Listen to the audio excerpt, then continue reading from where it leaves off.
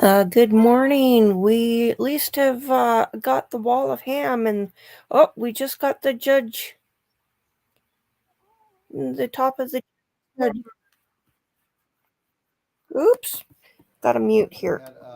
Okay. Sorry for that interruption. We had the grand jury that had been in term for the last 6 months that was leaving. I was giving them their certificates and thanking them for their service, and they're out. So we got the grand jury coming out and the jury coming into this court. So we'll be here. We'll get started.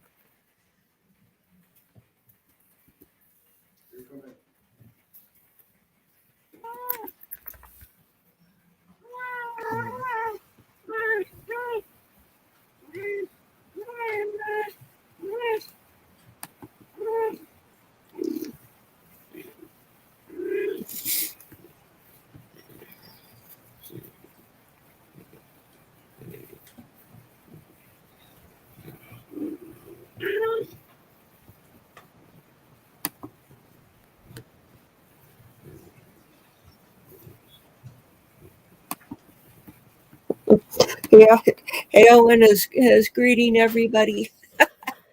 Please have a seat. Thank you. Good morning, members of the jury and alternates. We're ready to begin. Yes, Your Mr. Honor. Elizondo, call your first witness. Yes, Your Honor. The state calls Elizabeth Stevens to stand. All right.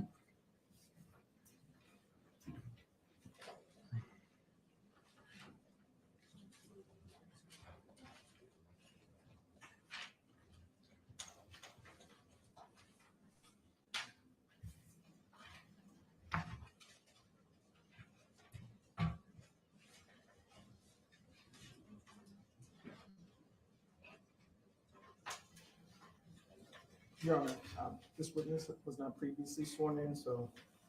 All right, thank you. Stevenson? She's gonna come in through Zoom or something? No, Your Honor, she's here in person. Did she not know she was the first witness? If she She's did. still in your office apparently.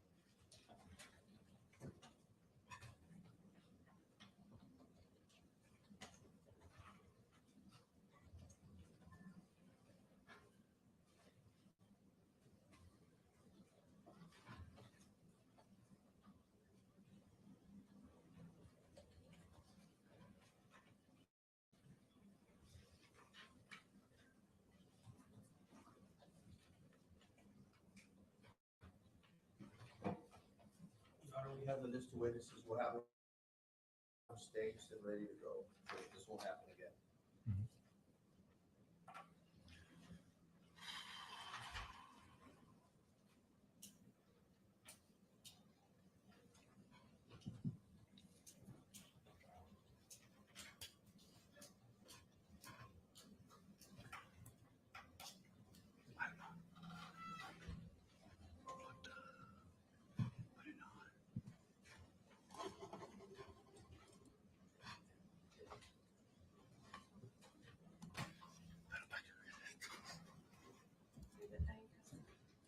Eh? Good morning. Your name? Elizabeth Stevens. Elizabeth Stevens. Correct. Good morning. Please raise your hand and be sworn. You swear to tell the truth, the whole truth, and nothing but the truth, so help you God? I do. Thank you. Please have a seat right over here.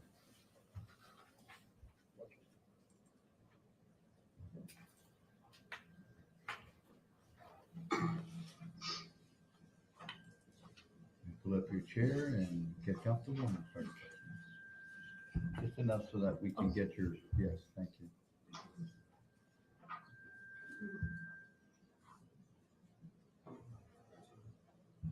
Permission to proceed, Your Honor. Mr. Bartley, are you gonna try and get back in, or? I'm trying to. One second. There it is. All right. Thank you. Go ahead. All right. And just for the record, this is ADA Daniel Elizondo doing the direct examination. Good morning, Ms. Stevens. Good morning. How are you doing today? Good. Very good. Could you please, for the record, state your complete name? Elizabeth Mary Stevens. And Stevens, could you spell that for the court reporter, please? Stephen's. Thank you. How are you currently employed, Ms. Stevens? I'm retired, recently retired from Motorola Solutions. Okay. And obviously, you said you recently retired from Motorola Solutions. So before that, you were at Motorola? Yes. And what was your position at Motorola? Principal staff engineer, software. Okay. And how long had you been working at Motorola in that position? I've been at Motorola for 38 years, and in that position, generally for almost 30 of those years. 30. Okay. And what were your duties as the principal staff engineer? I worked with the development team of Astro subscriber products, and basically working on specifically the products that have already been released to a customer. And so we would handle any issues with the product that the call center could not resolve. So if there was either an issue or something that the radio was doing that the customer complained about, or that wasn't configured correctly, or that they needed more information about, we would investigate. So we would work with the customer directly to try to understand their complaint, reproduce their complaint, if it wasn't just an understanding issue. And we would find out whether it was a problem with the system, with the configuration of the radio, or in some cases, we would actually have to resolve the issue with a software change in the product itself, or I want to create stop an you right there very enhancement. briefly. Sure. You keep mentioning product and customers. What kind of product are we talking about? We're talking about radios that either go into a vehicle to communicate with, a dispatch center, things like that, or between radio to radio with other people on the team, group calls, individual calls, as well as data, whatever data services that they used on that system. Okay. And with regards to customers, was the United States Customs and Border Protection a customer of Motorola at that time that you serviced? Yes, they were. And this was back in 2018 as well? Yes, they were. Okay. Could you please tell the jury a little bit about your educational background, any degrees or trainings or experience that you have with working with these types of products, and so on and so forth? Sure. I have a Bachelor of Science degree in the Department of Computer and Information Sciences. And that's a 4-year degree. And after graduating, I did start working at Motorola after, one other job. But it was pretty soon after graduated that I started working at Motorola. Motorola provided a lot of training, mostly on the job training specific to the products we developed. Also, things like C++, object-oriented programming, all of the skills sets that evolved as I continued to work there. And C++, is that a code writing Mhm. Is that what It's that a is? programming language that is used extensively in our products. Okay. And at Motorola, did you ever conduct data extractions of your customers' products, being the mobile radios?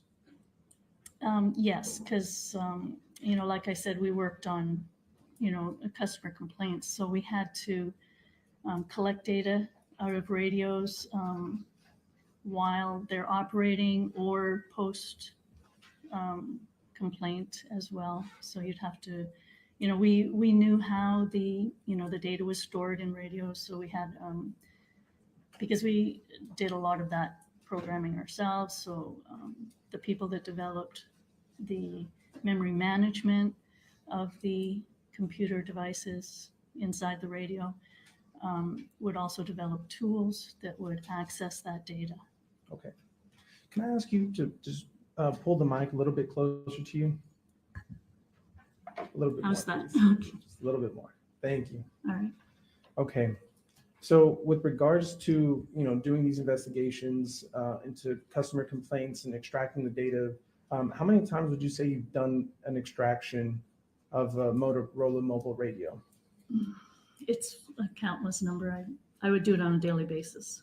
On a daily basis? Well, I mean, for any particular customer complaint, I was probably either collecting data while the radio is running or extracting data that is already residing in the radio. Okay. All right. So I want to talk a little bit about the Motorola mobile radios. What are these radios used for? They're used for communication, voice and data communication between people out in the field in their vehicles or on their person, with a dispatch center usually, or between each other.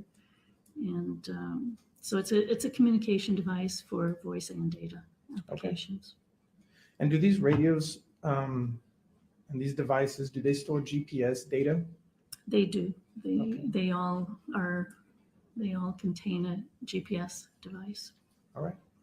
And before I get into that data, I want to briefly cover GPS. Can you kind of explain a little bit in layman's terms how GPS works? Sure. GPS, or Global Positioning System, has two major parts to get a coordinate. So one of the parts is the satellites, of course, and so there's satellites that have known orbits around the Earth. There's a number of them in the system, and at any one time, covering any part of the world, there's at least 4. That's the plan. That's the configuration of these satellites. There's at least 4 visible satellites at every location on the Earth. So the job of those satellites is to transmit information, and they're very precisely coordinated. They use atomic clocks, all of them, to synchronize their transmissions. So they're the transmitting units in the system. All of the GPS devices or chips in your devices, like a cell phone or all of Motorola's radios, they are receiving. They're not transmitting anything for the GPS purposes. They're all listening to those satellites. They know where, they know how to listen to every one of those satellites. It's all, pre-configured or known to the devices. They all so they all have along with the transmitted information about where the satellite is in its orbit and its timing information, the devices are able to basically use mathematics.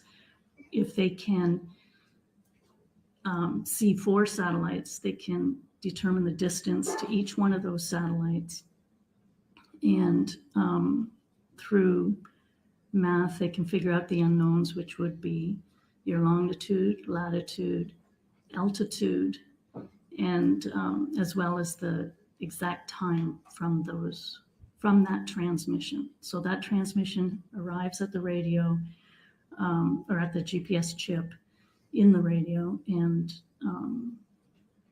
from there it's up to the chip itself to determine those coordinates. So in essence, then, like you said, there's about 4 satellites at any At given least 4. time, at least 4, transmitting data that the GPS chip inside of a device would collect. And based off of that transmission data and the information it gathers and the mathematics it uses, it can determine where it is on Earth. On the Earth, yes. Okay. And how reliable is GPS? It's in open sky, it's very reliable. It does depend on your receiver. You have to have a good receiver, and you need to have a clear signal to the satellites. Okay. So with regards to the Motorola GPS, or with regards to the Motorola mobile radios, how is it that they gather and store this GPS data? It depends on the features that are enabled in the radio. The customer that we're talking about didn't use any location features. So the only one that was available to the radio itself is a power down location. So Motorola, for its own device, uses that information so that when it powers back up again, it can get a lock faster. Okay. So Motorola devices store that shutdown coordinates and time at the time that the radio is shut down, probably when the vehicle is stopped and turned off. Okay. So that value is stored. Okay. And you said if it's accurate. Okay. And with regards to you had mentioned this particular customer. Are you referring to the United States Customs and Border Protection? Yes. So the only function and feature that they had on their device was that the GPS that the mobile radio would store GPS data when the device turned off. Yes. Okay. And are there any, you had mentioned at the very end that it would store this data if it was accurate. What do you mean by that? Well, the device, the GPS device itself has criteria. It has to have enough satellites to do its job, and it does know something about the signal quality as well. So if it deems the signal usable to some, parameters, it will report it to the Motorola device. The Motorola device then applies its own criteria on top of that to determine whether the signal had the quality that is required to make it a useful waypoint to store. It might be have been a useful coordinate to use for a mapping system that's getting updates all the time and things like that. But to store it on the shutdown, we would want a useful coordinate for the purpose of speeding up the lock on power up. Okay. So in essence, then, before it stores this data, you would say it goes through a filtration system to make sure that it is a useful, accurate, and reliable source. Yes, based on quality of the signal. And it does that 2 times. Yes, I mean the GPS device itself is doing that basically to get a good fix and report it, and then the Motorola software that's written to act on that GPS data also looks at some quality criteria. Okay. So I want to, actually now,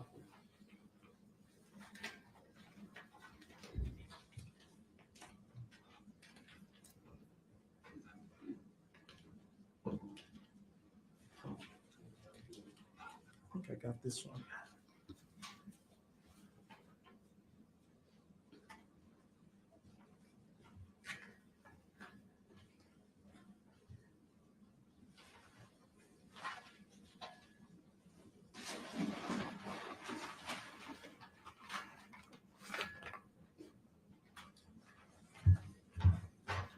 Actually, before that, permission to approach the witness, Your Honor. Approach. The witness. Sorry. All right. Now showing you what's been previously marked as State's Exhibit 269. I'm sorry, 296, 297, 298, and 299. Are you familiar with these items? Yes, What is it? it is the customer APX 7500 radio. And how are you familiar with this APX 7500 radio?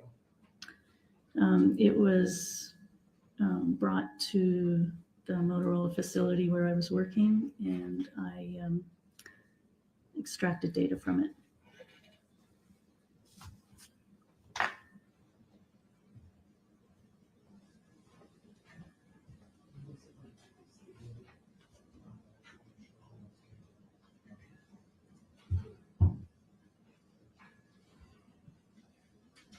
Are you offering, Mr. Lisbon?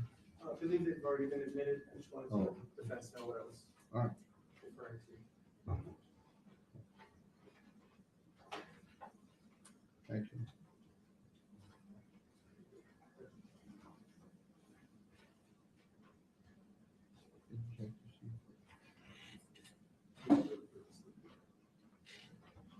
Is this the radio that you conducted an examination and extracted data from?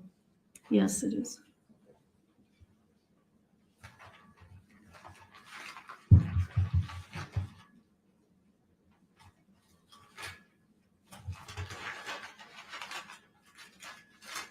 Permission to approach the witness again.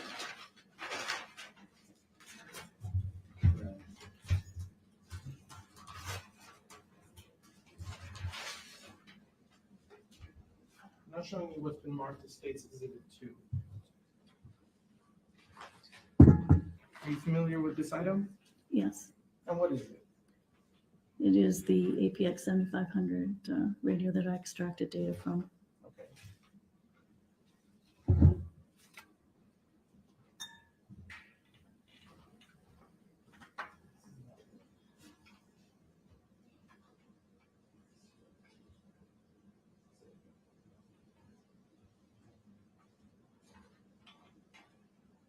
The state is now offering to admit State's Exhibit number 2 into evidence.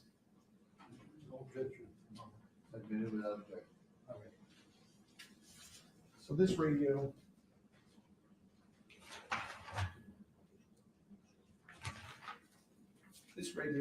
is the radio that you conducted an examination of Correct. and extracted data from. Yes. And let me ask you, how did you come into possession of this radio?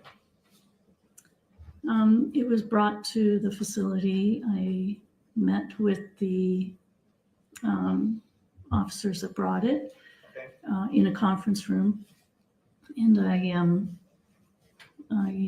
brought my equipment because that's just the transceiver part of the radio. It doesn't have the control head or the power supply attached to it yet, so I had to bring that material with me to the conference room. And basically most of the time spent was setting it up, just getting it all connected to the control head and the power supply. I had to go back for cables once that were the wrong type for that, because that model needed a specific type of connector. So by the time I got that all done, the actual extraction, because I knew where the data was that I wanted to extract.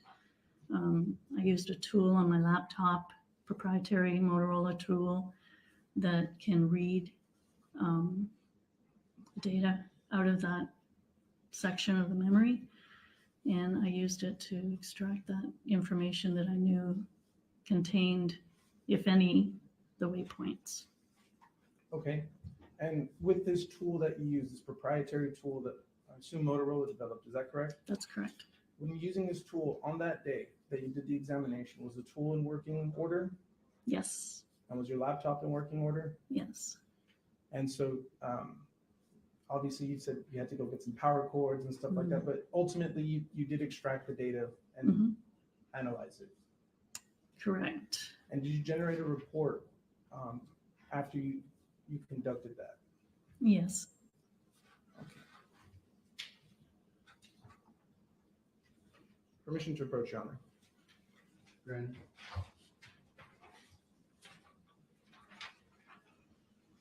I'm not showing you what's been marked as State's Exhibit 506. Are you familiar with that? Yes. Could you please tell me what it is? It's the report that I emailed to the agents about the data that I extracted from the radio. Okay. Now, this report, was it generated at or near the time when you conducted the analysis and extraction of the data? Yes, And was this report generated in the regular course of business of Motorola in extracting data and analyzing customer products? yes,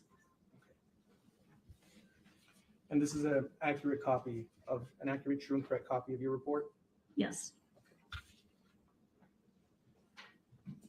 I'm now tendering to defense State's Exhibit 506 for inspection. and evaluations.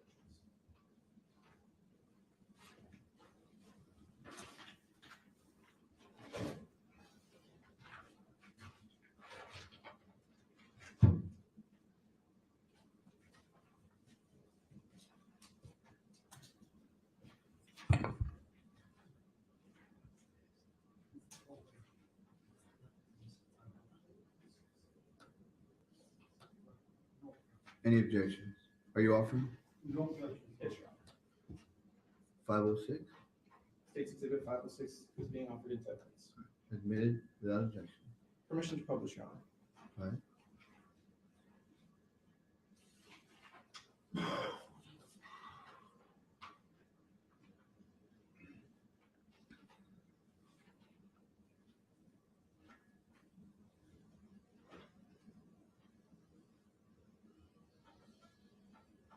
Ms. Stevens, could you please explain to the jury what it is that we're looking at here? This is the data that has a date timestamp and a coordinate associated with that timestamp. Okay. And this data was extracted from that radio that's on the state's table right there? Yes, Okay. Now, we're looking here, you said that it was date stamped and time stamped, correct? It had the date and time stamp on it. hmm So that would be, is that what would be right here? yes. Now, what are all these numbers on this side of your report? Those are the GPS coordinates, latitude and longitude of the position of the radio at that time.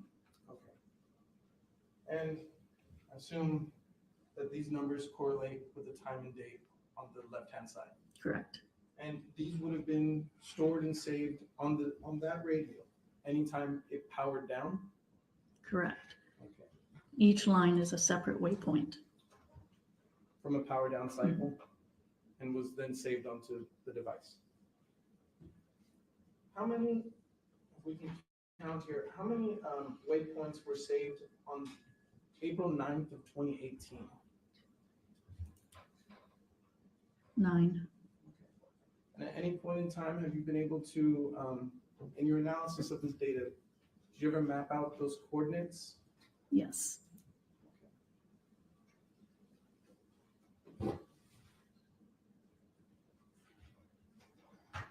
Permission to approach, Your Honor. I'm now showing you what's been marked as states 507, 508, 509, and 510. Are you familiar with these items? Yes. What are they? They are images, maps, satellite image maps of with pinpoints containing the coordinates on the report. From your report. Now, obviously locations, correct, based off of the longitude and latitude, Correct. but we can't see anything, correct, Yes. as far as where it actually is. Right. You need to enter it into a something like Google Earth or Google Maps. Okay. Would it be helpful to the jury to see these items to understand exactly where these pinpoints on your report are? I think so. Okay. Now, then, defense states 5'10", 5'9", 5'8", and 5'7". You saying 5'10", 5'09", 5'08"? 5'08", 5'07". Yes, Your Honor. And are you offering? Yes, Your Honor. I will be offering them to evidence.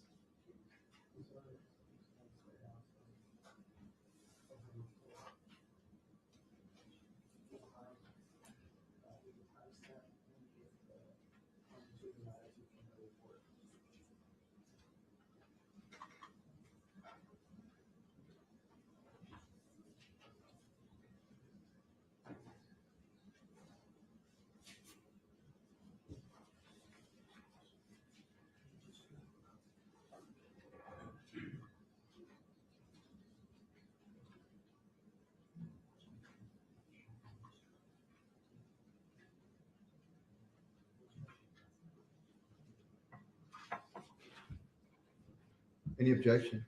Your Honor, the objection is that there hasn't been any testimony to show that Ms. Gibbons passed this waypoint. And so we don't know how this worked from you. Maybe, I'm sorry. So what is your objection? Well, that this is not, she hasn't testified that she prepared this exhibit. There's no testimony showing that they're reliable. Why don't we do this? Why don't you finish up the question with regard to how that was done and where they landed on each one of those photographs, and then we'll take it one by one like that. All right? now, Ms. Stevens, you've seen these photos already, so I don't need to show them to you again. Did you yourself prepare these? I did not. But you reviewed them, I did. and you did your own separate analysis of mapping the coordinates from your report, correct? Correct. And when reviewing them, were you able to look at them side by side and analyze the waypoints and the pinpoints that were marked on these images? Yes, I took the coordinates off of the report itself, entered into Google Maps, and compared the exact images with my images. And you compared your images to these images? Correct. And were they identical? Yes. Now, one more thing, if you could. Is there anything here that indicates where these photos were generated from? What are you showing the witnesses? I'm showing the witness 507, 508, 509, and 510. And I'll fan them out so you can see. And particularly right here. Okay. Yes, it indicates that it was created by Google Earth program. All right.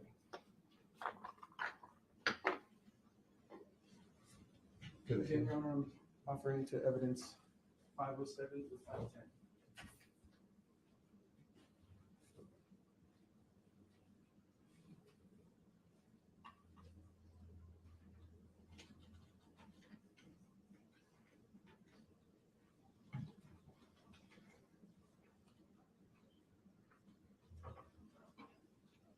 Approach?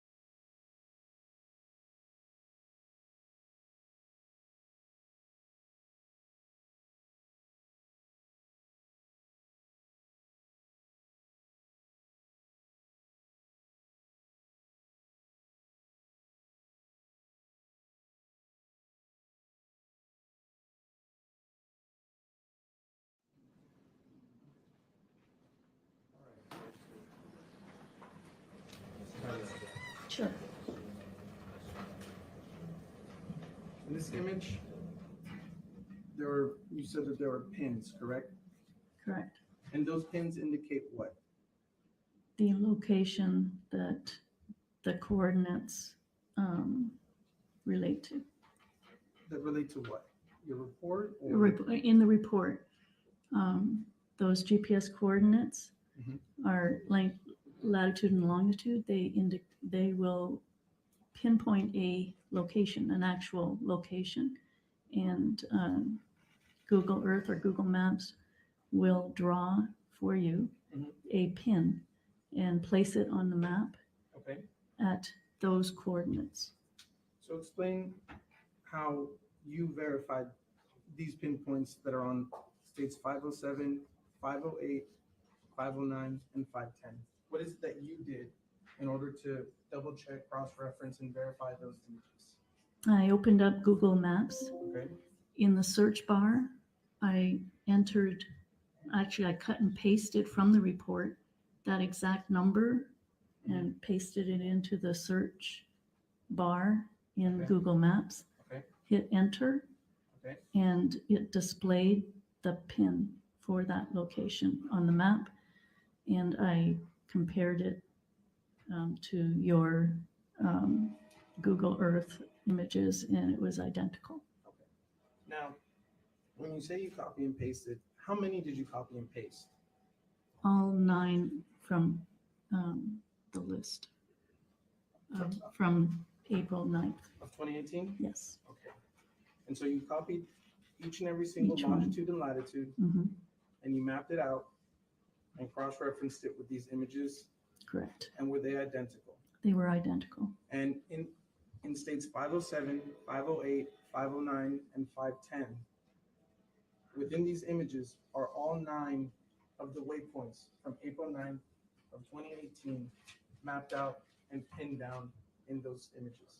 Correct. And how are they mapped down, or how are they pinned down in those images? What is there? There's a yellow pin marker, Okay.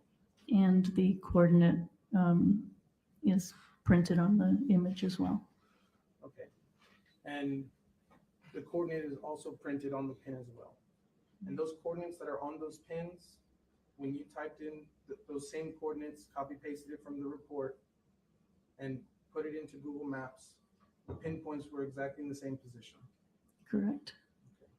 And just again, on each of these 9 pins that are shown in these images. Well, I'm going to object to the main question. It's one leading question after another. Okay, are you, assisting, but are you reoffering? Yes, Your Honor. Any objections to the offer? Same objections, Your Honor, that there is a lack of foundation to show precisely how those images are generated, other than Ms. Tiffen's testimony that she plugged in the coordinates to Google Earth, and that they coincided with her determination of the waypoint. All right. I don't think that's sufficient to show the reliability of those waypoints. Your objections overruled. The state's exhibits are admitted. 507, 08, 09, and 510. Thank you. Thank you, Your Honor.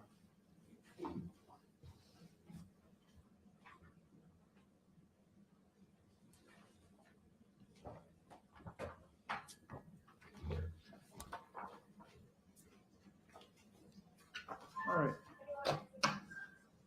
Now, I want to cross-reference these photos with your report. So let's start at the beginning. But it seems to me, or you can say, is it correct that these timestamps, along with their coordinates, are in reverse order, being the latest one at the top and the earlier ones at the bottom? Correct. Okay. So let's start with the first one on And, April 9th. And don't try not to use words. Oh, yes, Your Honor. On April 9th, could you please, for the jury, read the date, the time, and the coordinate?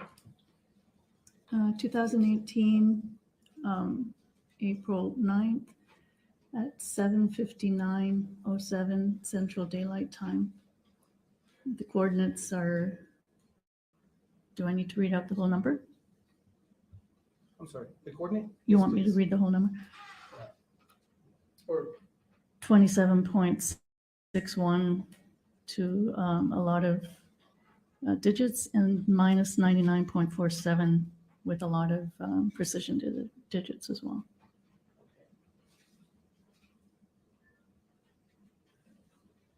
now, with regards to that coordinate,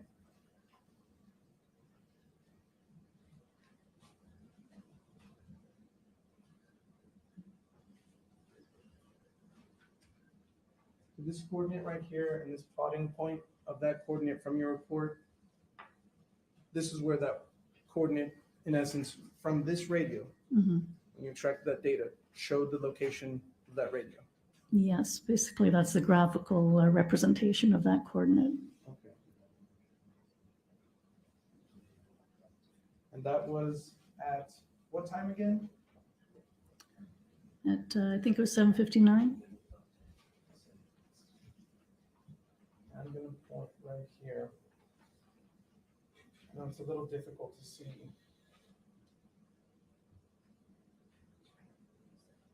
Oh, is that the yellow thumbtack Yes. that you referred to earlier? And again, that's, what is that for the jury? That, what, the pinpoint, it's a graphical representation of that coordinate on April 9th. On April 9th. The first one that morning. Yes. Okay. And right here, could you read for the jury what that is, what that says right there? I can zoom in. It's, yeah, it's, okay. Laredo North Border Patrol Station. All right.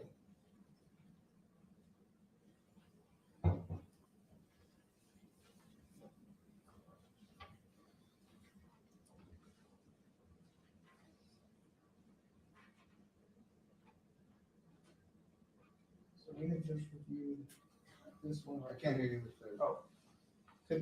This is the coordinate that we had just covered right now in that photo, right? States Exhibit 510. Correct. Okay. Now, these two coordinates right here, could you please state the date and time as well as the coordinate? April 9th, 2018 at 9:49 a.m. or Central Daylight Time, and April 9th at 16:59 Central Daylight Time. I'm sorry. These two right here. Okay. Oh, sorry, 9:49 and 10:10. Okay. And then obviously the coordinates, if you could just read the first four numbers of each of those coordinates, please. Okay, the earlier one is 27.57 and minus 99.52.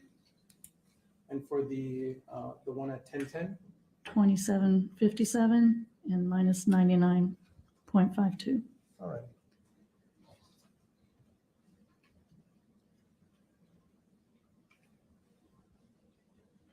Now again, going over the same exercise, this pin right here, what is that?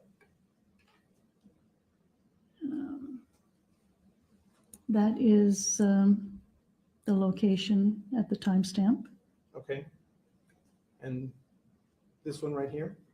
That's the second location of that times with the 10:10 timestamp. So this right here is from 1010, and then this one was the 949, the one prior to it. Yes, Okay. And these are where a power down cycle occurred. yes.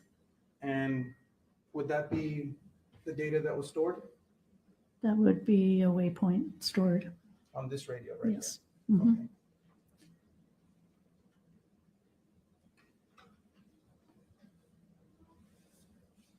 Now, moving back to your report. And for the record, the image that was just up was States Exhibit 509, and we're now moving back to a report, States Exhibit 506.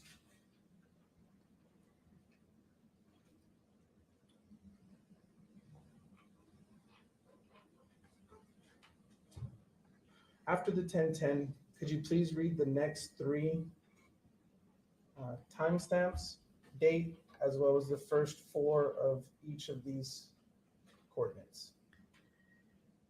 On April 9th at 13:10, the coordinate is 27.57 minus 99.52. On April 9th at 16:59, the coordinate is 27.57 and minus 99.52. And on April 9th at 17:08, the coordinate is 27.57 and minus 99.52. Now, in Publishing States Exhibit 508, could you please tell the jury what this is? It's a graphical representation of those three coordinates. Okay. I'm just going in.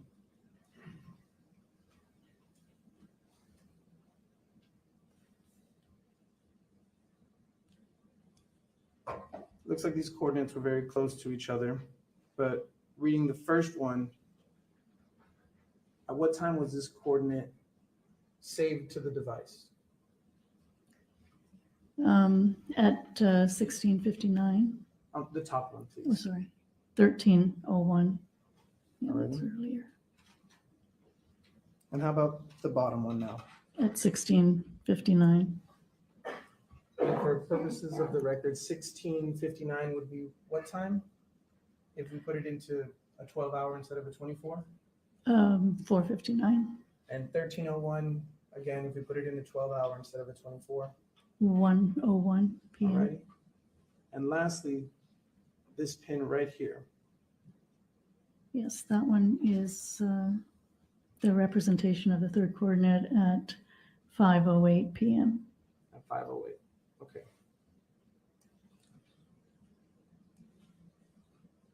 So again, in this photo, based off your report, which is based off of your report, these would be the coordinates that were saved to this device?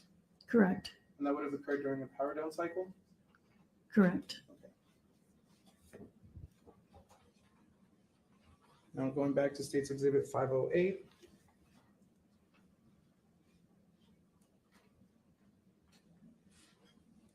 I would like to cover the top three.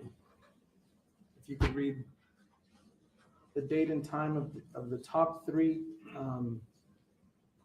waypoints, as well as the first four numbers of their coordinates. On April 9th at 18:12, the coordinate was 27.53 minus 99.47. On April 9th at 18:14, the coordinate was 27.53 and minus 99.47. And on April 9th at 18:14:50, the coordinate is 27.53 and minus 99.47. All right. And for the jury, if we convert that hour 18 into a 12-hour, what time would that be? 6 o'clock p.m. 6? Okay. 6:14. 6:14. And then if you could just put them all out there, it'd be 6:14 again. 30 seconds earlier, 6:14 and 6:12. All right. I'm publishing States Exhibit 507. Could you tell us what this is, please? A graphical representation of the coordinates, the last three coordinates. All right.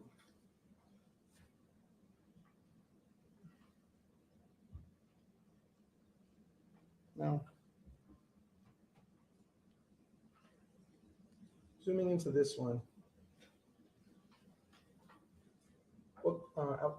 This is one of the, what is this yellow pin? That is the location of the radio in the parking lot. Alrighty. And these two coordinates, again, were pretty close together, but let's start with the top one.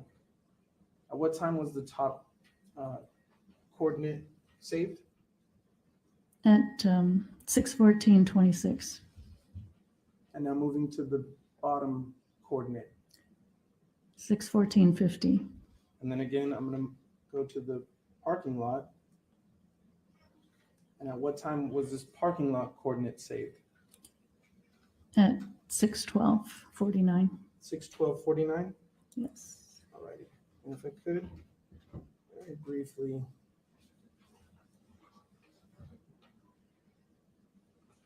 have you read what both this and this say. Laredo Police Department and Laredo Police Patrol Division. Alrighty. And that was State's Exhibit 507. I'm now moving back to State's Exhibit 506, the expert's report. Alrighty. So, as we just covered, the 9 waypoints that were saved were shown there. And let me ask you, when you conducted the analysis and extracted the data from the Motorola mobile radio, was the data good? Yes. And how do you know that? At the point of collection, while the radio is storing the data, it's written to a block in memory as a record called, waypoint structure. And that record would have a checksum applied to it and stored. And that new member of the block would then be incorporated into a new checksum for the whole block. So that each record has a checksum and each block has a checksum. And so that's at the time it's stored. When I extracted the block of data, the tool, Motorola tool, knows how to create that checksum, knows what parts of the block are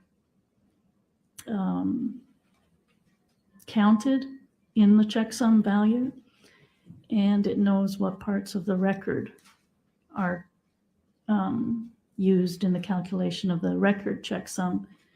So it goes ahead and creates its own checksums, and they must match to provide confidence that there was no corruption of the data.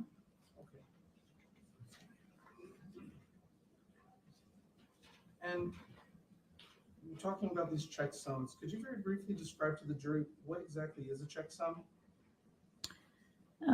It's an algorithm that, it's actually a value that is created by an algorithm that decides what bits in a set of data are used in a count. Basically, it's counting the number of, all data is composed of ones and zeros, and so it'll count the data pieces to see how many ones are actually used in the creation of that data value, and it will plot that, or it stores that in a checksum value. Okay, and so that's pretty much like a checks and balances to make sure that the data is good and not corrupted, as you said? Yes. And in this case, was the checksum good? Yes, it matched. No. A couple final questions for you. Referring back to State's Exhibit 506.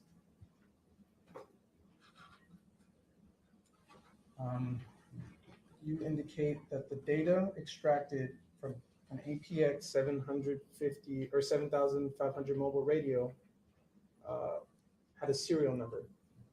Could you read that serial number to the jury, please? 656 CRZ 2019. All right. And that was on State's Exhibit 506. On State's Exhibit 502, could you please read the serial number? 656 CRZ 2019. All right. So it's safe to say that Which exhibit number is that? Exhibit 2, Exhibit 2. Exhibit 2. I thought you said 502. I might have. Apologies. Okay. So it's safe to say that the serial number is the same. Correct. And one last thing. On State's Exhibit 2, could you please read what is labeled on the side? K66119 LRN. Do you know what that number means? I do not. Do you know what this? It's drawn on after production of the radio. It's not a Motorola number. Okay. And do you know where this radio came from? Customs and Border Patrol vehicle. Pass the witness, Your Honor. Any questions? Yes, All right. good morning, Ms. Stevens. Good morning. Ms. Stevens, to try to give the jury a better idea of your testimony and of what it entails. 1 degree of, well, first of all, GPS coordinates use degrees of latitude and longitude, correct? Yes. And they also use minutes and seconds, correct? I'm not familiar with that part of GPS. I don't use it that way. So you just use degrees of latitude and longitude? Well, I'm actually not a GPS expert, but I do know that the coordinates can be represented by that number that is stored in the radio. Do you know that 1 degree of latitude equals approximately 364,000 feet or 69 miles? Sounds correct. And 1 degree of longitude equals 288,200 feet or 54.6 miles. Does that sound correct? Sounds correct. Okay. Now, according to Exhibit 506, it indicates that 9 GPS location coordinates were recorded over an 11-hour period of time. Is that correct? It sounds right. I mean, I'd have to do the calculation from the report, but if that's what you found in the report, that's correct. You're not suggesting that the Motorola device only generated 9 GPS location coordinates over that 11-hour period, are you? No, those are only the ones that were stored. The GPS device itself is running constantly. Does the unit ever power down? The vehicle unit is powered down when they either turn off the radio with the button or turn off the ignition to the car. Do you know how many GPS location coordinates were generated by this Motorola radio during this 11-hour period of time on April 9, 2018? I don't know how many the GPS chip is generating, but anytime the radio requires a GPS coordinate, it pulls the chip for that information. And the only time it would be polling for that information is when it needs it for an application. And in this case, all it needs it for is storing that power down location. So would it be correct to say that the 9 GPS location coordinates that you met are only a small fraction of all location coordinates that the unit received during that 11-hour period of time? I'm not sure I understand the question. Well, simply that the 9 GPS coordinates that you met are not all of the coordinates that the device received during that period of time, correct? Um, it's correct that, what I don't know is if there were any erroneous GPS locations that um, were not available at the time of shutdown. So if it did not pass the criteria of getting a good fix, the GPS device itself says it didn't get a good fix, so it's not going to report a coordinate. Or if the Motorola software deemed the signal quality not good enough to use that coordinate, it would also not be stored as a waypoint. So I don't know how many of those there were, if there were any. It could be that, or the other thing is if the vehicle loses power, if for some reason, the battery disconnected or whatever, and you shut down a hard shutdown like that, the radio doesn't get a chance to store a coordinate. But on a normal shutdown, it tries to store a coordinate.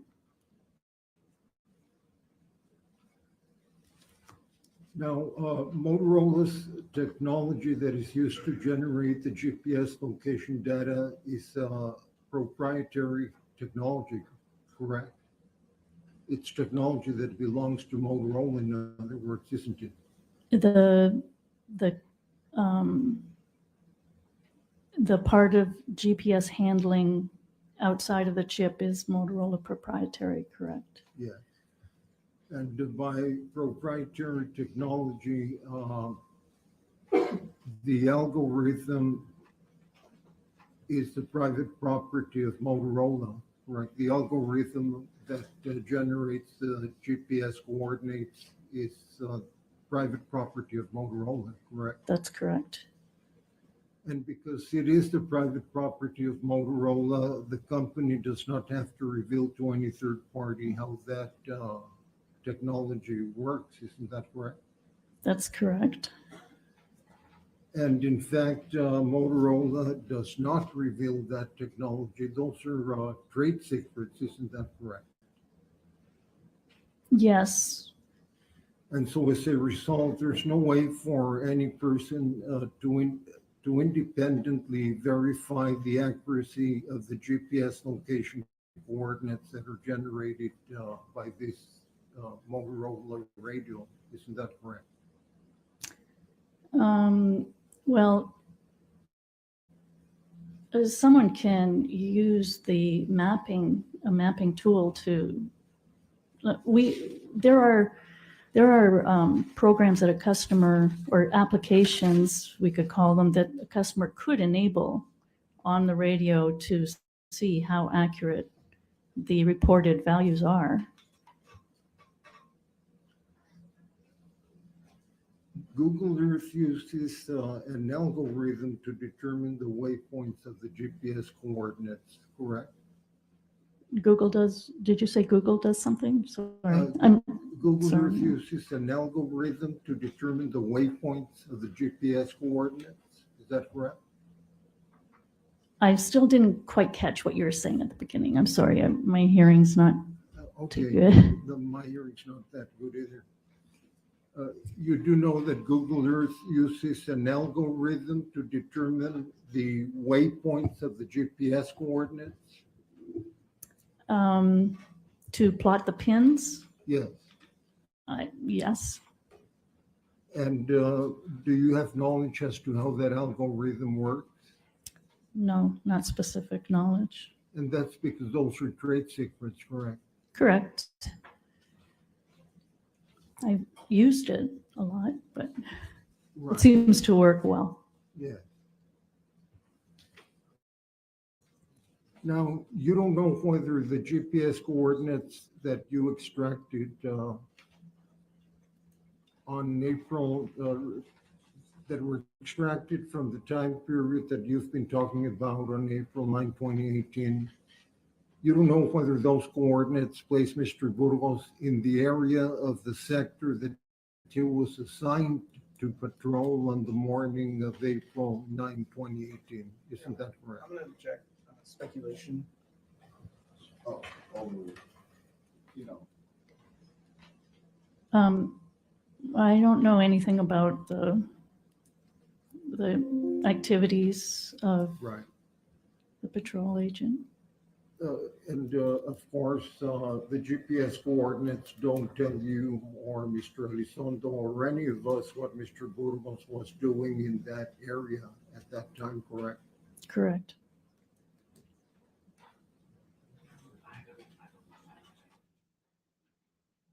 I'll pass the witness, Your Honor. any redirect? Yes, Your Honor, very briefly. There were some questions asked to you as to whether or not, if the longitude is off by 1 degree, or if the latitude is off by 1 degree, it could be several miles, thousands of feet off, correct? Well, On the GPS coordinates. I'm not sure if that was implied, but it if you're 1 degree off, that would be a big deal, yes. Okay. But there's a lot of precision provided so that you can get partial degrees. And again, this radio came from a customer of Motorola, correct? Yes, And who was that customer again? Customs and Border Patrol. I'm not publishing what's been marked as State's Exhibit 10, 510, apologies. And this was what again? Laredo North Border Patrol Station And the yellow pin there? is in the parking lot. It is the coordinate retrieved on April 9th at 7:59 at a latitude and longitude of 27.61 and minus 99.47. Your Honor, my objection is that this is repetitive. We've gone through this questioning already. And this waypoint came from this radio, Correct. which belonged and was a customer of of Motorola, Yes. and they were United States Customs and Border Protection. Correct. Okay. Now, you said you worked at Motorola for 38 years, correct? Correct. And do you know when this particular model of radio or similar models that relied on the same software components was developed?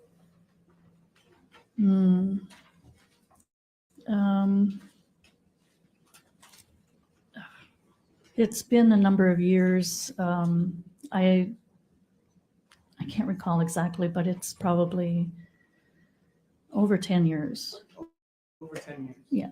And you testified earlier that you had been conducting analysis of these types of products for, you said 30 years? Or? About 30 years, yes. So is it fair to say that you've been testing and analyzing mobile radios like this since their inception?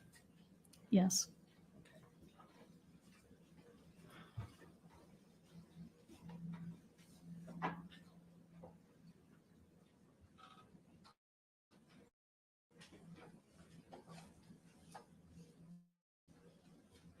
Now, I'm going to permission to publish States 213. Sorry, I didn't it. Go ahead. I'm not publishing what's been marked as States Exhibit 213. Could you please read to the jury what that number above F-150 says? K66119. And again, on States Exhibit number 2, what is the marking on the side? What does that say? K66119. Is that the same number that is on that Border Patrol vehicle? Yes, it is. All right. No further questions, Your Honor. Anything else? Just a few questions, Your Honor.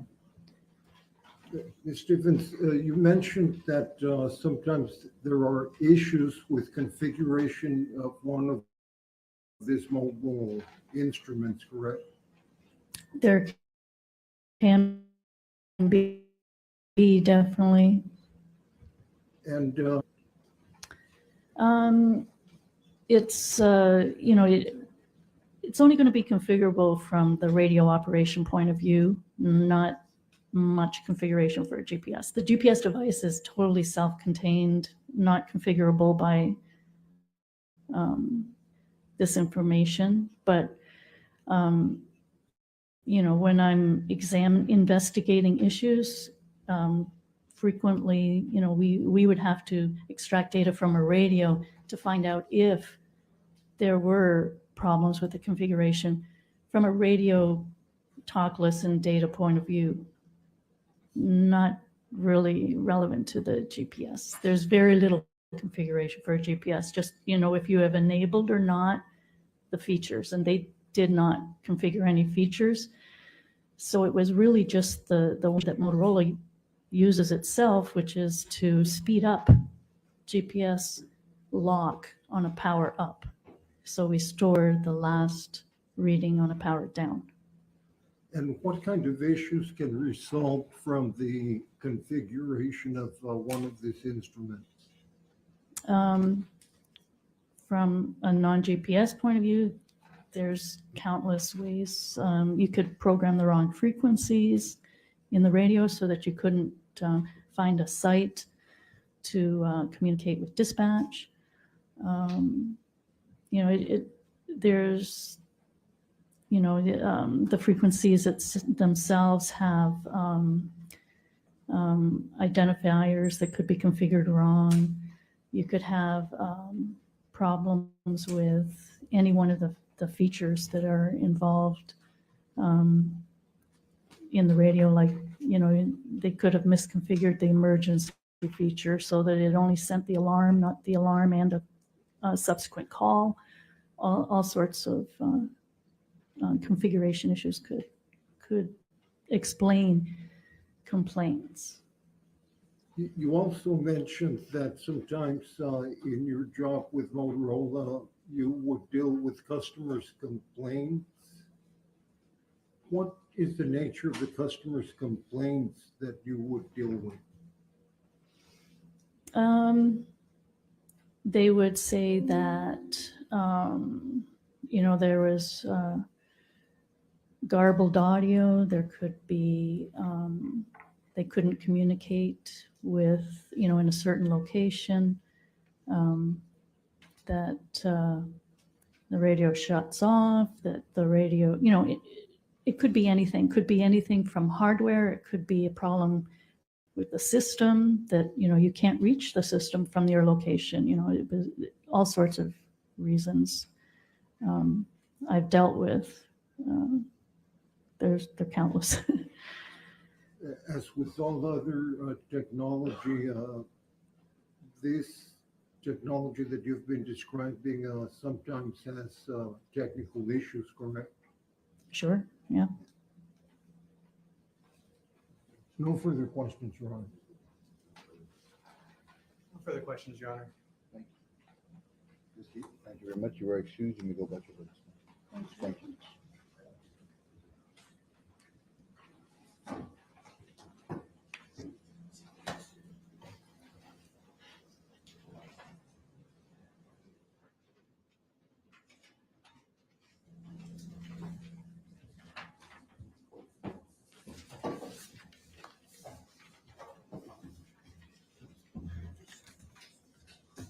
State calls Laredo Police Officer Alberto Cortez.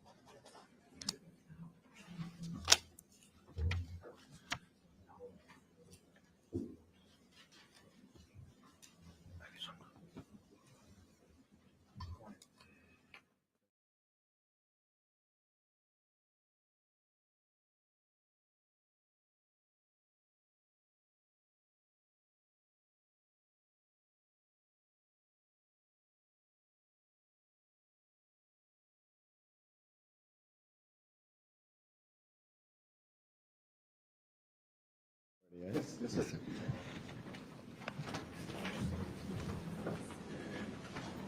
You get a couple of water.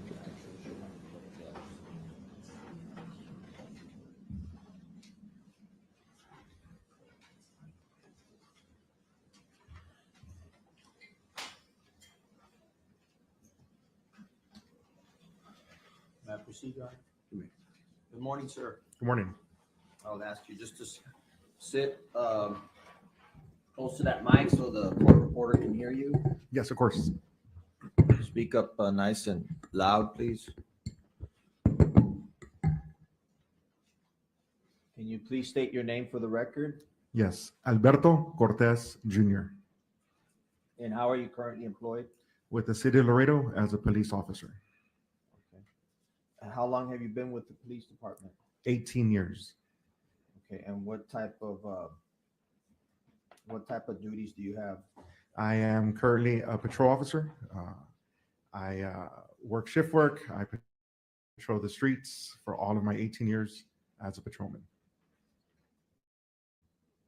As part of working the streets, do you respond to emergency calls? Yes, sir, that is correct. Every type and any type of call. And are you a licensed peace officer Yes, sir, that is correct. in the state of Texas? Yes, sir. Okay. I want to focus your attention to April the 9th, 2018. Do you remember that day? Yes, sir, Were you on duty that morning? that is correct. Okay. What time did you come on duty that morning? At 6 o'clock in the morning. Okay. And what was going to be your shift? That morning, 6 a.m. to 4 p.m. Okay. Did you receive any calls on that morning? Yes, sir. Okay. Please tell the ladies and gentlemen of the jury what type of call you received. That morning, more or less around 11:30 a.m., I received a call of a female down by Bristol and Riverbank Road, which is located in Mines Road, with lacerations to her head. While en route to that call, my dispatchers informed me that she was possibly deceased. Okay. And did you proceed to that area? Yes, yes, sir. Can I ask you to show the jury where you arrived and what you did when you arrived on the map, Yes, sir. Your Honor? Can I-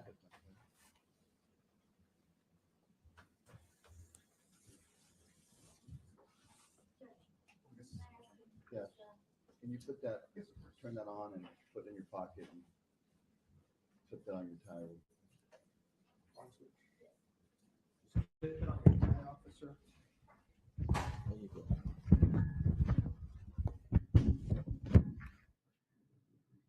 Thanks.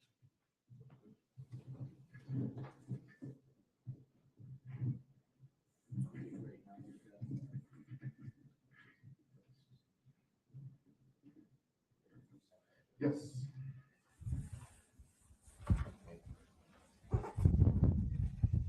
So what I'm going to ask you to do, you just testified that you got a call to respond to Father McNamara Park Yes, off of Bristol, yes. off of Bristol. Can you identify Bristol on this map? Yes, this is Bristol. If the map extended further, Mines Road is here, and it intersects with Bristol Road. So I proceeded north on Mines, and then west on Bristol Road. Okay. Did you gain entry into the park area? Yes, at the very end, there was a gate that was already open. Upon arrival, the ambulance, the City of Laredo paramedics, the ambulance was already parked outside. I parked, and I walked down to the trail. Okay. Did you come in contact with anybody when you got there? Yes, while on my way down, two paramedics were on the way up, and I asked them more or less, where is everybody? They said, follow the dirt trail, and you'll see the body, and you see the USBP agents down there. Did you come in contact with a BP agent? Yes, yes, sir. Okay. So jury map where you parked your car, Okay. and then the parking lot to the Okay. area where you were. So again, here on Bristol, I walked on foot due to the fact that the dirt path trail, very bumpy. didn't think my unit would make it. I don't want to get stuck. So when I walked all the way down the trail, this part right here looks like an island. It's where BPUs were stationed. 4 to 5 United States Border Patrol agents were located here. And a motionless, lifeless female body was about right here. She was facing eastbound. And upon me being a police officer, secure the crime scene, look for any evidence, any clues, anything out of the ordinary. As I began to canvass the crime scene, in better words, I was walking around this grassy on the edge. There was one USBP agent, Agent Dennison, already ahead of me. He was already south. I passed the female body. I did look at her. I observed she was barefooted. She was face down. Lots of blood. Can you hear me? Yes, lots of blood around her upper middle torso on the dirt. And continuing my path southbound, I saw blood drops on the dirt. At this time, Agent Dennison said out loud, I found another body. Okay, stop right there. Okay. Have a seat.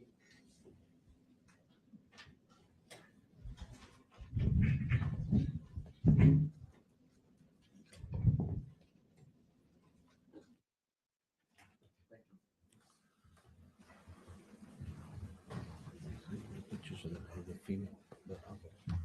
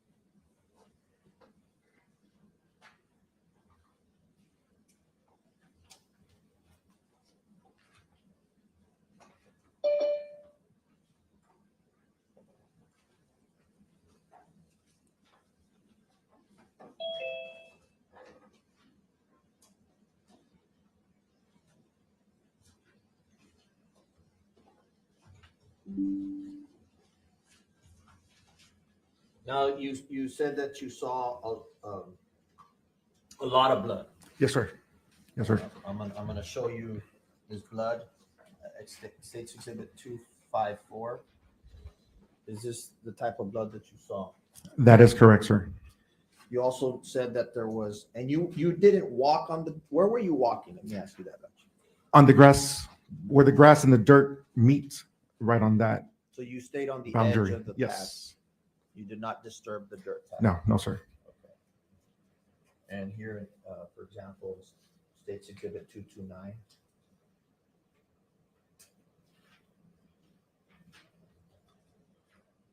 Some of the blood drops that you saw. That is correct. States Exhibit 255. You recognize what's in 255? Yes, sir. That is what I saw. What is the vantage point from here? Where USBP agents, they were north of where this blood was at. This is where the female body was at. So what direction are we looking at here? South, Okay. southbound. And you walk along which side here, looking at this image? I walk on the right side, the east side, Okay. the west side, I'm sorry.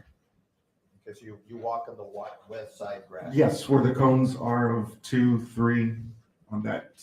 Okay. Now, those cones weren't there when you got there, correct? No, those markers were not. In fact, tell the ladies and gentlemen of the jury, were you the first officer that arrived? Yes, that is correct.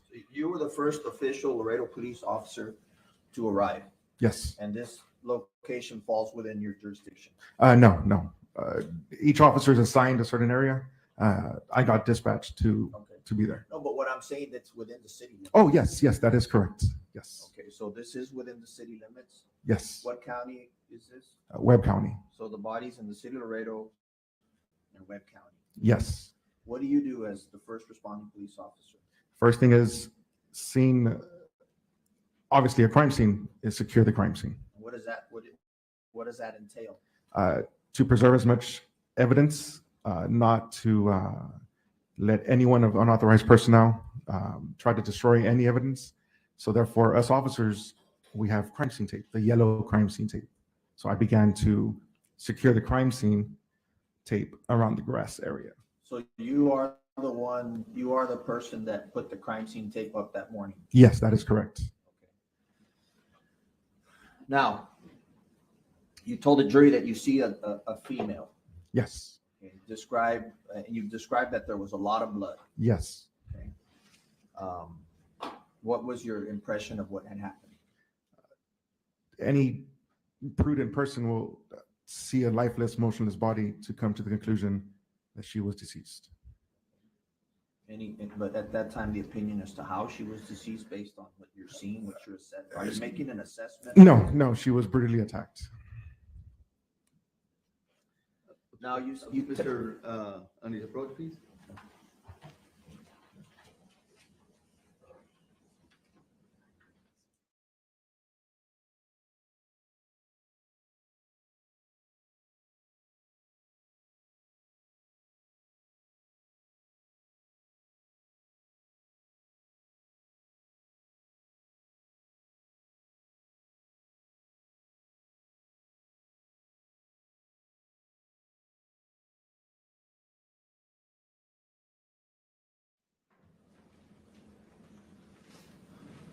I want to pick up where you said you saw Agent Dennison. Okay. Okay. You were testifying that he was on the same west side of the brush where you were, right? That is correct. Okay. You also testified that he said that there was a body. That is correct. Okay. What happens at that point? Or what do you do at that point? At that point, he was ahead of me, southbound. When I heard him say, "I found another body," I walked towards his direction, to his location. He was no longer on the dirt path. He was in the brush. And when I arrived there at the brush with Agent Dennison, I observed a motionless little boy as well. Describe, ladies and gentlemen of the jury, what you saw, or when you saw the little boy. If you can describe what you saw. Of course. Little brown booties, little brown boy booties, blue jeans that were covered in blood, freshly haircut. And what caught more my attention was the way the body was positioned, he was placed. He wasn't thrown, he was placed. It's as if someone had placed him down. Did you see any injuries to the baby? Yes, lots of blood around the neck area, and that came down. I said again, blood on the blue jeans as well. Okay. Permission to approach him.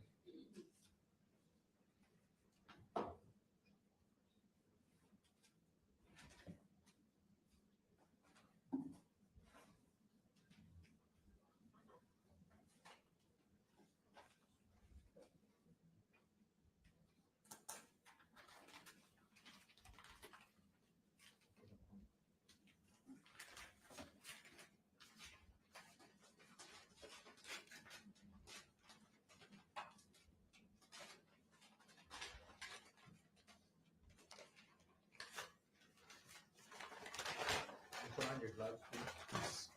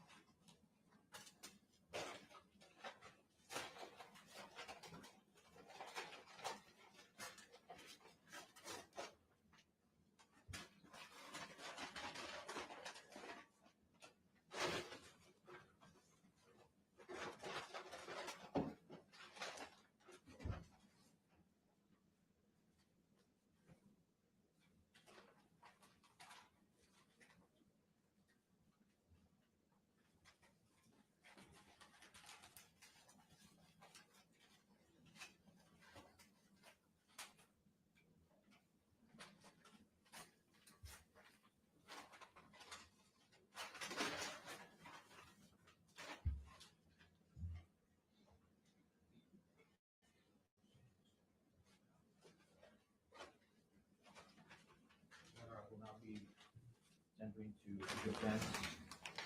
State Exhibit 26, 24, 25.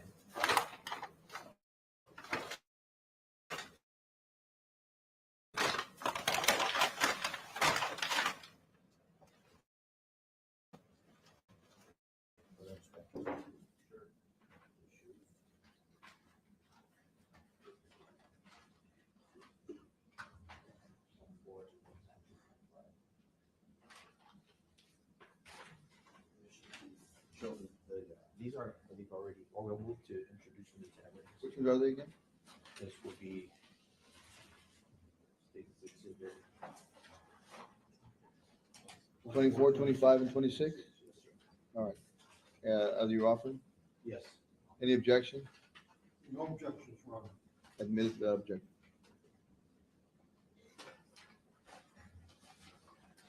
So that'll be states 24, 25, and 26. Thank you.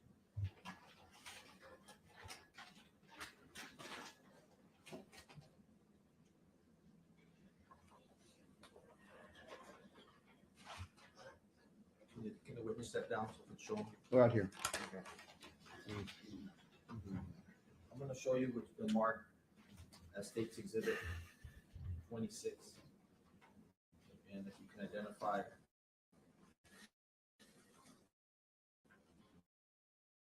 And you recognize this. Yes, sir. Did you see any other injuries on the baby? How close were you to the baby? Standing right over the body. How many injuries did you observe on the baby at that time? I only observed one, And that was to, the neck area. did you notice any cuts, incisions, or tears on the shirt? No, no damage, just the blood. So the shirt is intact. Yes, sir. The baby you said was wearing jeans. Yes, sir. And I'm showing you State's Exhibit 25. You said you recognize these jeans. Yes. And you said that he had a large amount of blood on it. I'd like to leave your witness, please. And what was the conditions of the jeans? Blood-soaked jeans. And finally, you said that he was wearing, what was he wearing on his feet? Brown booties, brown little boy booties. State's Exhibit 24. Yes, sir.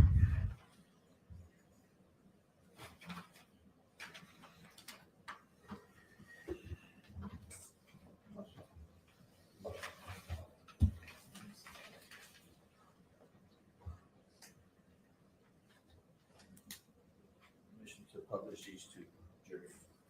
I'm just gonna show, I don't need to, just to show it to them. they see it all right.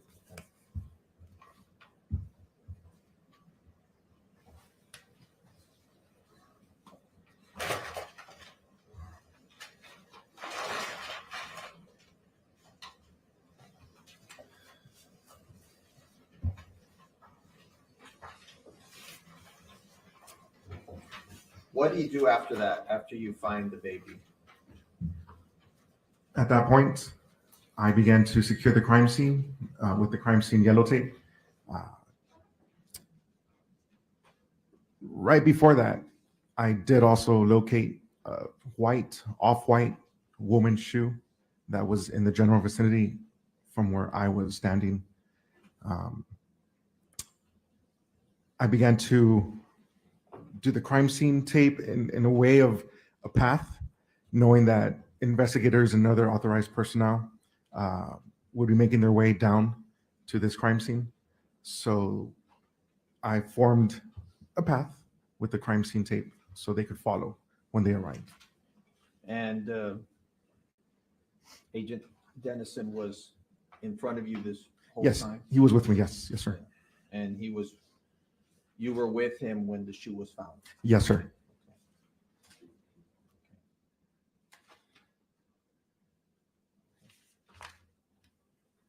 What else did you do that morning with respect to your duties in this case? After the scene was secured, Yes. I told Agent Dennison if he could escort me back to my patrol unit, which was in the very top of Bristol, if he was willing to provide a voluntary statement. And did you have the opportunity to hand out statements? Yes, to Agent Dennison. Okay, just to him? Yes, sir. Okay. Do you remember his demeanor at the time? He was, while we were back in my patrol unit where I keep my voluntary statements, my paperwork, something important was broadcasted over our radio. And Let me stop you. I'm there. sorry, When you said something was broadcasted over your radio, which radio are you talking about? my assigned portable unit that's issued by the Laredo Police Department. Are you wearing that today? Yes, yes, Okay. And that radio, you had it on that morning, yes, sir. and is it audible, Yes, loud, yes, yes, sir. and you hear communications? Yes, sir. That morning I had it on my chest with a clip. The only reason I have it here today is for the tie. Okay. And what communication came over the radio that morning? It was broadcasted, possible suspect, Burgos. That was broadcasted over my P unit, portable unit. What was your reaction at that time? But when you heard Burgos, what did that did it mean anything to you at all? No, no, sir. Did Dennison? Dennison was in close proximity where he could hear the broadcast on my radio. Did he have any reaction? He was appalled. How do you know? What was his demeanor? He was in shock. Objection, Robert, this witness cannot testify as to what somebody else, some others perceive. I'm asking about his demeanor when you heard the broadcast. Dennison was in front of him. He can testify as to what the agent's physical demeanor was when the broadcast came out. We'll stick with the demeanor, but nothing with regard to what he said, sir. Witness has been instructed. You understand it? Yes. You understand? Yes. Thank I'm you. asking only you have your radio. Yes, sir. The name Burgos comes out. Yes, sir. It means nothing to you. No, no, sir. Do you see a physical change in Agent Dennison? Yes, sir. To you, what do you see this physical change? He was in shock. What makes you say that? Without anything he may have said, what makes you give The head jerking to the back, the typical of any person when you're in shock, the movement of your head, the opening of the eyes, the nodding of the head. He wasn't shocked. Did you document that? Yes, sir. Pass a witness.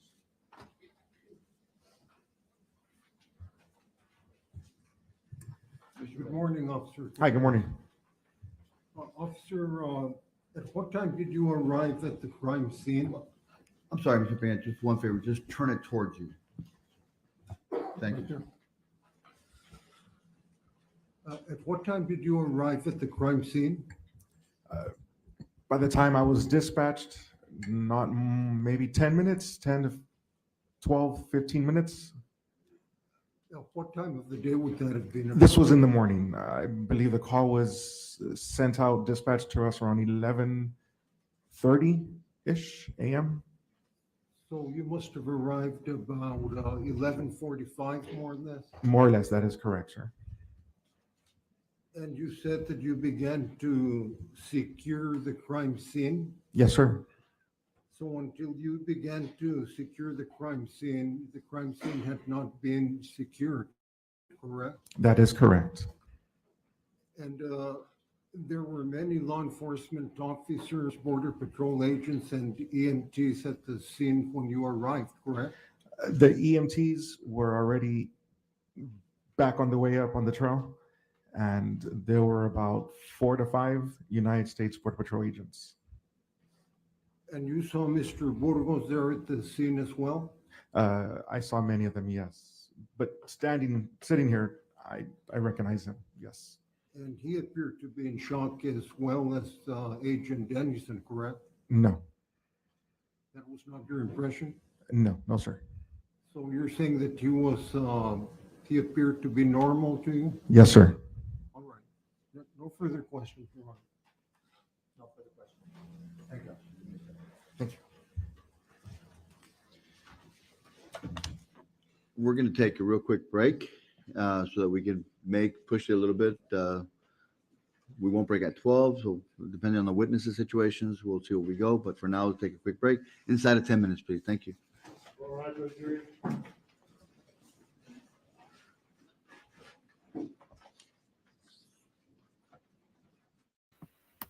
Okay, well, I'm just trying to imagine what his defense is going to be at this point because I just have a hard time fathoming this.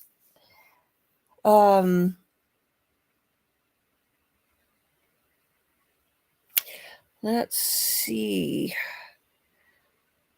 I was looking to see, what we might have to take a look at during a break. There was the one police chase that I spotted yesterday, and I was debating whether to air or not, which stolen pickup truck. And when they finally caught the woman, she hops out of the truck and she's stark naked. I'm going, okay, they've pixelated it, but am I going to get demonetized if I play it? Oh, I can't believe that. So, ham sandwich time. Yep, it is. I wish we've got this big white light fixture in the corner. I'm going, I want an unobstructed view of the ham wall because I want to post it on Facebook. I might have to pull up yesterday's video and get it. Oh, Aowen's here to say hi. So let's take a look and see what we've got. Oh, she is very talkative. Let's see. Okay. I was a little unsure about what what the judge said about lunch and so forth. So I'm not sure how long a break we've got. I'm figuring we probably have 20 minutes or so. Let's see.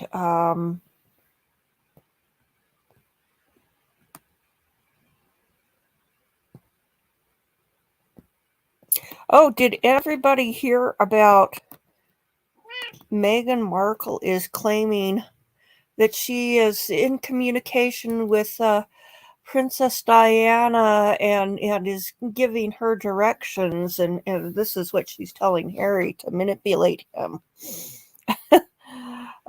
Yeah. Uh-huh. Who isn't, am I the only one not buying that? Let's see.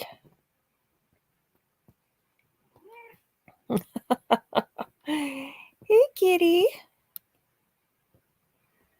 Let's see.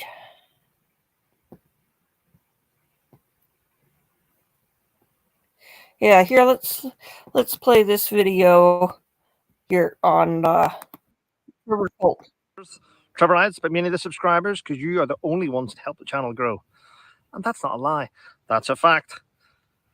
Right. I've been sent lots of messages by you. I've looked into different programs. I've looked at what you've been sending me. Yesterday, I was sent about 3 or 4 emails telling me that YouTubers, certain YouTubers, are uploading videos saying that Meghan Markle owes Invictus Games $540,000. These are rumors put out by people, and people are trying to get clickbait. I spoke to an individual at Invictus Games whenever this happened, And I can confirm that Invictus Games is not giving anyone isn't asking for $540,000 back off anyone. You cannot claim expenses on clothes and personal belongings and bill the charity. It's false propaganda put out for clickbait by other YouTubers. Then let's move along. Right. I've looked up many articles and I've seen many YouTubers as well, which do great work. They really do. And I've looked at this effect, and I'm going to call it the Diana effect. Remember the butterfly effect film? Let's call this the Diana effect, where Harry's wife is imitating, acting, and getting on exactly like Harry's mother. Now, many, many years ago, it is said, and it's out there for you to have a look at, that Meghan idolized the royal family. She idolized Princess Diana.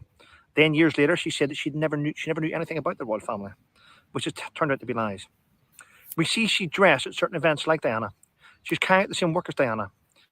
She wears the same perfume as Diana. She has the same designers as Diana. And she imitates Prince Harry's mother. So what's happening now? Well, we know now from articles that, on Harry's own admission, that Meghan said, "Can I have a few moments at your mother's grave?" Where she sat at Princess Diana's grave and asked Diana for guidance and help along her journey. That's a fact, the YouTube human reviewer. Now I'm hearing, and I've typed it in and I've seen this come up, Harry has allegedly said to his friends that Meghan speaks to his mother. Meghan is speaking to Harry's dead mother.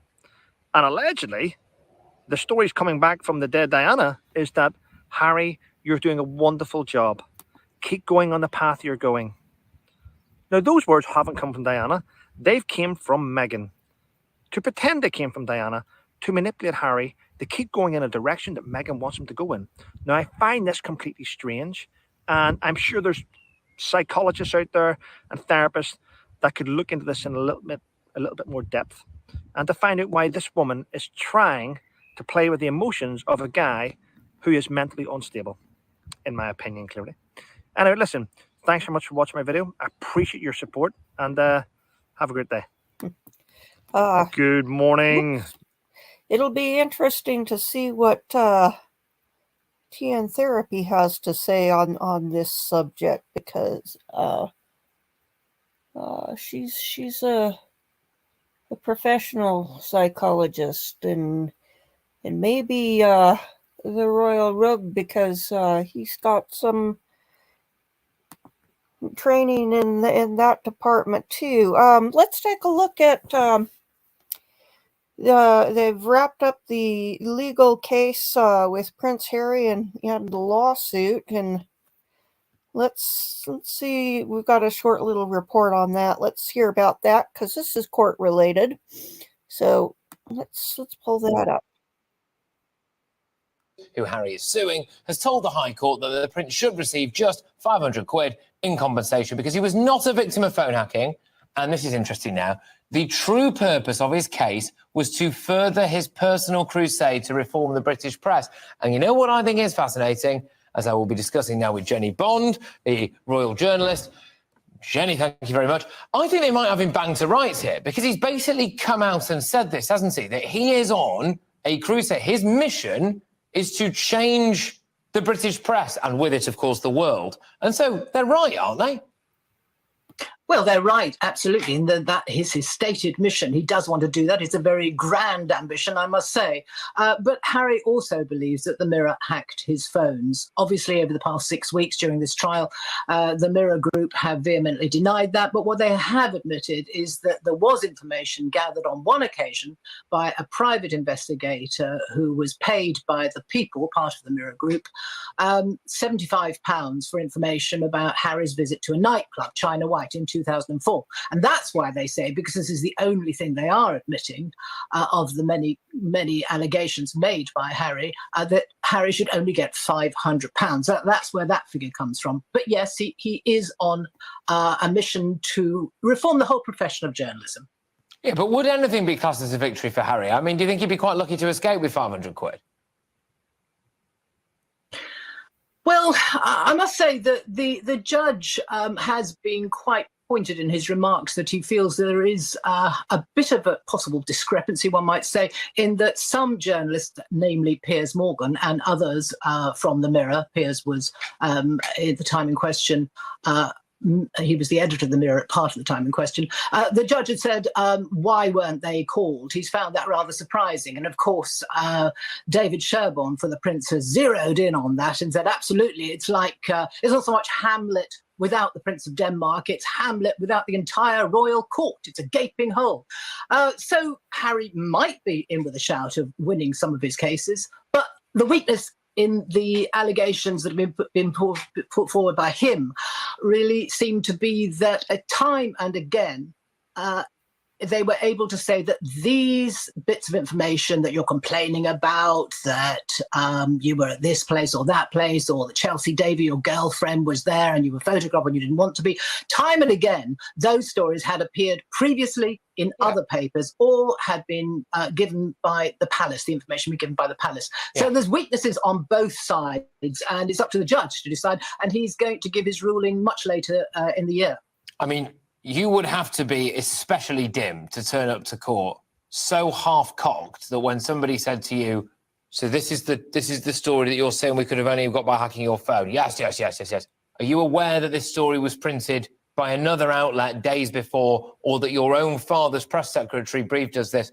Well, no, I wasn't aware of that. Which leads me to this conclusion, which I suspect is what the Mirror Group are trying to push for now, which is that actually Harry wasn't really there for the phone hacking stuff. It was more to make a point. And if that is the case, should our legal system be for hire in that sense? Our judicial system, other cases could have been heard then, maybe more important cases. Should someone with enough money to bring these things to court be allowed to just use our court's time in order to try to make a bigger case, do you think?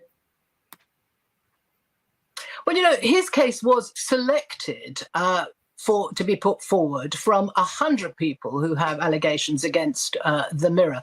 And I think the Mirror have been quite keen to point out that it wasn't Harry's decision to push this to court so much as theirs. So I don't think that your point is entirely valid. I think it's a bit harsh. But I do think you're right in saying that Harry is pleased to have had his day in court. I don't think he'll have other days in court. You know, he's got more cases going on against the Mirror, the Mail or the Daily Mail, and the Sun. I don't think he'll appear again, but he has had his say and his shout, and he did quite well. Honestly, Patrick, he did quite well in court. I think you have to concede that, and maybe he'll feel that that is a victory in itself, that he made the headlines, he made his points, but it's going to be a very expensive victory because if he wins or loses, actually, it's going to cost him money.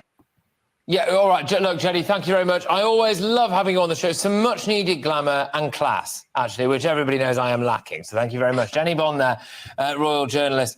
I didn't want to say this to Jenny's face, bless her, but I don't really concede that Harry did very well in court. I think it was like one of those things, you know, when a 3-year-old does like a finger painting and the parents stick it on the fridge and go, oh, that's lovely, isn't it? I think that was a bit like what it was, but there we go. I like the analogy to finger painting. Oh,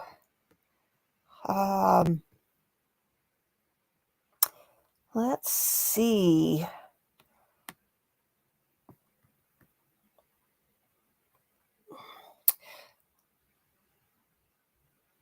Let's start this video, which hello.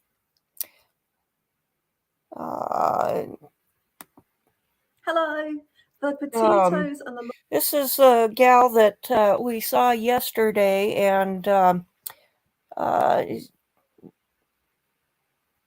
talking about the inappropriate emotional relationship between Brian Laundrie and I'm presuming his mother Roberta, and that was fascinating what Forensology had to say about the handwriting, but let's start this and hear what she has to say a bit. We'll probably have to break this down into 2 parts because I expect court will start back up before this concludes, but let's start listening. Laundries were back in court earlier this month.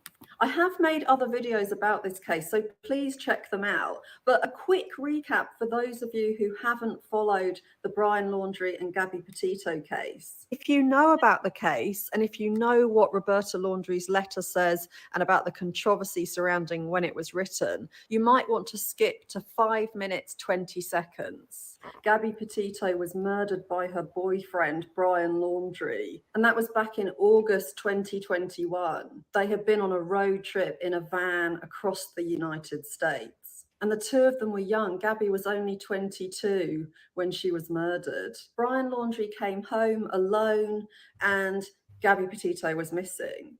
And during this time, which went on for several weeks, Gabby Petito's parents were trying to get in touch with Brian Laundrie's parents, and they weren't having their calls or texts returned. Brian Laundrie came home in Gabby Petito's van by himself to his family's home. That family, knowing that Gabby was dead, knowing their son had murdered her, knowing where the body was. The lawsuit alleges outrageous behaviour of intentional infliction of emotional distress by Roberta and Christopher Laundrie during the time Gabby Petito was missing. The case is currently scheduled to go to trial in 2024. And one of the pieces of evidence in this civil court case is a letter that Roberta Laundrie wrote to her son Brian. Here's what the letter said. I just want you to remember I will always love you, and I know you will always love me. You are my boy. Nothing can stop me loving you. Nothing will or could ever divide us. No matter what we do or where we go or what we say, we will always love each other. If you're in jail, I will bake a cake with a file in it. If you need to dispose of a body, I will show up. I think she means I will show up with a shovel and garbage bags. If you fly to the moon, I will be watching the skies for your re-entry. If you say you hate my guts, I'll get new guts. Remember that love is a verb, not a noun. It's not a thing, it's not words, it's actions. Watch people's actions to know if they love you, not their words. And then she quotes from the Bible. Therefore, I am certain that neither death nor life, nor angels, nor the ruling spirits, not things present, nor things to come, nor powers from above, nor powers from below. Nothing in the entire created world can separate our love. Neither hostile powers, nor messengers of heaven, nor monarchs of earth. Nothing has the power to separate us. Nothing can separate us, not hatred, not hunger, not homelessness, not threats, not even sin, not the thinkable or the unthinkable can get between us, not time, not miles and miles and miles. The argument of the lawyer for the Petitos is that she wrote this letter after Brian had returned from the road trip, when Gabby Petito was still missing, and that therefore she knew that Gabby Petito had been murdered. On behalf of the Laundrie family, it is our hope that the search for Miss Petito is successful and that Miss Petito is reunited with her family. That statement was issued with the full knowledge and consent of the Laundries, with the full knowledge on the part of the Laundries that Gabby was not alive. And the reason they believe they have a strong argument is because the letter says burn after reading on the front, which suggests that it's very secretive and that it shouldn't become public knowledge. No one should ever know about it. And that inside the letter, she talks about how she would help him bury the body and help him to escape from jail. Roberta Laundrie's lawyer says that the letter was written before Brian went off on his trip with Gabby, and that when his mother was saying these things, the intention wasn't to talk about a literal body that needed to be buried or that she ever thought her son was really about to go to jail, that instead it was an expression of her love for him at a time when their relationship was going through some turmoil. Roberta Laundrie has said, although I chose words I thought would be impactful with Brian, given our relationship, the letter in no way related to Gabby. She said that the point of the letter was to reach out to Brian while he and I were experiencing a difficult period in our relationship. I had hoped this letter would remind him how much I loved him. In some way, I did not want anyone else to read it, as I know it's not the type of letter a mother writes to her adult son, and I did not want to embarrass Brian. That is why I wrote "burn after reading" on the envelope, she said, and I knew that Brian would know what I meant. I'm now appreciative that he actually kept it. My own personal guess is that actually Roberta Laundrie did write this letter before the trip, you know, and that when she said all of that stuff, it was meant to explain how much she loved her son.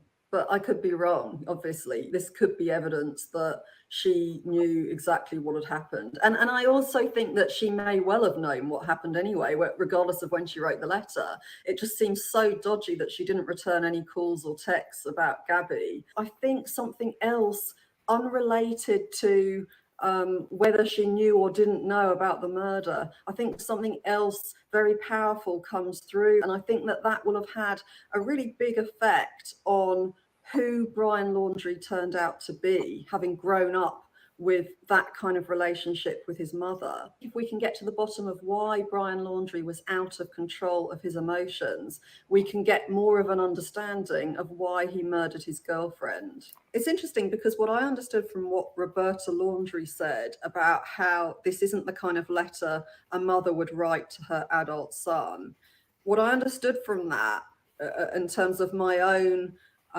reaction to the letter was that this is the kind of letter you might write to a lover, you know, or maybe to your husband. But the thing that makes... Okay, I gotta agree with that, and that's exactly the point that I think it's is it Dr. Mazel Martins? Is that her name? Forensology. That there's a lot of inappropriate stuff, and if you look at the handwriting, it's fascinating. So we'll take a look at the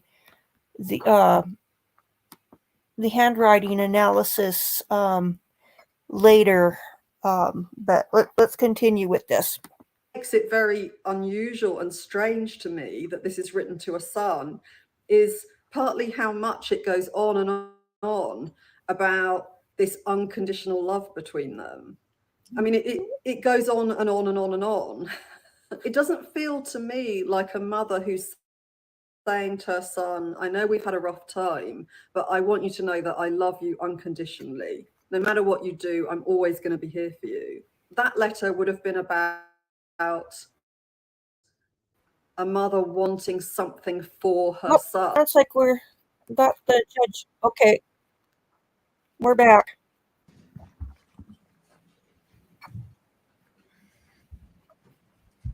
Good morning. Good morning. I'll just ask you to speak into the mic loud and clear so the court reporter can pick up your testimony, okay? Yes, sir. Okay, sir. Please state your name for the record. Gilberto Benavides. Okay, and how are you employed? I am a sergeant with the Laredo Police Department. And how long have you been a police officer? 20 years with the city of Laredo and 4 years prior with the Webb County Sheriff, so 24 together. That you've been a licensed peace officer for 24 years? Yes, sir. Now, were you employed with Laredo Police Department on April the 9th of 2018? Yes, sir, I was. Okay. Were you on shift that day? Yes, sir, I was. And do you recall that day? Yes, I do.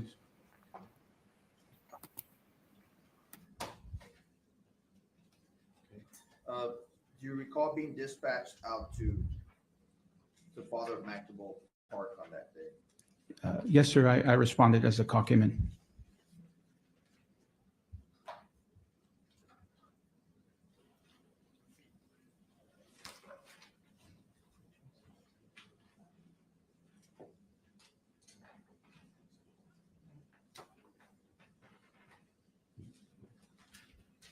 Okay, so tell me the nature of your call that morning. So I heard over the radio, approximately about 11:30 in the morning, dispatch was dispatching EMS and police to the dead end of Bristol and Allen for an injured person, a female with lacerations to the head, is what I heard on the initial call. Okay, and as part of dispatch, does Laredo Police Department maintain business records regarding the activity of who responded and who was there? Yes, sir. Okay, may I approach the witness? Amen. I'm going to show you what's been marked as State's Exhibit 9. Ask you to examine those documents.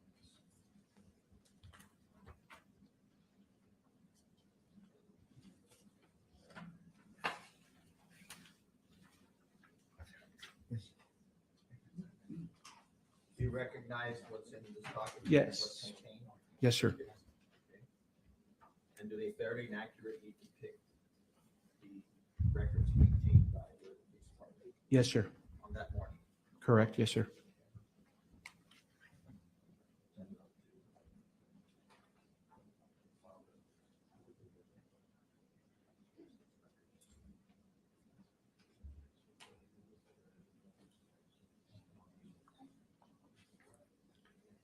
We move to introduce State's Exhibit No 9. objection. Admit it, without objection. Thank you.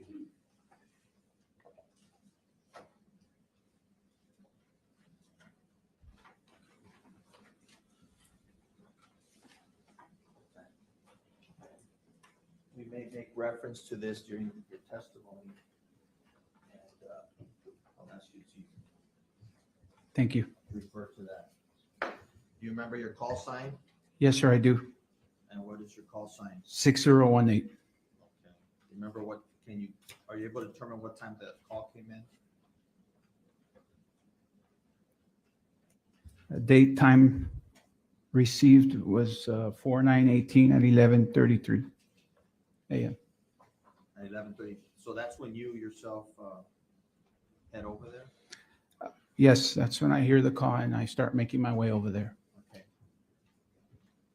Now, tell the ladies and gentlemen jury where you responded to and the route that you took.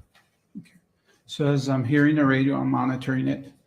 Eventually, it's broadcast over the radio that the person is deceased at scene, so that I definitely need to respond to there, right, as part of my duties.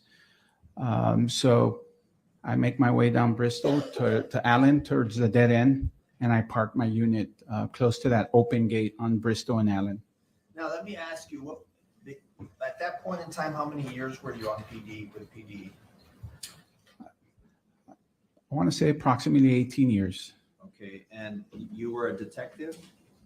Yes, correct. And assigned to what unit at that time? I was assigned to the Capers or Crimes Against Persons Division. And what type of crimes do they investigate? We investigate anything that involves crime against a person, so assaults, homicide, robbery, that type of nature of calls and reports. Yes. Okay, so then continue on with you arriving, you said on Bristol. So I arrive at the dead end of Bristol and Allen. That is what we considered almost the river banks, right? We know that beyond that gate, it's all dirt and brush, and beyond that, it's the river, the international Rio Grande River. I noticed that there's a gate there open. I meet up with Officer Cortez, who's by his unit, parked similar to where I arrived. And he tells me that he's picking up voluntary statement forms and that he's going to take them back down towards where the crime scene was. And I followed him. Do you make it to the crime scene? Yes, sir, I do.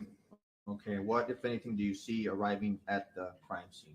So it's a dirt road and it's kind of hard to get in there. So we have to walk. Unless you have a truck or an ATV, you have to walk in there. So we make our way down the dirt road.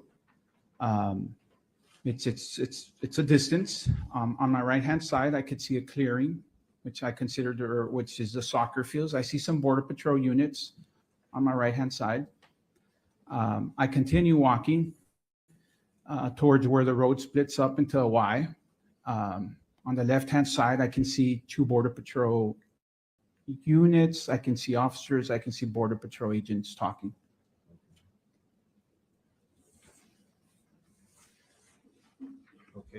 Now, when you do arrive, what else do you see? So What do you do? as I approach the Border Patrol units and the cluster of officers and agents there, I can see Investigator Ray Garcia talking to some Border Patrol agents. I believe he's taking statements or IDing them. Someone points out towards the direction where the body was, or the victim. And I can see from a short distance from where the Border Patrol trucks were parked, I can see the victim laying across the road. Okay. Your Honor, may you step down so we can make reference to the map? Go ahead. Thank you. Okay. I'm going to ask you to put on the mic. Just clip it to your tie.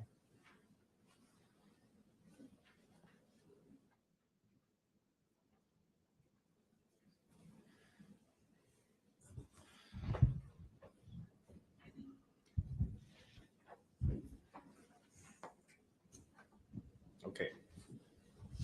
So we can give the jury a visual. Speak loud and clear. You gain access to. Okay. Scenes. So again, when I arrive, it's the dead end of Bristol. Close to this mic. I walk. This is the dirt road that I mentioned. It's a long ways walk. I can see the soccer field here. I can see the Border Patrol.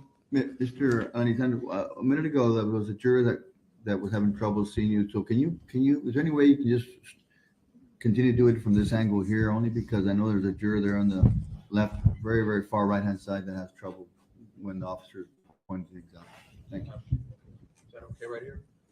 As long as all the jurors can see. Everybody see. Don't worry about me. I'm not worried about me. I'm worried about the juror.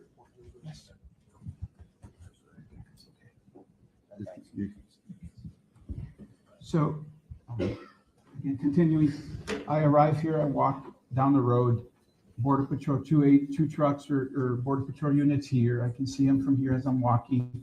This is where I say the road breaks into a kind of a Y. I'm led down here. This is where I can see the two Border Patrol agents. This is where I run into the cluster of officers. Let me stop you right there. I've got a close up. You're testifying from 100. I'm going to now pick up a little more of a zoomed in map on 101. Okay. Again, the Border Patrol units here, two units. I can see off from where I was standing the body of our victim from here. Okay. What else do you do next? As I'm arriving, I can see the victim. I can see that officers are establishing a crime scene. Based on what I see and how I find the victim, I decide that we need a bigger crime scene. So I start giving instructions, move our crime scene further out to the north side, direction to the side, and around the trucks. So you set up a perimeter. Yes, sir. Okay, and after you set up a perimeter, are you able to identify if any other victims were found? So as I'm setting up the perimeter, and not long from when I arrive, agent calls out that they find. What do you do at this point? At this point, I want to, again, because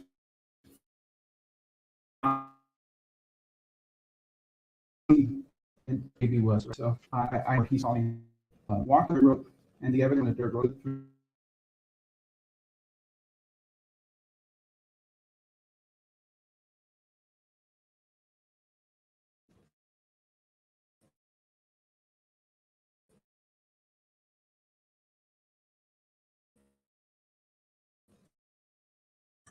The scene of around the female.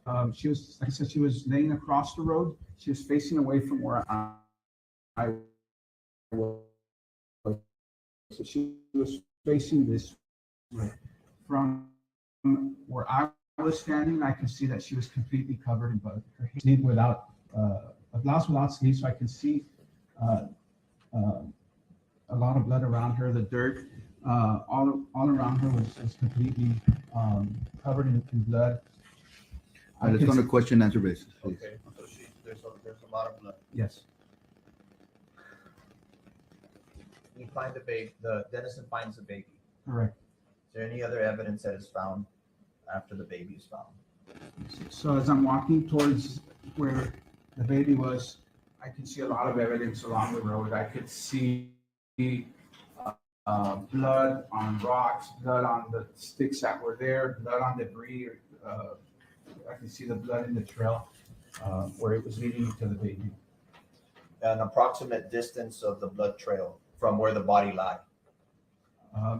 Again, I couldn't see the baby, but afterwards I would say it's 20, 25 yards from where the baby and the body was. That's a blood trail. No. Or blood splat. What do you Blood. see? What do you see? I see blood spatter. I see droplets, some bigger than others, but it leads to that area over here where. Okay, what is that? As a homicide detective, what does that tell you? If anything. It tells me that there was blood transfer from the victim from way back here to where we can see the blood all the way to where she was laying. So she moved from. She moved from one point to the other as when she had blood on her. Okay. After the baby's found, is there any evidence found on the east side of the? Yes. So from where I'm at with the baby, officers again are establishing the crime scene, and they call out that they find a baby stroller. So I look in the direction where the officers were pointing out the stroller. Okay, and what was, if you can, did you see the stroller? Yes. Okay, and please describe the condition of the stroller. So where I'm standing with baby Dominic, I can see that the stroller is directly across from where he's at, across from the dirt road. It was a black and gray stroller. It was on its side, directly across from baby Dominic's. Okay, how far from the road was the stroller? Maybe 15, 20 feet from the road to inside or towards the brush. And do you remember the condition of the stroller? Yes, it was on its side. It was obvious to me. It was obvious to me that that stroller was thrown in there because of the vegetation, the brush. It was high. There's no way that stroller could have been rolling there. So someone grabbed it and threw it into the brush. Okay, so I'm gonna show you now. State's Exhibit 39. You can help me. She can come in. The officer needs the stroller.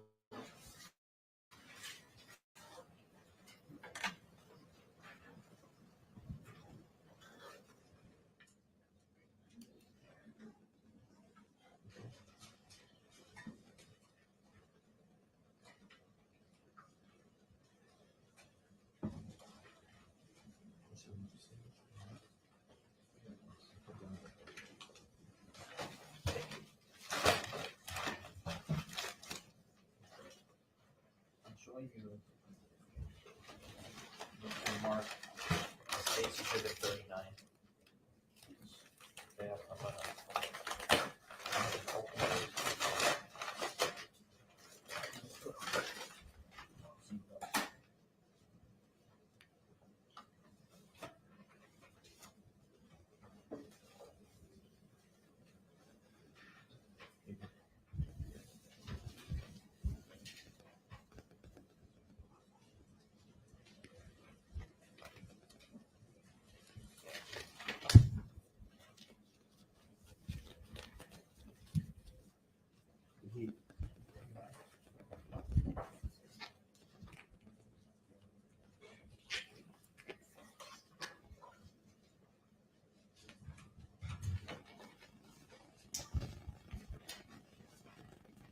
gonna open it.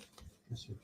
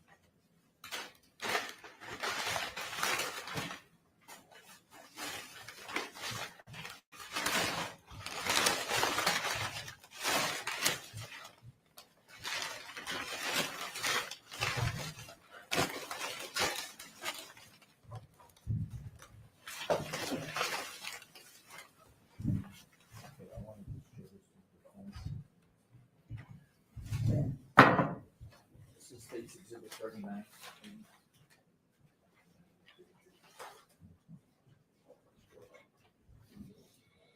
Move to introduce State's Exhibit 39.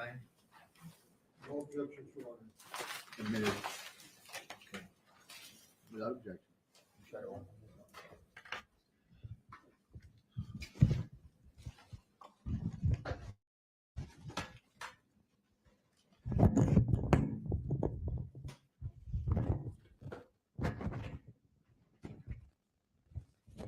Put it up higher on your, a little bit there.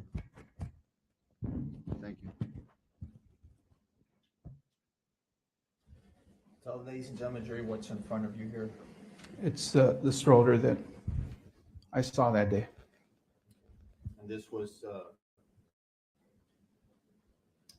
stroller that was thrown. Yes, it was thrown directly across from where baby Dominic was. How many wheels does this stroller have? It has 4 wheels. Okay. Based on seeing the stroller, what, if anything, did you do next?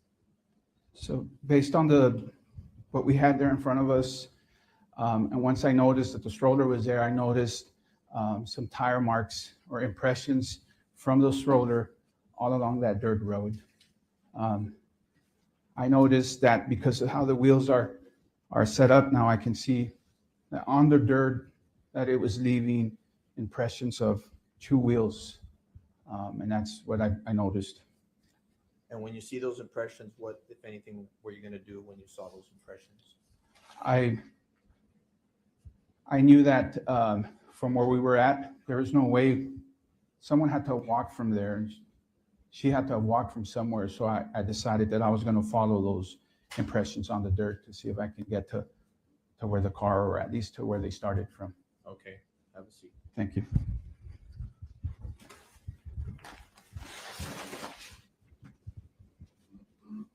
I'm going to show you now what's been marked.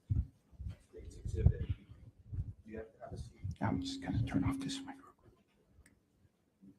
Just leave it on just in case. Turn it off and do it. I'm going to show you what's been marked at State's Exhibit 117. 138. 139. I'm going to show you 140. 141. 143. And 144.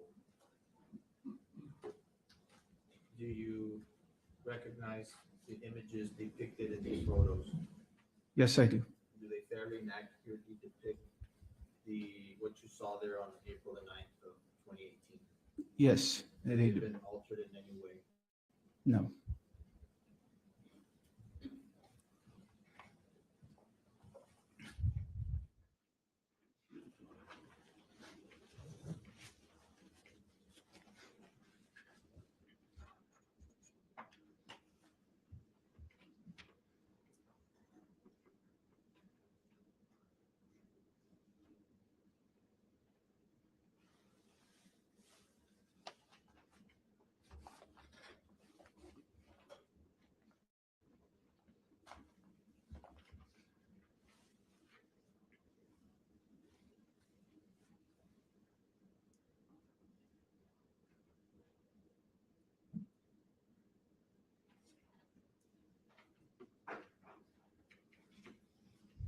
We move to introduce State's Exhibits 144, 143, 141, 140, 139, and 138. They were admitted. Okay. Okay. So you told the ladies and the jury that you proceeded to follow the stroller marks. Correct. Okay, so I'm going to show you what State's Exhibit 141.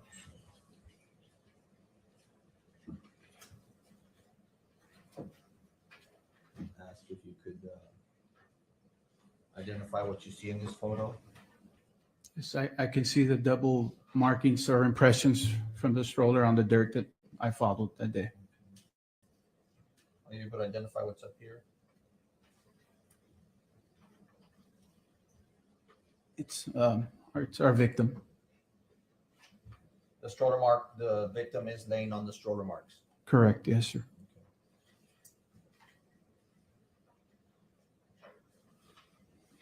And you testified that the distance from the victim to the point where the stroller marks found or where the stroller was found was how much distance? Approximately 20 to 25 yards, you can imagine. I'm going to show you State's Exhibit 140.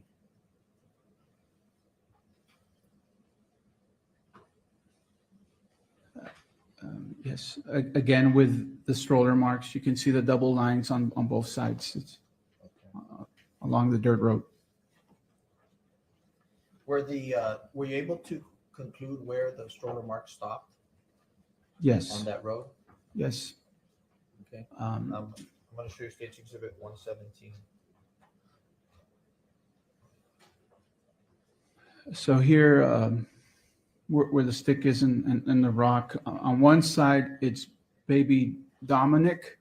Okay, so if you're standing looking south, if you can give the jury that perspective, what are we seeing here?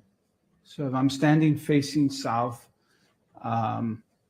here are these tire markings where to me it looks like that it was moved from side to side or it changed direction. You can see that south there is no more, right? Tire marks.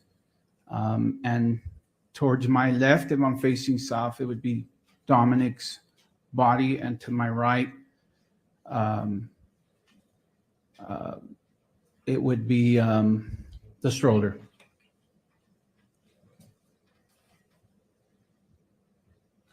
So the movement of the wheels left and right is where it stopped. Yes. And the stroller was then found to the left. Yes. And baby Dominic to the right. Yes. If I'm facing the markings, yes. Okay. I'm going to show you, and you also testified as to the approximate distance. I'm going to show you what's been previously admitted, State's Exhibit 147. This is an aerial view. Can you identify?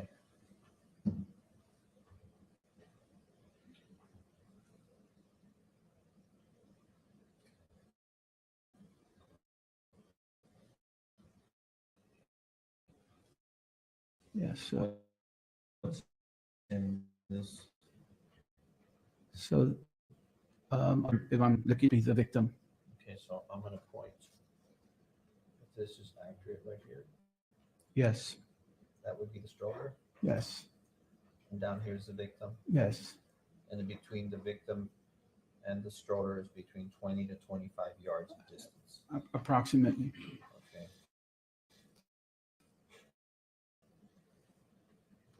To the north, what is to the north of the victim on the trail? To the north would be the Father Magnimal Park. But I'm saying immediately adjacent to that, the trail coming out of that brushy area.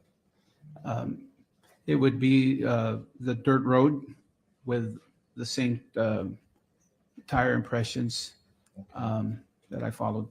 Okay, I'm going to show you State's Exhibit 139. What perspective do we have here? Again, it's the double tire mark impressions from the dirt road. So if I'm looking at this picture, the crime scene or where Grizelda and Dominic would be behind it or towards the end, and then it's going towards the direction of, the picture was taken in the direction towards Father Magnimal, well, to the soccer fields that I called out in the map. So which way are we looking here? It would be from south to north. So we're looking north. Yes. Okay. And the soccer fields are located there. Yes. Okay.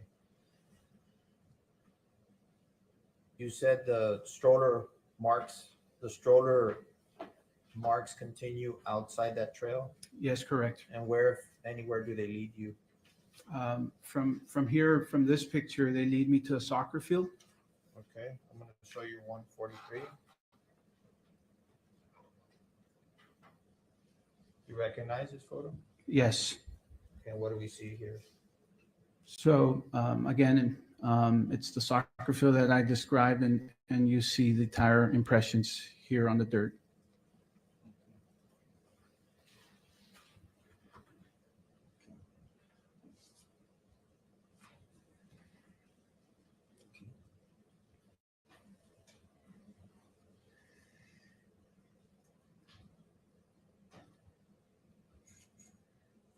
These stroller marks around the soccer field, where do they lead to?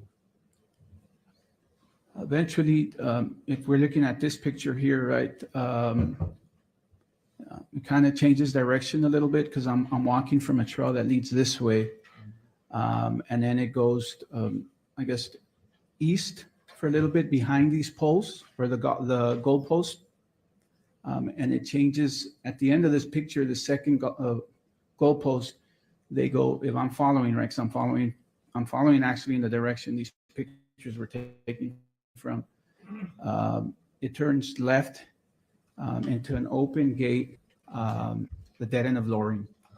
And as part of your homicide investigation, did you video what was seen here as a stroller marks? Yes, a video was taken of the entire scene there. Okay. Of specifically the stroller mark trail. Yes, correct. I'm going to show you what's been marked as Exhibit 478.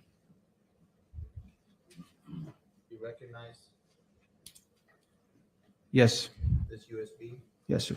Have you, do you know what's contained within here? Yes. And what's contained within It's on-scene crime scene video of the trail and the markings that were recorded that day. Not of the bodies.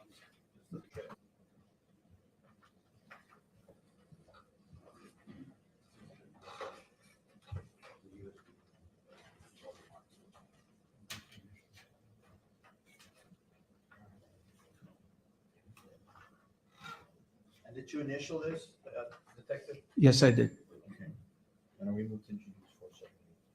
Which one was it? 478. No objection, Your Honor. That one's not admitted. This video is less than what? Less than 4 or 5 minutes long? It's a series of videos. I don't remember how many exactly are in there, but and they're all minutes long. Okay. It's segmented. So what number was that again? 478. 478, does it have files within 478? 478.1 towards to what?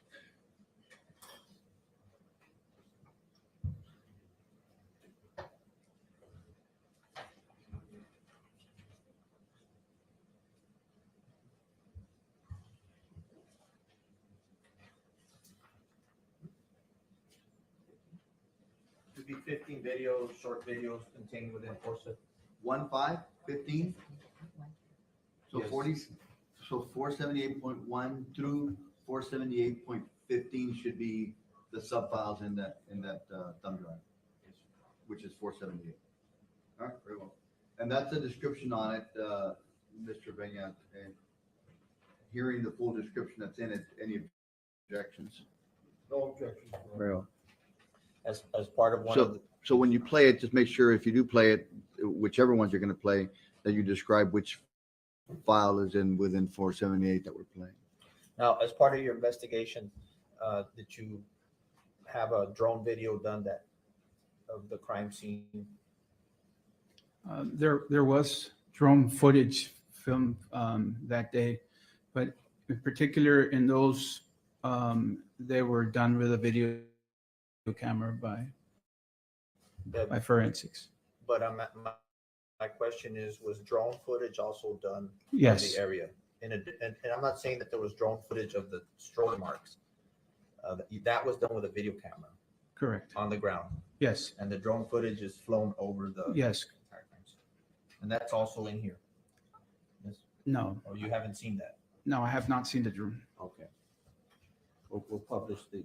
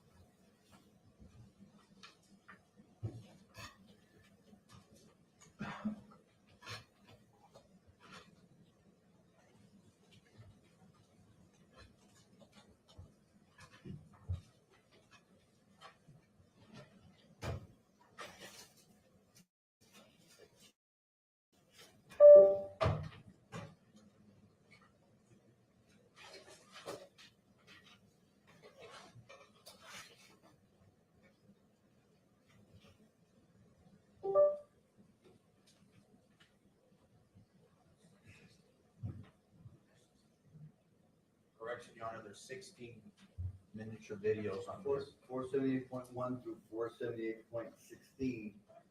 And the labels inside the 478 thumb drive exhibit, in fact, label them as Stakes Exhibit 478.1 through 478.16. So we're going to actually call them, instead of files, Stakes Exhibits 478.1 through 478.16. Mr. Pena. No objection. Very well. And that'll be the way they are admitted. They are found within Exhibit 478. Take Exhibit 478. Thank you.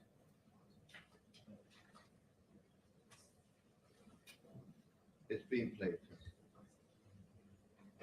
Ms. Hernandez. Excuse me. It's being played. Okay, this is now 478.1.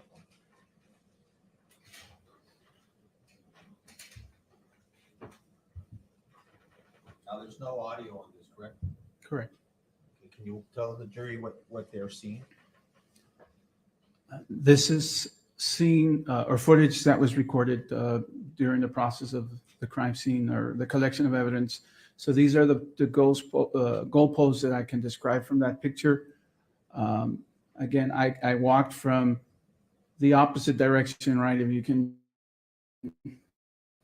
picture that, I walked from the crime scene that led me to this gate where I say that at the end of this is a dead end of Loring. Again, this is paved road or blacktop, but over here on this side behind the poles or the goalposts, you can see the dirt and you can see the tire impressions that I spoke about or we see in the picture. And just for the record, when you say Laurie, that's Laurie, L-O-W-R-Y, right? Laurie? Correct.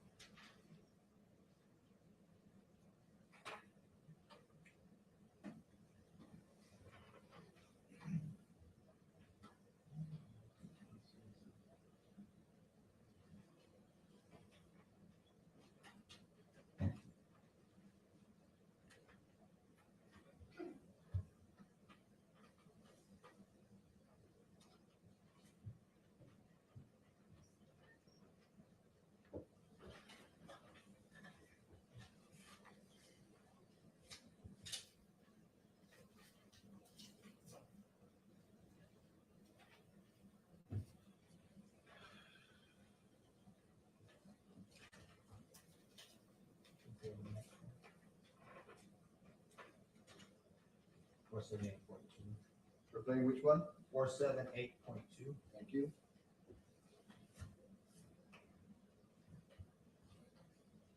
Now, do you tell the jury what they're seeing or what you can identify, if anything? So what the recording here is that dirt road behind the goalposts that we saw in the pictures. So we moved up a little bit and now you're going to see the actual dirt road. And this is where I could see the double markings from the stroller, the tire impressions. Leading to where? This is leading towards the crime scene towards the bodies were found, the victims,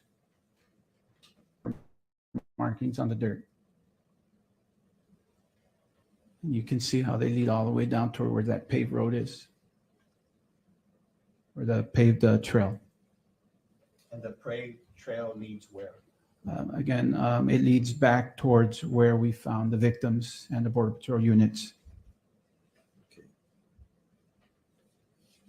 How did you work following the stroller marks? What was your strategy in working the stroller marks? Again, from when I saw the stroller, the victims, I knew that they came from somewhere. Knowing, familiar with the area, I know that people, for the most part, park at the parking lot at Father Magnavold and then walk towards those directions. So I followed those trails again, trying to stay off the dirt and on the grass. I followed them. Right. We can pause that. So you have the stroller marks from the crime scene working north, with what you described. Correct. Back to course of action, if any, do you take when you're on that trail?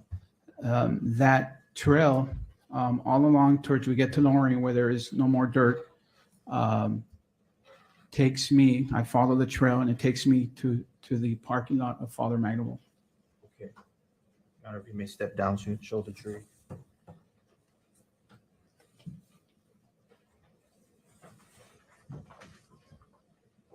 Here on State's Exhibit 97, turn on your mic and show the jury where you followed the trail back to where you said the parking lot was. Yes, so here, Grizelda Dominic, I follow right all through here, over the Border Patrol units. I go down here. This is where you see some of the pictures that were taken. I go around this island, the marks go around this island, come out through here. Again, this is a soccer field. The goal post would be back here, and the recording again was what we saw was from here coming this way.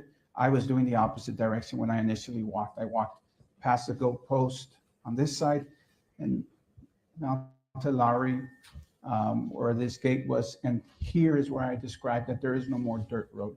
Okay, so what do you do next?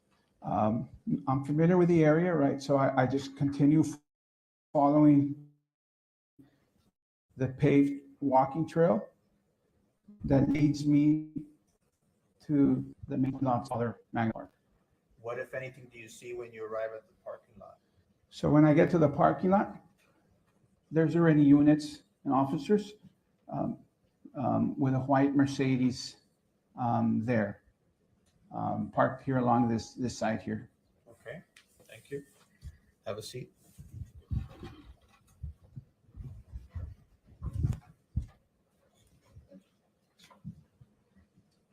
I'm going to show you what's been marked as State's Exhibit 107. Need to switch it.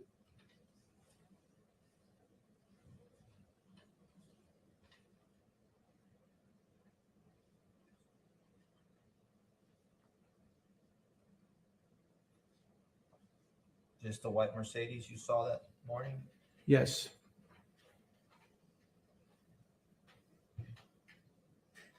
What do we see here on 108? It's the white Mercedes where it was parked, where we found it. And 109? It's a different angle, but the same white Mercedes where it was parked. And what's this behind it? This field? It's a field that they used for practices, baseball, soccer. Right over here towards, if you're looking at the picture from standing behind it, it would be a baseball park and then some extra parks to practice. Okay. So as detective, What, if anything, do you do next that you, or let me ask you, do you approach the car? Yes, sir, I approach. Okay, tell us what, if anything, do you do when you approach the car? I approach the car and I look inside the vehicle. And I could see a Chick-fil-A bag in the middle console and in the car seat in the back. Okay. What else do you do, if anything? The car seat plus the stroller, it gets me thinking that we have a possible vehicle. So I run the plates. You run the plates. Yes, the license plates, the Texas license plates. Okay, and what do you find from that? At that point, we find a registered owner, And who To- was the registered owner? Angelica Hernandez. And what do you do with that information? Along with the name, we got the address to the registered owner, which was 11411 Sierra Gorda. And I proceed to the location. Okay, and what, if anything, happens when you get to the location? Or how far was that from Father Magdalene Park? It was within the same area. If we're familiar with the Mines Road area, it was right along Faskin, which is less than 5 minutes from where we were at Father Magdalene Park. Okay, so you get to this house in less than 5 minutes. Correct. And what happens next? There's no cars on the driveway, but I proceed to knock. And I see that the doorbell is one of those doorbells where you can communicate with someone who's not home, and I ring the doorbell. Okay, and what happens? I make contact with a female, and I identify myself. She identifies herself as a registered owner, Angelica, and I explained. At this point in time, I was following up a lead on the vehicle. So I explained to her that I'm trying to find out who was driving that vehicle and if they knew where that vehicle was.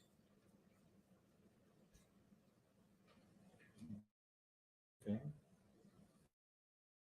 What information do you, through the doorbell, or please take us step by step? Okay, so the initial contact over the phone, or over the doorbell, was through doorbell and me and her talking.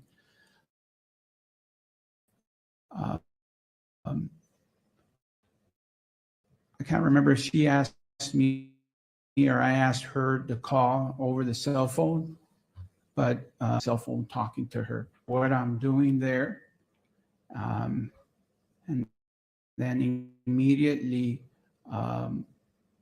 I get a sense of urgency from her because she tells me that her sister, Grizelda Hernandez. Okay.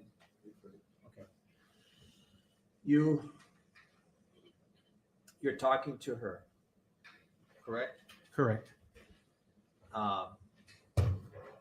And walk us through this carefully. You're advising her about her vehicle being found? Correct. Okay. And what specifically do you advise her about her vehicle being found? I explained to her that we were investigating an abandoned vehicle call or a vehicle, and we were following up. At that point in time, I don't tell her about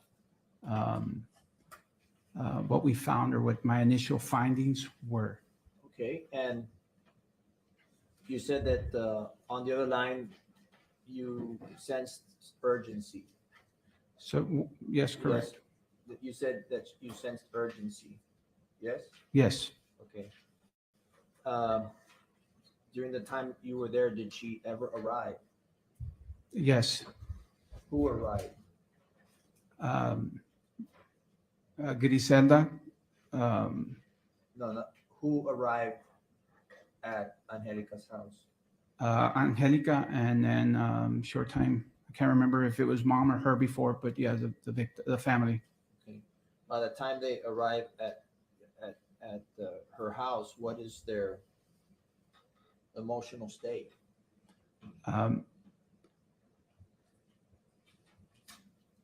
When we make contact or when we meet face to face, again, she's concerned because I learned that Grizelda hadn't answered for hours. So when we meet, she realizes, or I realize, that I'm wearing a lanyard.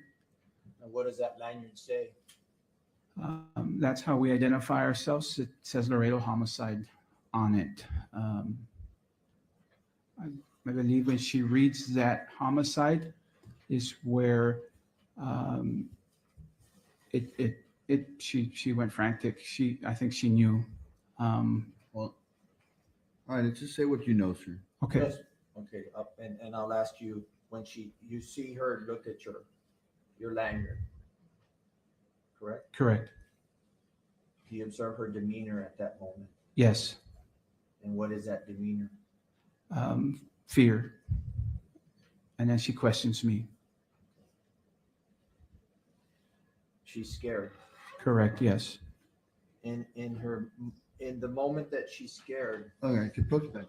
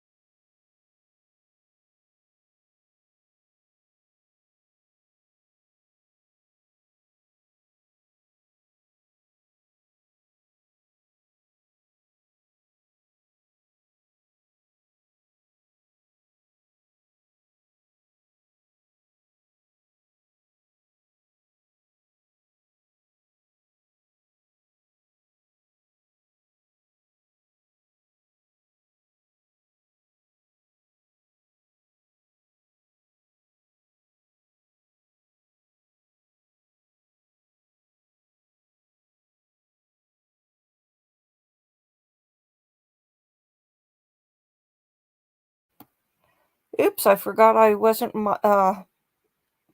didn't have the mic on. I'm nominating Mike Lee here to play the judge in the movie. What do you all think? Let's go back over to the courtroom. Okay, here we go. Looks like we're still having the sidebar. Yep.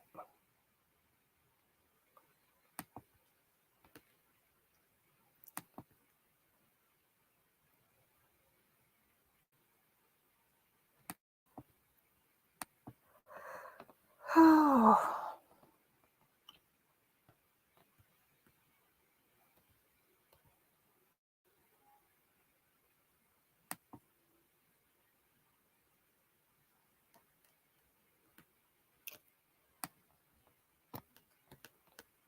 Don't know why it is, but when I go off on another tab and do something so often, I come back and the video with the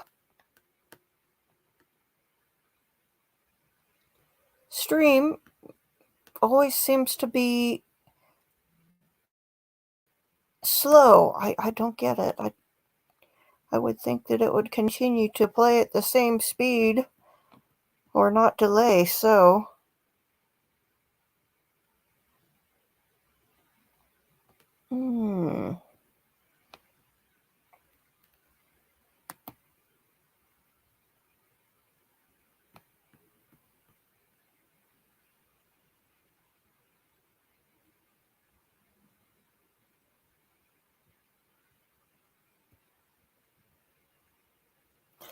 It shouldn't. The Chrome did a recent update, and they don't use any bandwidth now. If the tab isn't actually doing anything, so it shouldn't matter what any tabs are open are doing if they're, like where I've got a tab with a video that I'm going to play, but it's paused. So I don't know.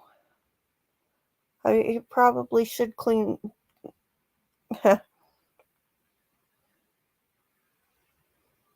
Which one scares you?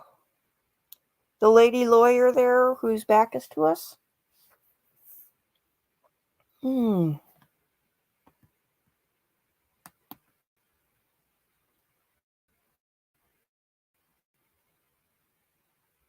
Let's see. Interesting. I kind of find the long dark-haired lawyer for Corey Richens kind of scary looking. She kind of had a goth vibe going on when I saw her in court in person. The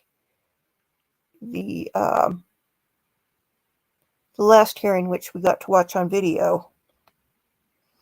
Let's see. Oh, I'm starting to get hungry. I'm trying to decide to go something fast or something yummy. $?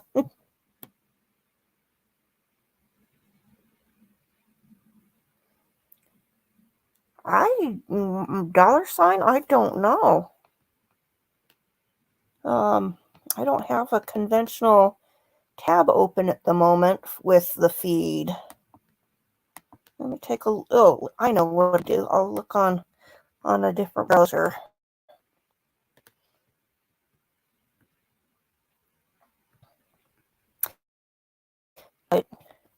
I think I set it so that it was monitored. Let's look. Let's see.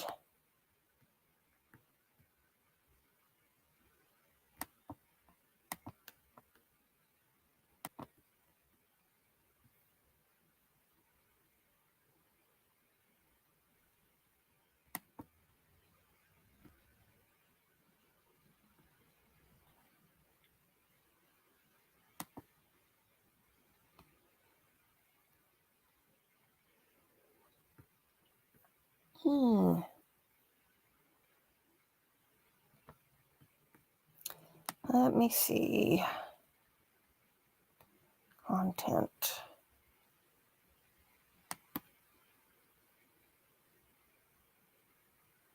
Yeah, it's monetized. Let's see. I do. Oh, sounds like we're going back here.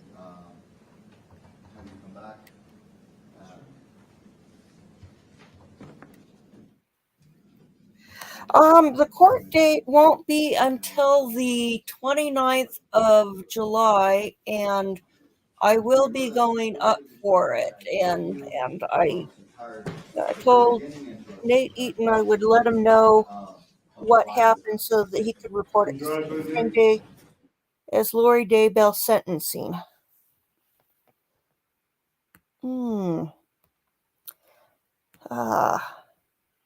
Let me check something here.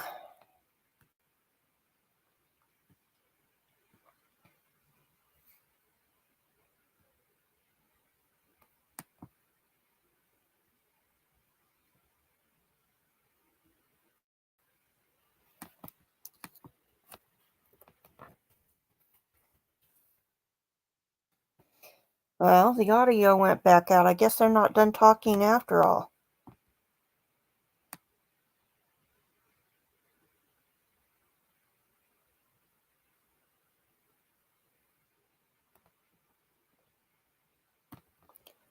Oh, let me see.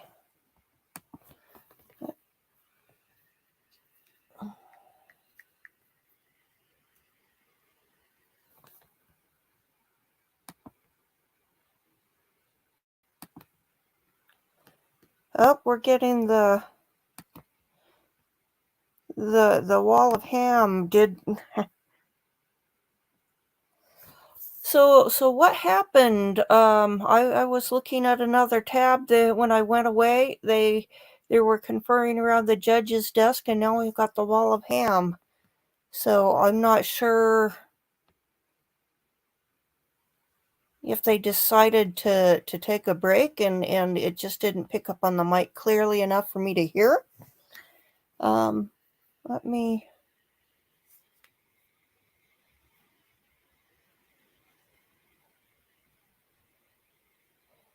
Oh boy, there are so many political messages on my text. I was looking for something for where the wind blows. Let me see.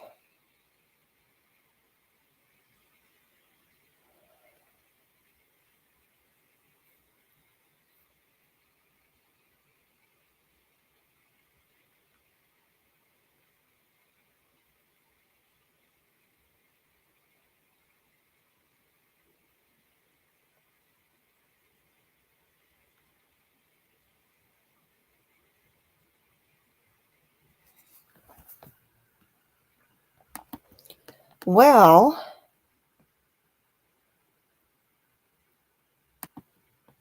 I take it since we've got the wall of ham, we're going to be on a longer break. So let's go back over to the discussion that this lady from United Kingdom has about Brian Laundrie and his mother. So let me go over to that here. Rather than wanting something for herself.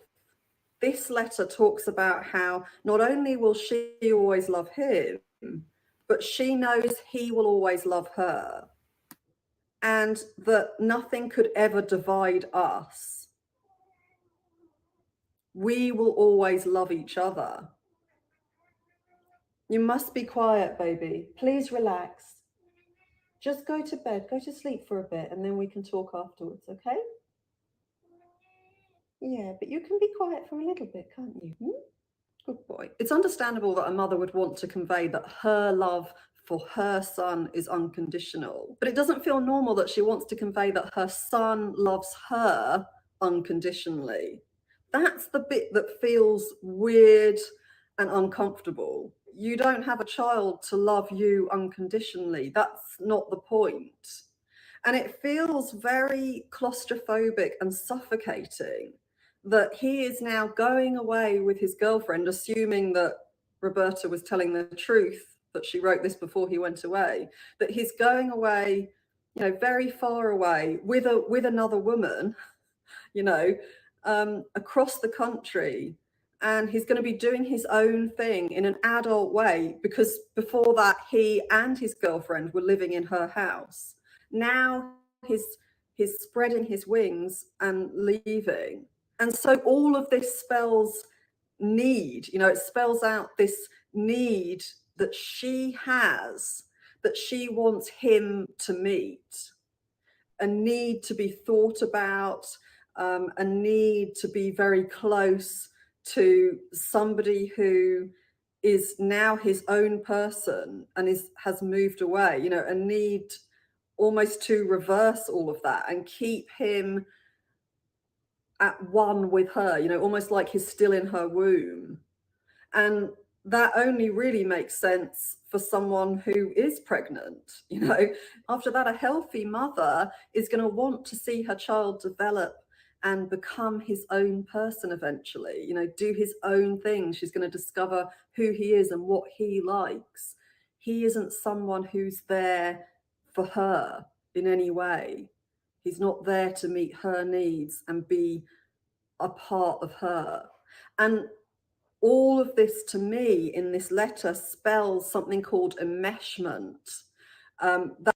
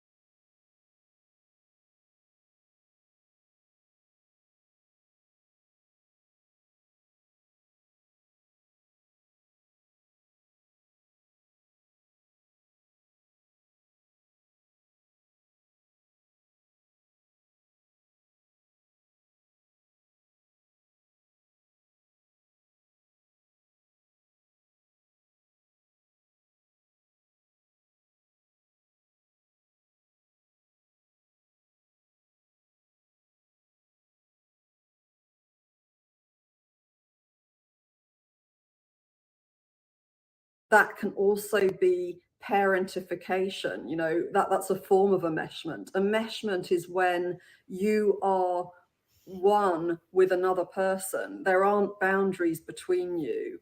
If something affects you, it also affects them. That is what emotional incest is all about. Emotional incest doesn't have to have anything to do with sexual incest, you know, between family members. It doesn't have to have anything to do with sex, although it can involve sexual elements. It's all about crossing boundaries. But in the handwriting analysis, which we want to take a look at, there is evidence of a sexual nature in the handwriting. So keep that in mind as we listen here. And ignoring that they should exist. And that's why this letter feels so inappropriate. And I wonder if the embarrassment she says she's worried he's going to feel, I wonder if that was her being in denial about her own shamelessness, really, of not letting her son be an adult, not letting him go. A lot of childhood abuse is a result of enmeshment, of emotional incest. It means that the child doesn't develop an ability to see themselves as their own person. They get used to putting other people first. You know, they feel like that's how they have to be in order to survive, because the child of someone who has such a big need that the child is supposed to be meeting, they can't afford to look out for themselves. In order to survive, they have to try to meet that parent's needs. So they become very good at spotting when the parent isn't happy, when they might be anxious, when they might be angry, when they might be needy. And they become used to being the go-to person to try to help that parent to feel better. And this can happen when, say in this case, Roberta Laundrie, if she wasn't that close to her husband, if she didn't feel like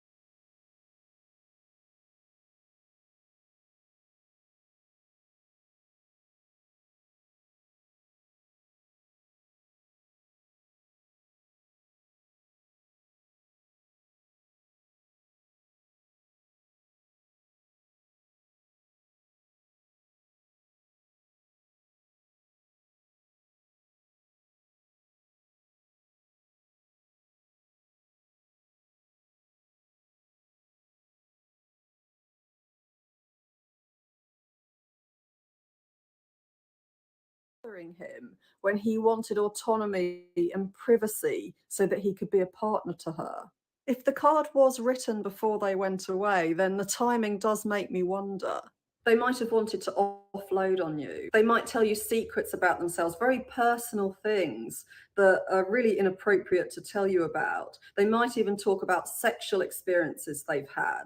And you're not old enough yet to comfortably be able to support an adult. They needed you to comfort them. They needed you to make them feel better about themselves. They needed you to make everything okay for them when they were angry, whether they blamed you for it or not. And they made it clear to you that that is your role, that that's completely normal for you to be being there for them. They might have sought advice from you. They might have needed you to help them with one of their friends, or seeking reassurance from you, wanting validation when you're the age where you need their support.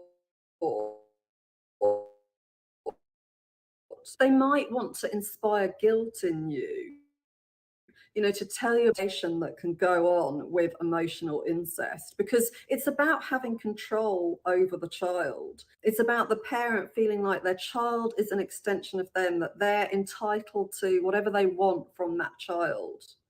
And when that child feels enmeshed with them, when they don't feel like a separate person, then it's very easy for the parent to get what they want from them and to brainwash them into thinking that this is something they're happy to do. Often that love is so conditional that without the child being there for the parent, they don't feel loved. And so they do believe that this is a role they want to play. It feels like it's in their interest because then they get all of this admiration and love, from that parent. Emotional incest can also happen when one parent dies and the other one feels like they can't cope and they need to use their child as a crutch.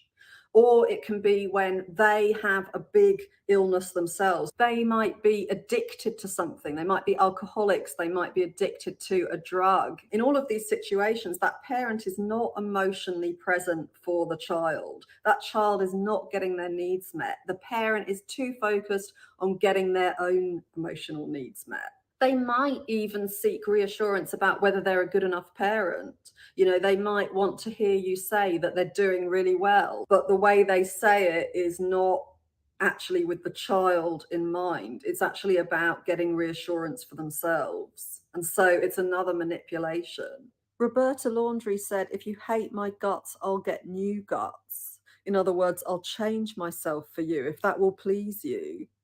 That's a lot to put onto your child. It's needy. It's about wanting reassurance. It's acting the role of the child instead of the parent. So it's encouraging the child to have to play the role of the parent.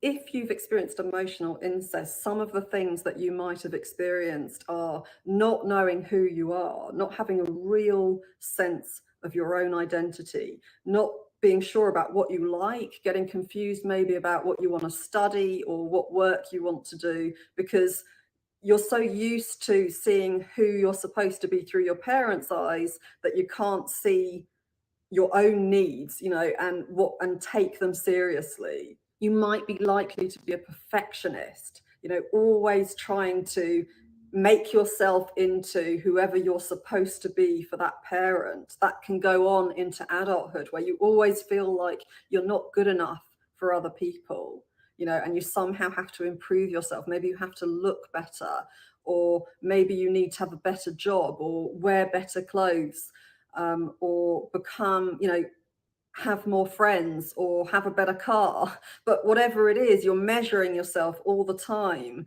because you feel like you're not good enough. And that's because you weren't good enough. You had to be this prop for that parent. You weren't valued for who you were. You were just valued for what you do for them. You might have difficulty setting boundaries and enforcing boundaries with other people. You might find that your romantic relationships don't last very long, or that they are very tumultuous. You might find yourself with other people who take advantage of you, who are friends with you or in a relationship with you just because of what you can do for them, and actually they're not very supportive of you. You might find that you're always the one arranging social things with your friends, or trying to keep in touch, trying to keep everybody else interested, maybe even your family, and they're putting far less effort in. All of these are signs that you had to put loads of effort into trying to maintain some kind of connection with one of your parents. And when you've experienced emotional incest, that is what you have to do all the time.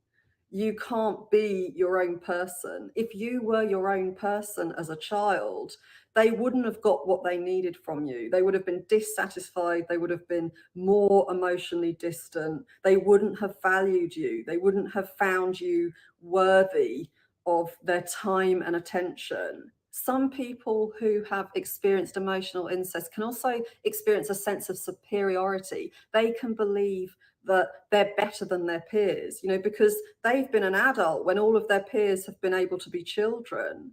And they've grown up feeling like they have so much power because an adult needed them so badly. And that's where we get to covert narcissism. I talked about this in relation to Chris Watts in the past, about how if you're not loved and you're only valued for what you can do for that parent, you can end up believing that that is who you are. You are your ability to have power over others, and that becomes your mask. This person who others really need, others rely on. You can be the hero, you can appear to rescue them, you can target people who have themselves been abused or neglected, and they need you because you seem to be the answer to all of their prayers. And then you can end up getting your anger out on them because you feel used by them. And so you end up becoming abusive towards them. That's how a covert narcissist functions. And I think that as this sweet do-gooder, who believed in being kind to your environment, he came across as quite softly spoken. He came across as quite shy, quite polite, and somebody who's quite humble, when in reality it seems that he was actually, and you can look at my past videos about this where we look at why, and I can talk about different evidence there, but how he was actually entitled, he was actually arrogant, he was very judgmental, and he was abusive towards Gabby Petito. Notice how childlike he is throughout this video of him and all of the photos of this footage, how every position he takes is like the position a child would take, because she has infantilized him. We can see from the way she writes to him that she talks to him as if he's a child, but at the same time, she also talks to him as if he's the grown-up and she's the child. So he's getting mixed messages, but he does know that when needed, he has to become small. It always seems to be about trying to make himself smaller. And I think he would have got that because of a relationship he grew up around. And I'm thinking that it's likely from this card that would have been the one with his mother, that he needed to stay a child for her. He needed to stay an extension of her. I think that his rage towards his mother was coming out onto Gabby Petito. His rage that he might have been completely unconscious of who this was actually about, how he wasn't allowed to just be himself, how he didn't get that unconditional love he needed, how he had to be there for her. And instead, he might have just found that it came up in his relationship with Gabby, that he had all of this distrust and he had all of this anger towards her and jealousy, perhaps, as I talked about in other videos. Emotional incest for boys has a different impact than it does for girls. There was a study that showed that for boys, it was most likely to lead to an inability to control your emotions. And of course, that would make sense if the murder of Gabby was not pre-planned, if he ended up strangling her because of his rage that he felt out of control of.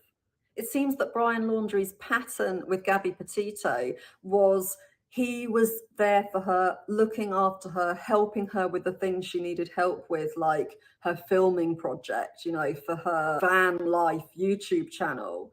He was doing all of this stuff, but then all of this resentment would come out. And if you think about emotional incest, it makes sense that that kind of pattern could come out of it, that somebody could end up being, coming across as a real people pleaser, coming across as a rescuer, because that is the role they're used to. That's how they feel empowered and strong, and that is their identity. But then they end up feeling very resentful because they weren't really being themselves. They were being who they thought they had to be in order to be liked by the other person.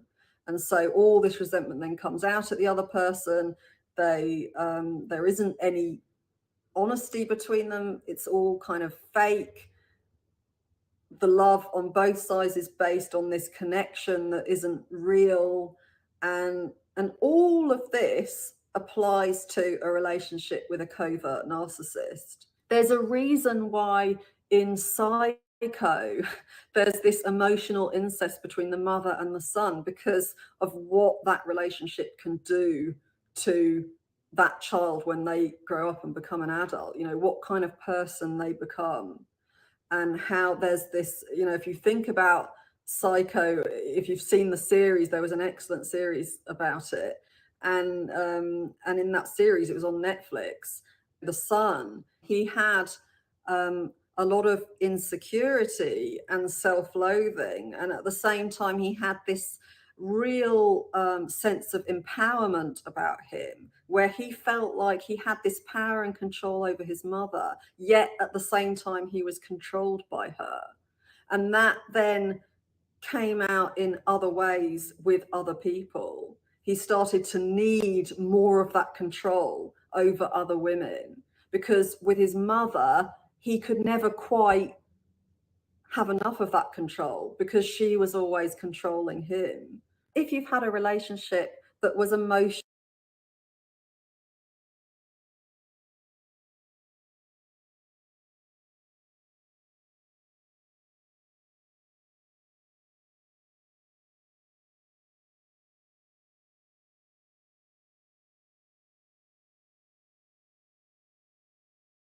incestuous with one of your parents, that doesn't mean that you are now going to be a covert narcissist. You know, it depends on what happened as you developed. Many people instead turn against themselves, especially women. So they're not going to be covert narcissists. They're not going to be manipulative and jealous and so on of other people necessarily, but they're more likely to beat themselves up, to be super hard on themselves and to let other people treat them badly. You may well find that you have got some narcissistic traits, or that you did have when you were younger and you've managed to shake them off because you've managed to have closer friendships or support from a therapist, and that has helped you to overcome some of these needs to control others, you know, or to have attention, or it might have helped you to feel less angry. Or you may have been very judgmental. You may have seen people through that parent's eyes, that parent who is so hard to please. If you've experienced emotional incest, your mood would have hinged on your parents' mood. Maybe your successes at school meant a lot to them. You had to do well. That's what would make them happy and proud. You had to give them something they could boast to their friends about. You had to inspire them somehow and impress them. When they were upbeat around you, you must have been doing your job right. When they were miserable or angry, you'd failed. And knowing how important their mood was to you might have been something they used against you. So you will have grown up carrying a lot of emotional baggage and feeling a lot of responsibility for somebody else's emotion. And that is so hard to shake when you're an adult. You can't just magically realize that actually you're not responsible for everyone else's feelings. And you can't suddenly find yourself interesting and important and be able to put yourself first. It's something that you have to learn to do. So if this sounds like you, what can you do to help yourself? Well, it's all about getting in touch with what you need. That might mean cutting off, even if it's just temporarily, from that parent who's had all of that power and control over you. You know, making sure that there's a complete break in contact for a period of time while you begin to heal and, you know, pay attention to what you are interested in, what you need, what you like, and, you know, what makes you tick, who you actually are, by not having them continually commenting on you and your life. Learning about how to enforce boundaries with other people, that's really, really important. And this is something you can get help with in therapy. And at this point, I want to say something about my courses. It's actually a really great moment to talk about the courses that are coming up, because it's so relevant to this topic. I'm running courses. There are still places on on the courses that are starting in July. They're just going to be for small groups. I'm not going to have more than 12 people on each group, in each group, you know, because it's going to be an intimate kind of atmosphere. And we're going to look at the kinds of things that would have come up if you have grown up in a situation like that. So if you feel guilt easily, if you feel overly responsible for other people, if you keep putting other people's needs in front of yours, if you feel maybe convinced you're a bad person because you're putting yourself first, if it feels weird to be assertive with others, you know, if you feel like you're being extremely rude whenever you're just trying to draw a line and set a boundary, that also feelings of worthlessness, if you feel like you're really hard on yourself, you feel like you're a failure or a loser very easily, if you push yourself like crazy and you're a perfectionist, all of these things are going to be covered in this course. So please let me know if that's something that interests you. Please send me an email to contact@liveabusefree.com and I can send you the course information. Okay, I'm just trying to pull up the link for the handwriting analysis. Let me do a quick search for that.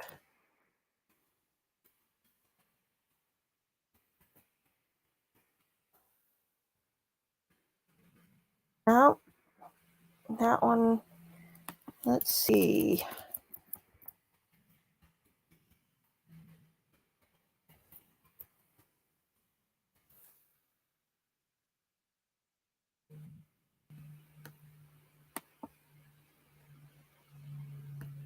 I'm wondering if she pulled it because I'm not seeing it. Let me, unless I've got my handwriting experts mixed up, there's another one I stumbled across recently. So let me do a search. I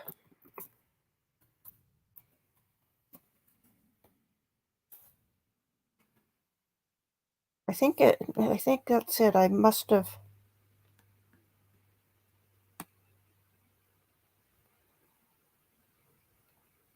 Or maybe she pulled it.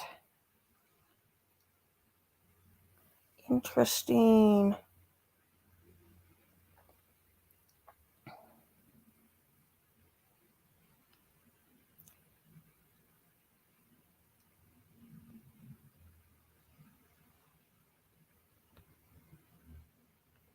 Got a psychological analysis.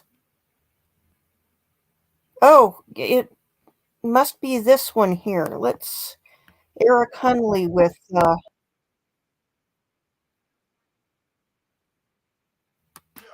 Samsung Stormwash Plus and Finish Quantum, a powerful clean team. It sends your brain signals go through your hand, through your eyes, your hand, and then you write on paper. It's really your brain print.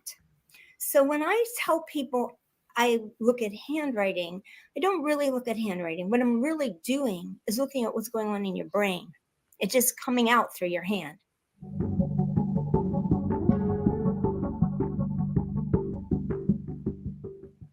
All right, we are back with Michelle Dressbold. It has been a couple years, Michelle. How are you doing?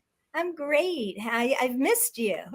I've missed you too, and I'm really excited to have you back. Everyone, Michelle wrote the book Sex, Lies, and Handwriting, and can be called, or is called by many, the handwriting person on the planet. I mean, what you come up in with. the universe. Okay, well, why stop there? If you want to know what's going on in somebody's head, when they're writing, it's kind of some spooky stuff.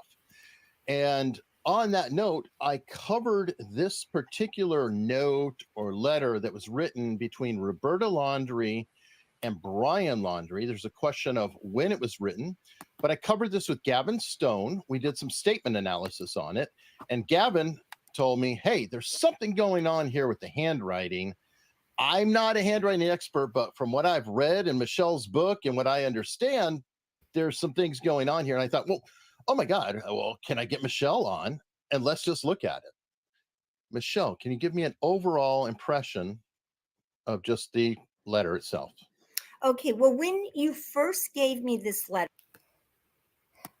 Okay, I'm not 100% sure if this is the one that I saw before, or if this is a different one. So let's take a look at and see what they have to say. I hadn't seen it yet, and I really didn't know what you were sending me. And at first I thought, oh, you're sending me a letter. When you look at the writing, you can't always tell the age of a writer, but you can tell if a 10-year-old writes like a 30-year-old, it's very different than if a 30-year-old writes like a 10-year-old. The very first thing I noticed, I thought, this is written by someone, a female, between the age of 15 and 23. Now, that is not her actual age. That's the mentality. You don't read an age. You read what's going on in that person's brain. So the person who wrote this, my first impression was, oh, female with the mentality of a 15 to 23-year-old. So that's the first impression I had. Wow. And you know what? Gavin said lovesick teenager. So really kind of interesting. Yes. And then if you look at this closely, you'll notice, you don't even have to look at it closely. Some of the letters go to slant in one direction, some slant upward, and some slant backward. In fact, you'll get sentences, and I know we're going to blow up a few, but the whole writing goes from right to left to straight. And I always say, don't make connections with people whose handwriting slants in all directions. What that means is your mood, this person's mood swings. If someone's handwriting is always shifting directions, their moods, I'm happy, no, I'm sad, no, I'm this. They have emotional problems because they can't stay steady.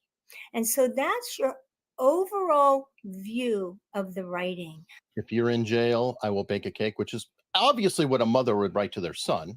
Oh yeah, my mother writes it to me all the time, and I'm not a son. But okay, again, this sentence tells almost 90% of what's going on in this person.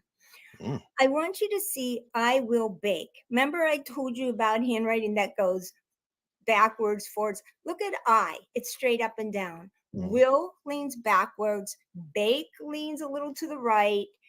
There is, if just in the one sentence, Geo obviously leans backwards.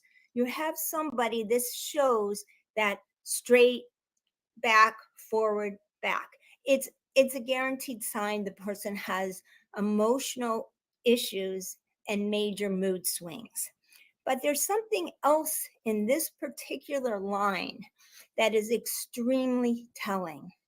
I want you to look at, and I'll explain it before I tell you what to look at. People will often put symbolism in their handwriting. That symbolism means something to them. Again, what is handwriting? It's not, I'm just writing a letter. It sends your brain signals go through your hand, through your eyes, your hand, and then you write on paper. It's really your brain print. So when I tell people I look at handwriting, I don't really look at handwriting. What I'm really doing is looking at what's going on in your brain. It's just coming out through your hand. You could scratch, a doodle. It's still what's in your brain. And So the words don't matter? Sometimes I turn a paper upside down. I don't even read what a person wrote. Oh, okay. It's the symbolism. It's the way they wrote. They could write in Chinese, Arabic, Hebrew, English. Doesn't make any difference, really. Now, again, when you have somebody and they put some symbolism in their handwriting, it means something about them. For example, I recently did an event and there was a guy and he showed me his handwriting in front of the group. I said, "Oh, you're a musician and you love music." And they all looked at me like, "How do you know that? You're psychic." And I was like, well, in his signature, he actually made his first letter look like a musical clef. And I knew right away, you will put something in.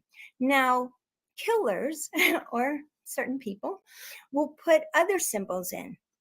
They'll put symbols like I have a was a book called Handwriting of Serial Killers. I went through the whole book, and without looking who wrote what, I could tell what weapon every single person wrote, because it's in their head and they will put it in their handwriting. And I was right. I mean, I'm not bragging, but a little bit, 100% of the time. Wow. And if you look at this, I want you to look at that word your. And I'd like, if we could blow that up, I'd appreciate that. Now, on the word your, do you see something very strange on the Y? Yeah, it looks like a hook or a scythe or something. Okay, yes. Oh, this is shovel. the one I Okay. was thinking of. Wow. Yes, it looks like a weapon. The first thing you see is like a weapon. That is not by, she didn't get her arm pushed, or that's a symbol. And it ends with a point. And it looks like, could be, you have to guess when you see some things. It's not like, oh, yes, this is a siphon, but you see it's a weapon. It looks like a weapon. Frankly, it looks like a shovel or a pick. So that is in her mind while she's writing this letter. And it's not a fluke, and it's very important. So, Yeah. The words themselves in the letter kind of back that up a little bit when she said she will bring a shovel. Well, bring crossed out to show up, which is a significant thing too, because bring implies knowing where the location is. Right. And show up means I'm just ready to come. Right. It's not, again, we don't do things by accident. I mean, once in a while, something happens by accident, but she knew not to put the word bring. She crossed it out. She could have really crossed it out, but she didn't. So deep down, she still wants you to see that word. Because if not, you would have, oh my gosh, I don't need anybody to know anything. I will scratch it out and black it out. She didn't do that. So it's interesting that the shovel doesn't have that shovel stroke. It's on the word you. So, would that mean you're going to be using the shovel? No, it certainly could be. Yeah, it's not, when you ask me, do I read it? I don't really read everything, except that's not my first thing. First thing, I look at the overall writing, and then I'll look at little things. Why is that shovel, that pick, whatever that is, and it's something, and it's not a coincidence, why is it on the word you or you are? There's a reason for that in her mind. So I find that very significant. So let's look at some more of this writing. Yeah, no, definitely.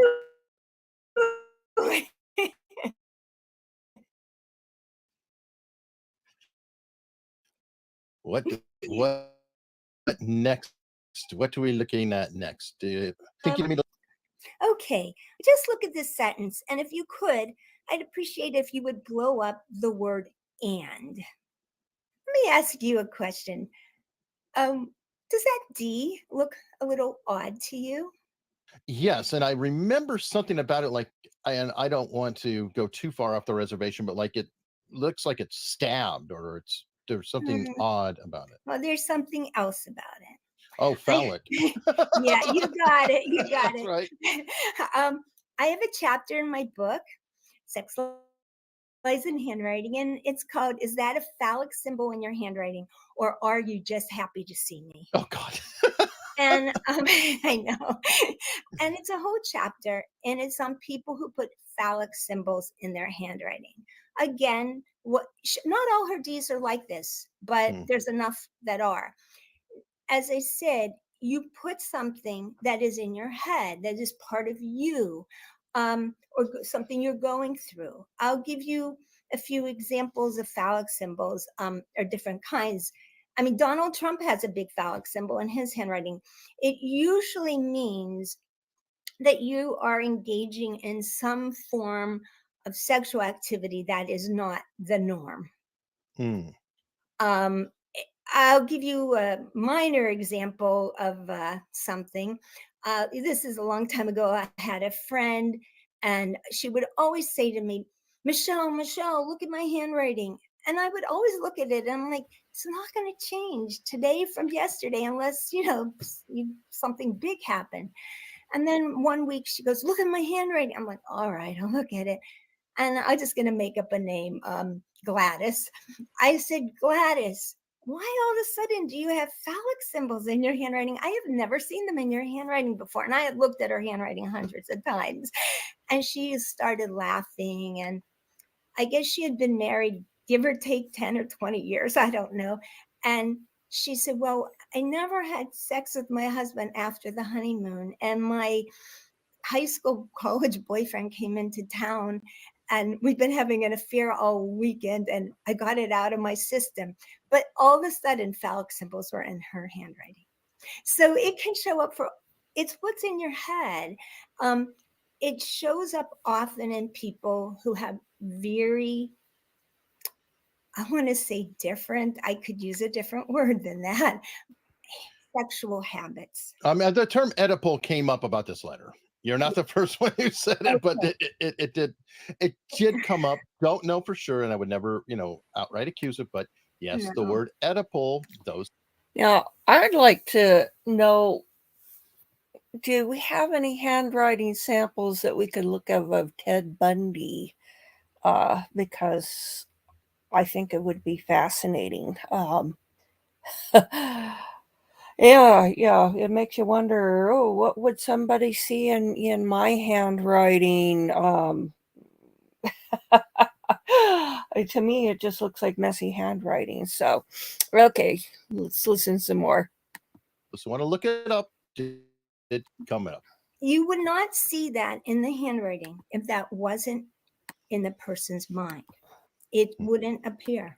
And it doesn't appear once in our handwriting. It appears a number of times. I'll show you some more. But it's this one is it's pretty blatant. It's not like maybe. It is blatant in this handwriting. Let's look at some more if you want. All right. I believe you wanted me to have this one pulled up. Love you.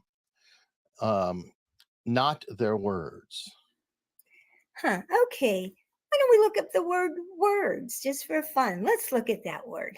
What are we looking for? What's in that D? There it is again. I mean, it's I just want to show that it shows up more than once. And we're going to see it again and again. And let's see what else we have in this handwriting. Okay. Therefore, I'm certain that neither death nor life. By the way, one quick question for you, because I believe you've talked about ignoring margins and things like that are relevant. And the word neither death, it looks like death is cut off. There's no H there. So I don't know if she ran out of paper, but I can't find any other copy that shows the full word death on the top right. And what does that mean when you're running out of paper or not bothering? Okay. Well, one, we're not 100% sure that whoever took this photograph didn't cut it off in the photograph. Mhm. So when you look at evidence or any kind of thing, you do want to make sure that it's not because of some issue. But if it is cut off, and if you have no margins, it also means you don't have boundaries. What are margins? Margins, there are boundaries. So when you write, and if you see somebody and they don't leave any margin space, they'll take up anybody's boundaries. If it's just, now, if somebody writes and they write to the edge of the page and they don't stop, what does that mean? It means they don't know when to stop. They can't see the future. You'll see people in their last words will just bump into that edge of the paper. And their brain, you could have stopped and said, oh, wait, I better put that word on the next line. I mean, you're not saying that out loud. It's what you're saying in your head. But if you write and your last letters just keep banging against the edge of the page, it means you didn't plan, you didn't think, and you're going forward when you should have stopped. And that's what that means. Okay. So until we can confirm it, if this is in fact written over the edge, then there is something there. If it was cropped, then it means nothing. Right. If it's cropped, we don't know anything. But if it's what it is, then it means and you know, so we're not sure. We're gonna, like, if we could see the original or a perfect copy, we would, if that person, and she probably doesn't have margins or too many margins anyhow, because I don't know much about her or anything, except I don't expect she has great boundaries from what I'm seeing in this handwriting. Fair enough. I have a feeling it's not cropped, but Yeah. I always want to acknowledge that that's possible. If it's not cropped, let's just assume for this conversation, it's not cropped. Or anybody out there sees handwriting and it just bangs on that end, it means that person does not know when to stop and they just bang forward. And that's what that means. Okay. And well, so it would fit. Yeah. Let's see, what else do we have on this?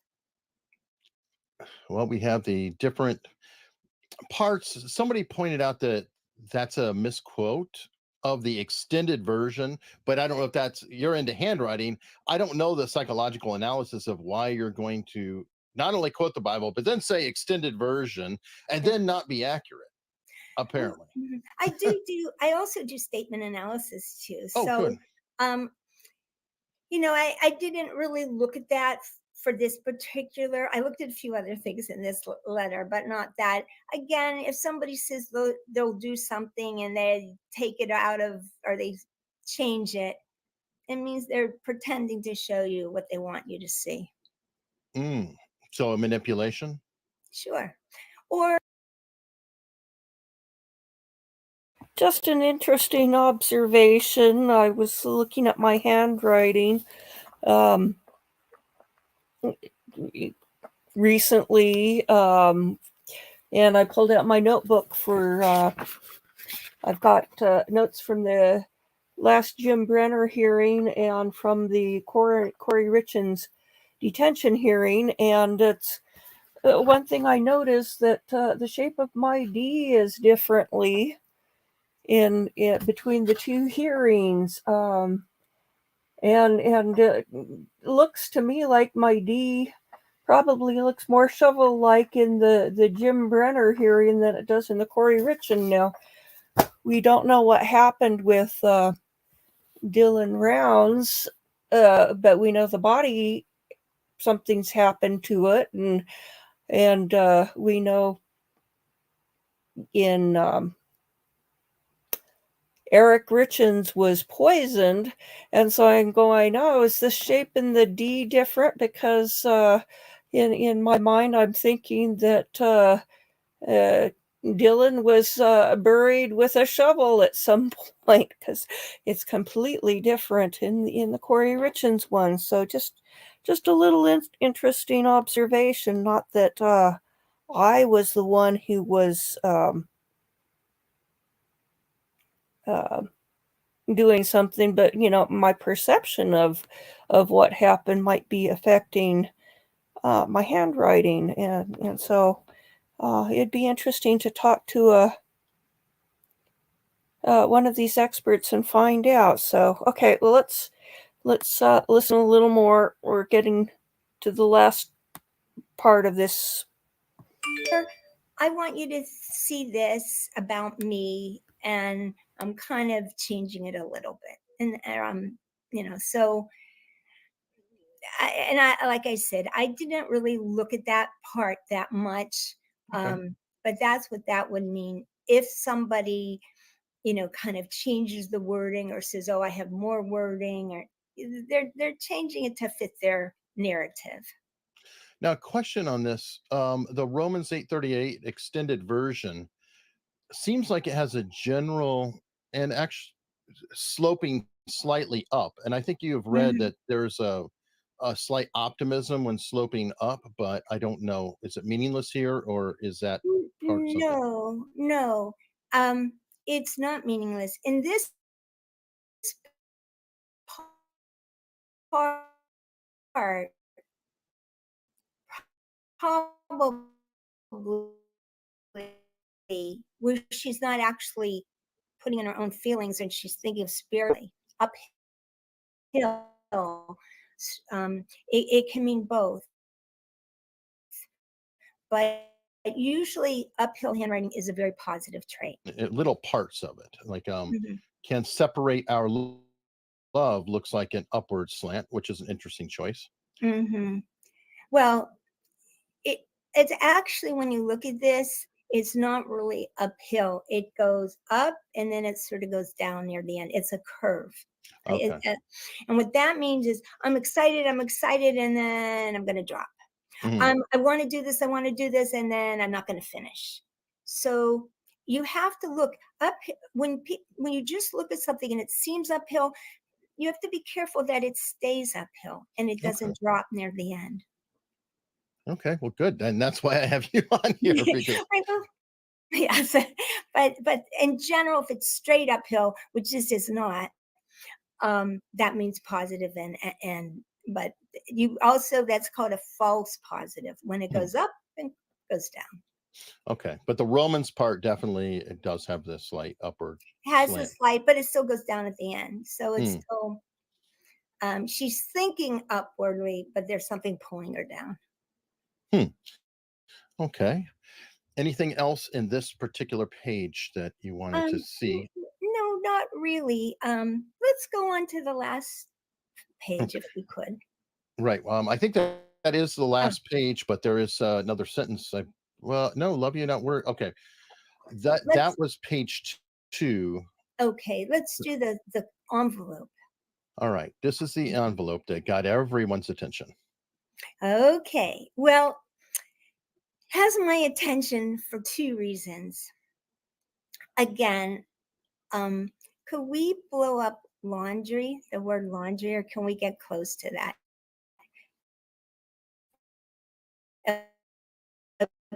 Yeah. Okay. Now this one, there's no denying what that D is. Wow. I mean, it's as phallic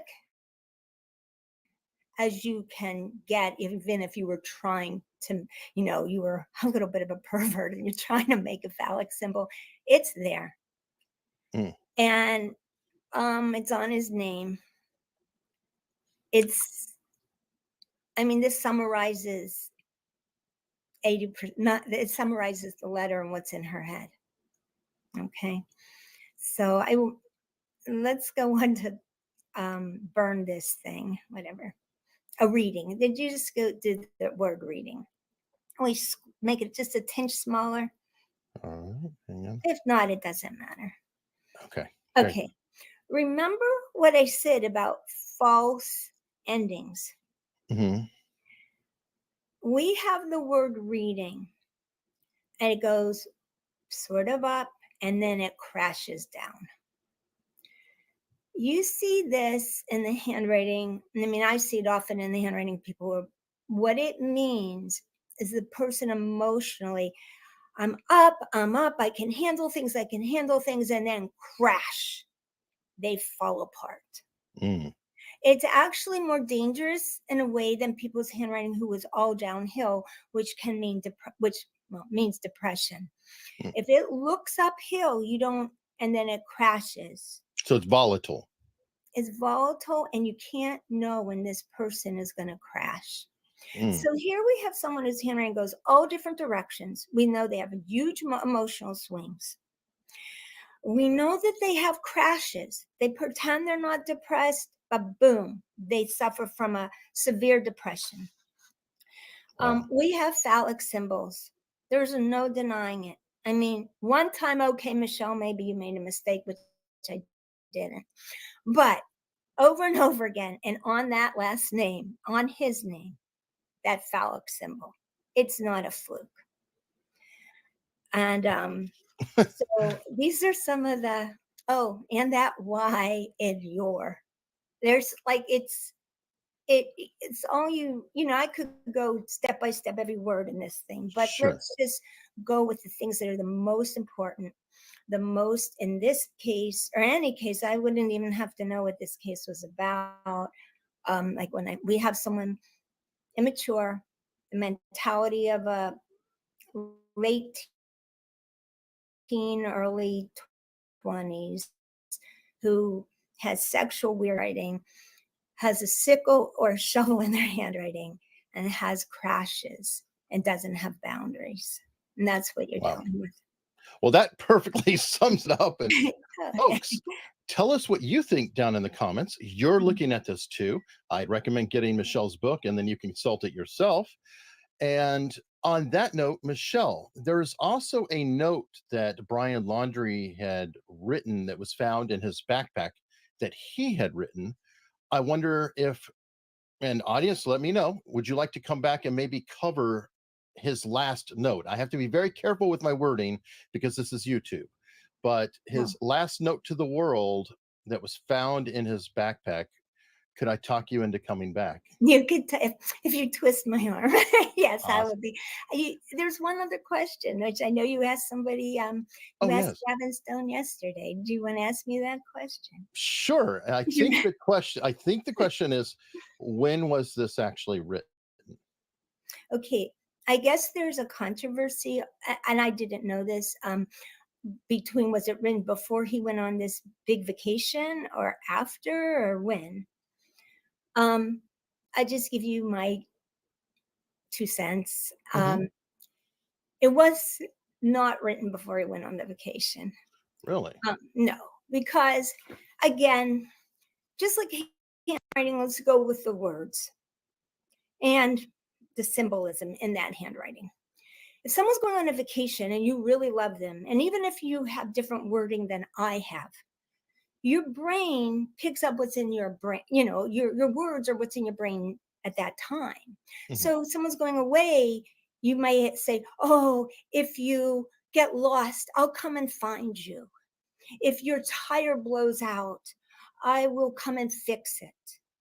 That's what you're thinking. You're not thinking when someone's going on a vacation or a YouTube vacation or whatever this was, oh, if you need a shovel, I'll bring it. Oh, if you wind up in jail, I'll get you out. Those words and sentences are very important. You don't put a shovel or a sickle or whatever in your handwriting when you're thinking, oh, I'm not going to see this person for a while because they're on an adventure cross country. You're not thinking they're going to end up in jail. You're not thinking they need a shovel. Those are the words, just like the handwriting. It's in that person's mind. That didn't just show up before, because that wouldn't be in that person's mind. All right. So now we have controversy, folks. Yes. Gavin and I came to the conclusion that this was written before they left. Michelle is saying something different. So let us know down below, what do you think? And I definitely want to hear. I'm not the expert. I defer to Michelle and Gavin, and we'll have them have a cage fight. Oh, we'll have fight a it out. fight. Yes. We'll have a fight. Yes. But again, like I said, you don't talk about things that you're not familiar with or aren't in your head. It doesn't, there's many other things that are in your head when someone's going away. These are the things that are in your head when you're afraid someone's going to go to jail. Oof. And they may need a shovel. Well, on that note, and nobody, you don't need a shovel for me or a file and a tank. I'm just sitting here in my little office studio and perfectly safe. Michelle, thank you so much. Oh, it was so much fun. Thank you. Please have me on again. I would love it. Awesome. Okay, that was really interesting because I've had a traumatic brain injury when I was in kindergarten. Oops. So got a tab started by mistake. Okay. And because of the head injury, sometimes I have random words pop out at unexpected moments, and like I will be looking at something and I'm talking about something else, but that word will slip into my sentence, and it's completely inappropriate for what's being said, but it pops in. So it is interesting how what's in your head comes out in expressing. So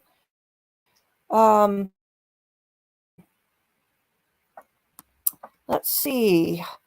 I think that, so I'm not sure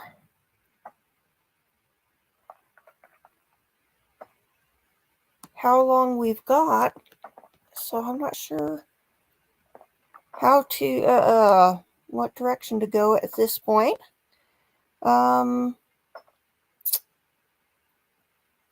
Let's see.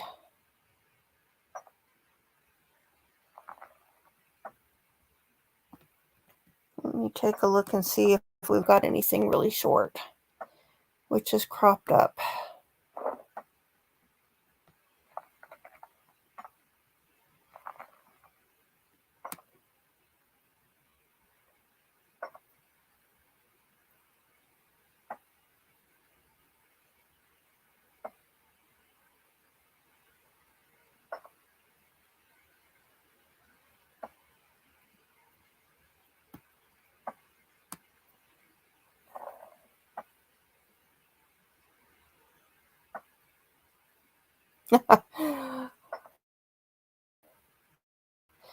Oh, let's see.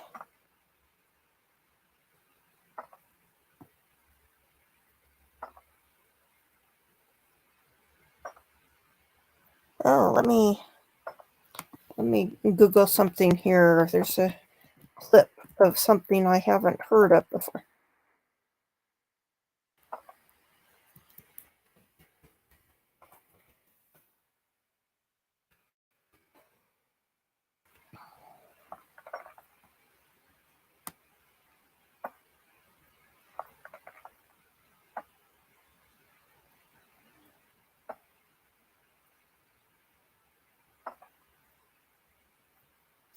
Okay, we've got some body camera footage of the Allen Mall shooter, the officer tracking down. Let's take a look at that. It's not too long. 5 minutes.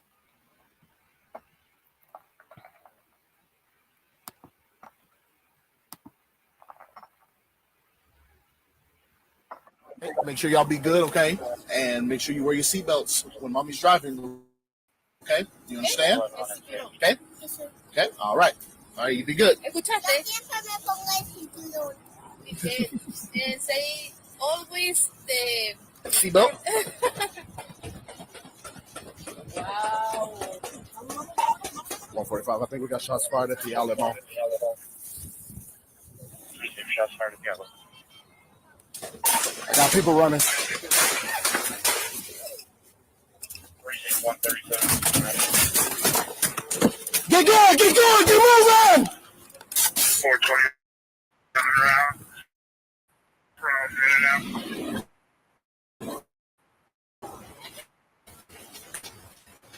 They're moving further away. Go, keep moving.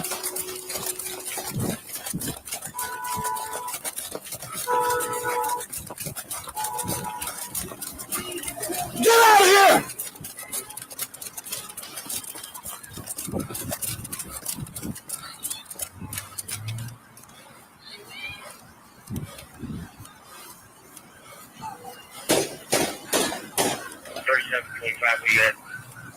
I'm bipolar watching while I'm moving, trying to get to him. They're still shooting.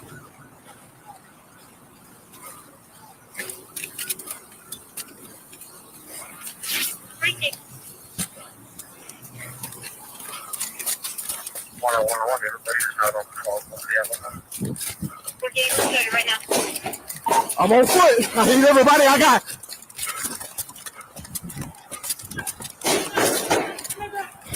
What? Yes.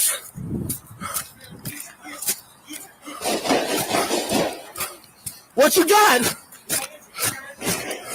Are we a mass shooter? Yeah, we got people coming.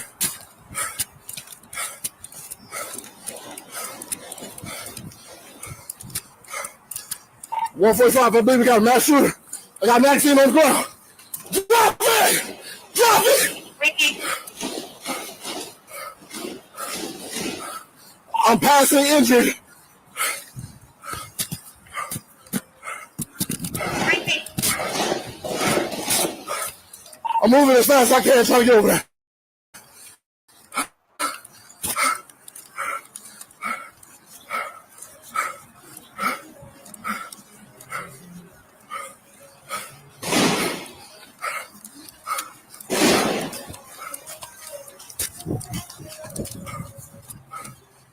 Everybody's going towards action.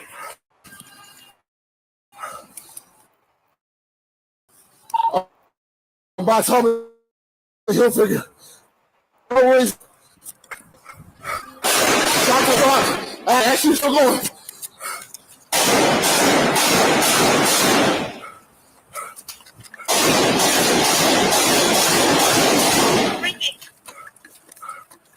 What is this traffic dispatch?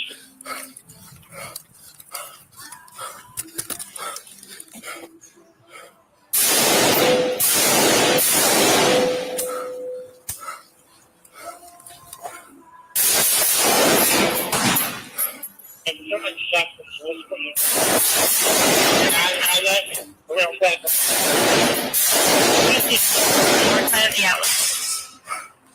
Shots fired by police. I got him down.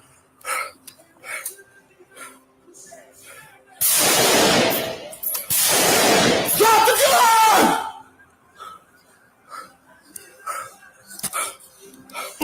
Keep going.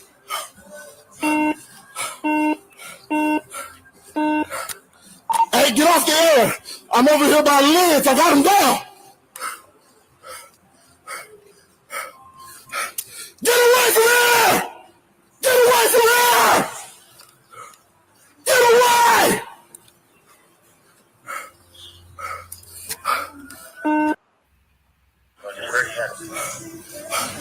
I'm by Sunflower's Hut. I'm moving up on him. Who's this behind me? Watch your fire. Watch your fire! I got him down!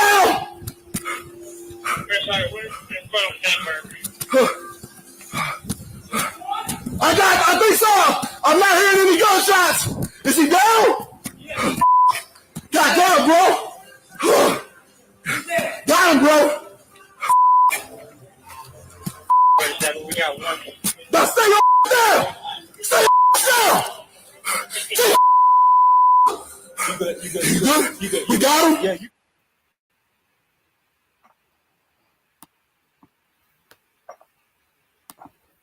Wow, that was pretty intense. Ooh.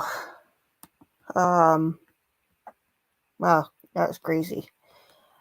Okay, well, let's go over to the wall of hemp.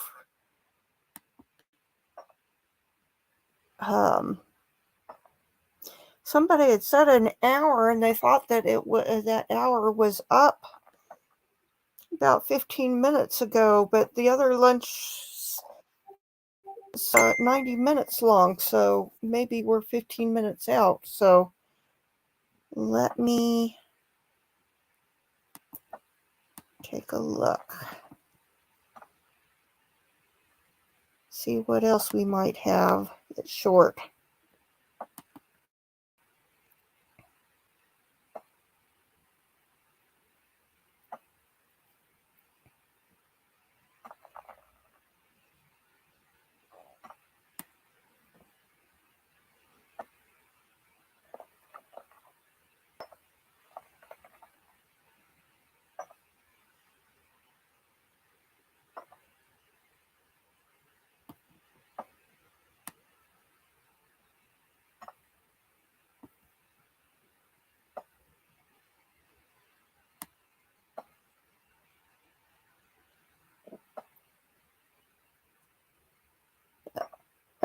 Okay, I don't know. This one could have some strong language. I'm not sure.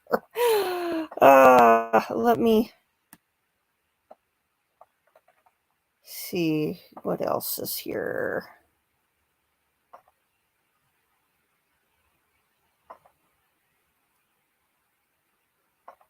Let's take a look at this. This is debris from the submarine.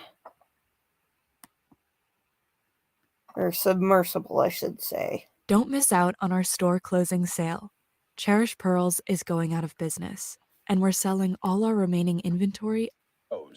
Being brought to us right here from the debris from the Titanic's tour sub that has been recovered here. So these are the first images that we are seeing from the Titan here. The dramatic images capture crews unloading pieces of the doomed sub off the Horizon Arctic ship onto dry land at the Canadian Coast Guard pier in St. John's, more than 1 week after it imploded around 13,000 feet underwater close to the wreckage of the Titanic, killing all 5 men on board. Now an international group of agencies is investigating what may have caused the implosion there. So we will continue to follow it for you all right here on Live Now from Fox. But again, wanted to bring that to you, of course, showing you these really dramatic images all caught right now just moments ago and being uploaded to us.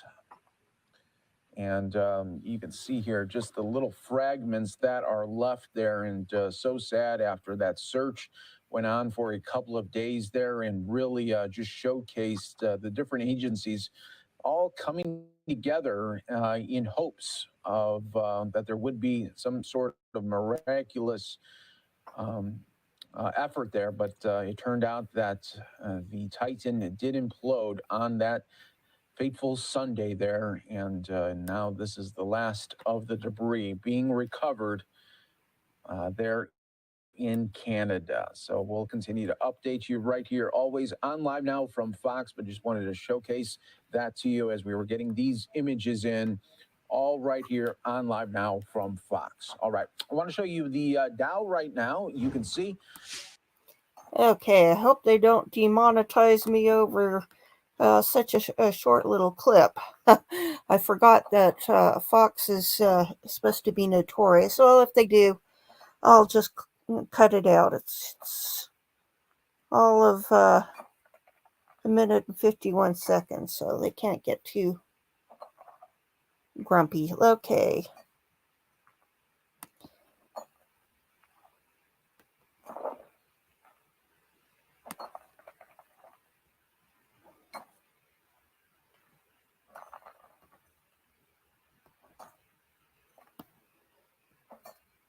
Oh, let's see. Let's go back to our wall of ham.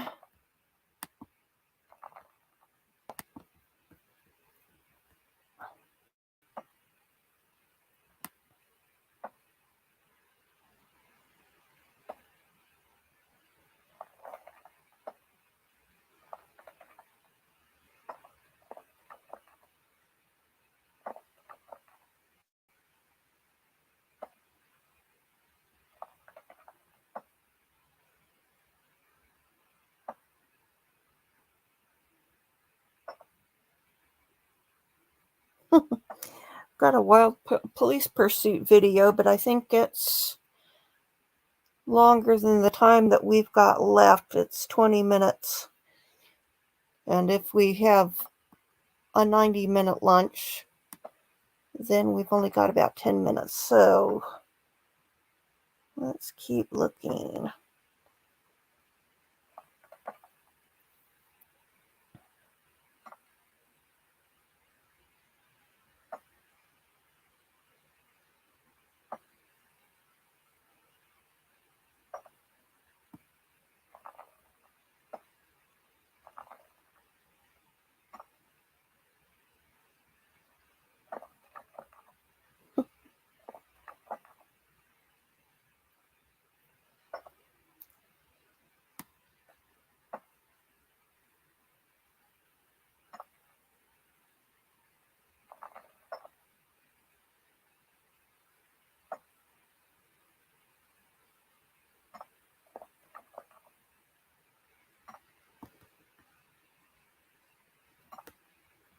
Okay, here's a short police chase. Here's some adrenaline for us to wake us up after a long... Oops, gotta do that differently here. Okay, now we'll supersize it. Yeah, if you don't know, Arkansas State Police has some of the wildest chase videos you'll ever see. I've seen them do pit maneuvers at 143 miles an hour.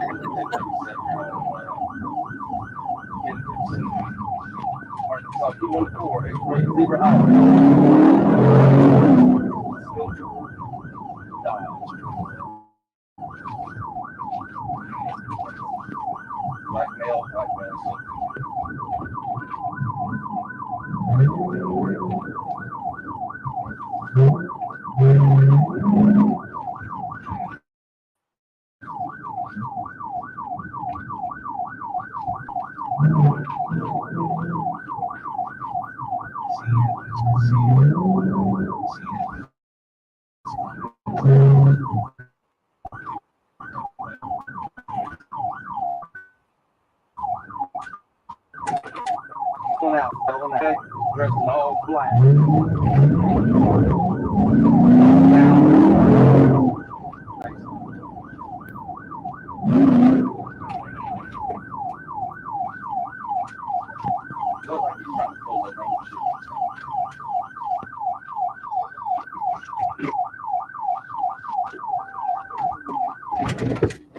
Oh, he just gave up? Driver, turn the car off. I expected a little more chase than that. Stick your hands out the window. It was nice Do of it him to now. drop his friend out first. Open the door from the outside. Open the door from the inside out. What's this cross? Get out of the ground. Get out of the ground. Face away from me. Get on your knees. Get on your knees. Put your hands on top of your head. Just imagine being that other car from the other direction and watching this right there 20 yards away. I didn't see which way he ran. White male, black jeans, black shirt, black cap, black backpack. Once he jumped out, this guy drove down the street, came to a stop. Driver, stand up, do not face me. Start walking back towards me. Start walking back towards me.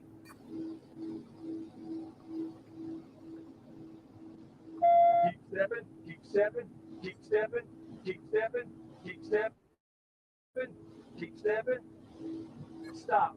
Side step to your left. Go down to your knees. Cross your feet. Cross your feet, get your hands back up.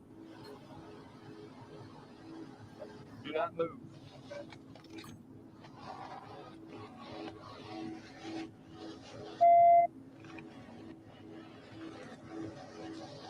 are you running for, man? And what's he getting that bag back there? Well, not exactly the adrenaline Yeah, you do. car chase I expected. Okay, what can we say? They can't all be spectacular car chases.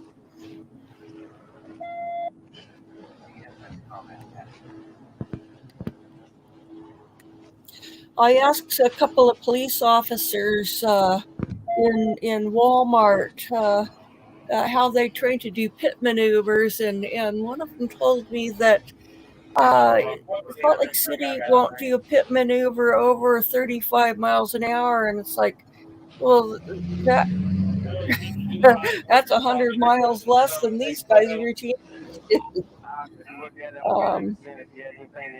It's really hard to do a pit maneuver at such a slow speed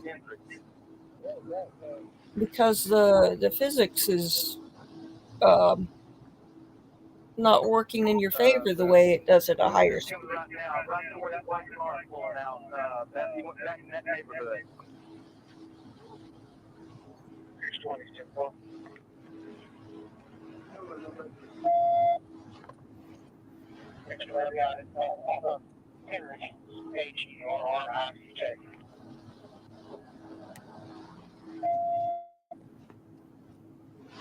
Okay, we've got 3 more minutes of this, but I don't think that there's anything there to see. So, back to the wall of ham.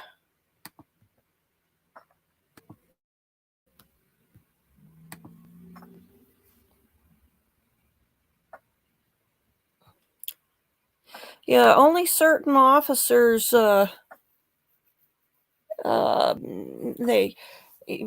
handle those high-speed pit maneuvers. They will have somebody chasing the car, and then they'll get somebody who's coming from further away, and they'll handle the high-speed one because they're much better at doing them. So,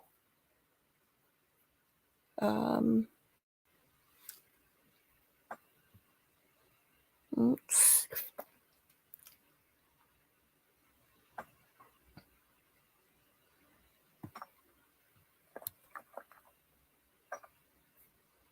Okay, here's one that's 100-mile-an-hour chase with a murder suspect. So let's go for this one instead.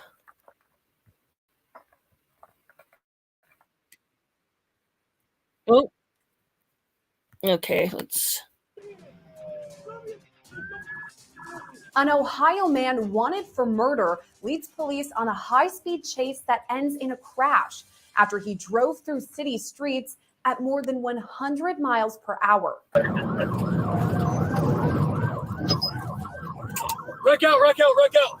On June 1st, investigators say 57-year-old William Jerry Hefner shot and killed 48-year-old Matthew Smith in Dayton, Ohio.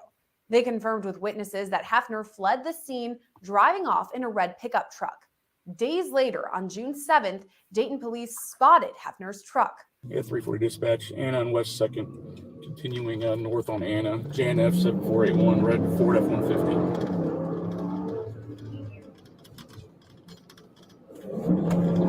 Anybody near me? Give it a second, give it a second. Dash camera video shows an officer turn on his sirens and follow Hefner, who refuses to slow down or pull over. Come on, come on!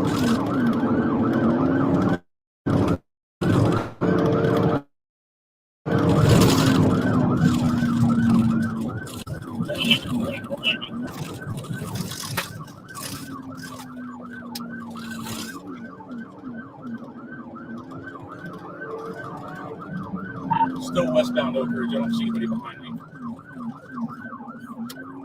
The officer leading the chase can be heard calling for backup, but before Hefner is seen driving through someone's lawn in an effort to escape. He's bailing out over to Tyson. He's continuing northbound on Tyson. About 6 minutes into the chase, a second cop car can be seen approaching right on Hefner's tail.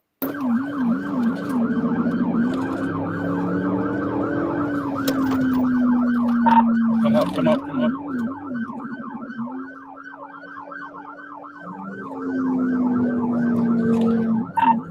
340 on car number 2. I think person's going to be car 1. Still,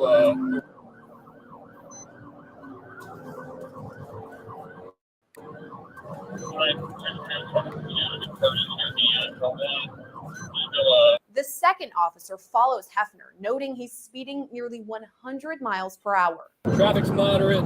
Speeds are approaching 100. Dash camera video then captures a sudden turn by Hefner, who crashes his truck. Wreck out. Video from the other officer's dash camera video shows the aftermath of the crash.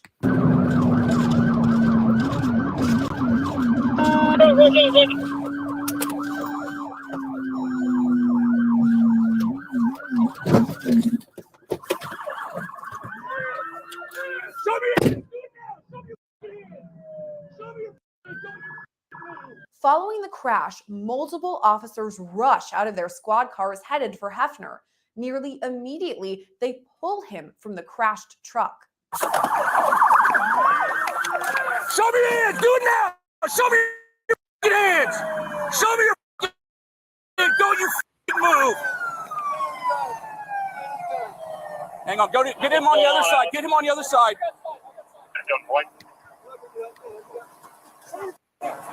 Pull him out.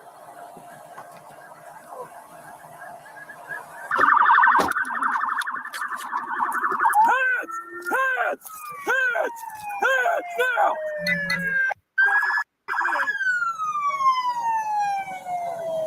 Hang on, get him on the other side. Do it faster. I got side. Open the door. Get him out. Get out here. Pull him out. Come on, side. Video then shows officers handcuff Hefner, who is bloody from the crash. All right, slow down. Okay, man. I'm doing good.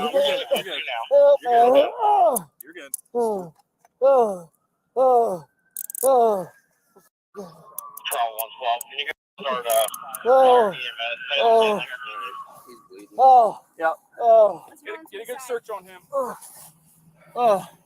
Good work, people. Get gloves on. Get your gloves on. We're on our time now, okay? Relax. You sure he's controlled? Pistols in the middle. Oh, yeah. Pistols in the middle? All right. You got a medic coming and need one? Yeah, I got one coming. Yeah, he's got a little bit of blood on him. I think Scotland crews on this chase. Hold my hand.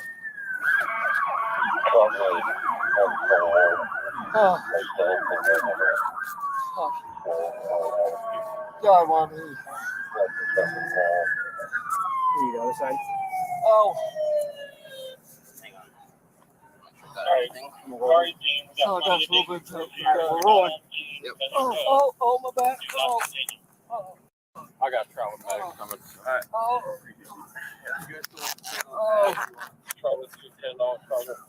Probably for now, just for now, until we get everything done. Did you already do the other side? Yeah, I did this one already. Oh.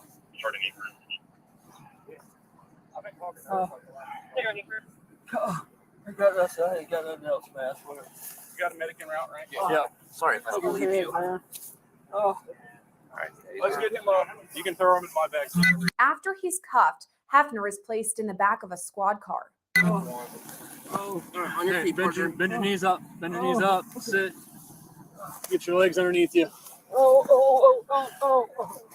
Watch your elbow. Watch his elbow. Oh, yeah. All right. Where's your car? Where's his car we're going to? Get him a car on the main road. All right.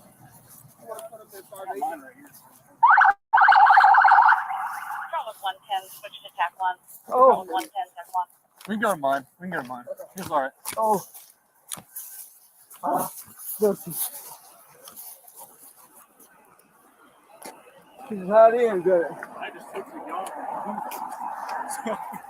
Yeah. He didn't know where he was going. Have a seat. Turn right. Yep. Turn your butt in. My arm. Yeah. Oh my back. Oh. All right. Just have a seat there. Oh my head. Hefner was later indicted by a grand jury on multiple counts, including 2 counts of murder and 3 counts of felonious assault. He's set to appear in court on Tuesday. Reporting for Long Crime Network, I'm Sierra Gillespie.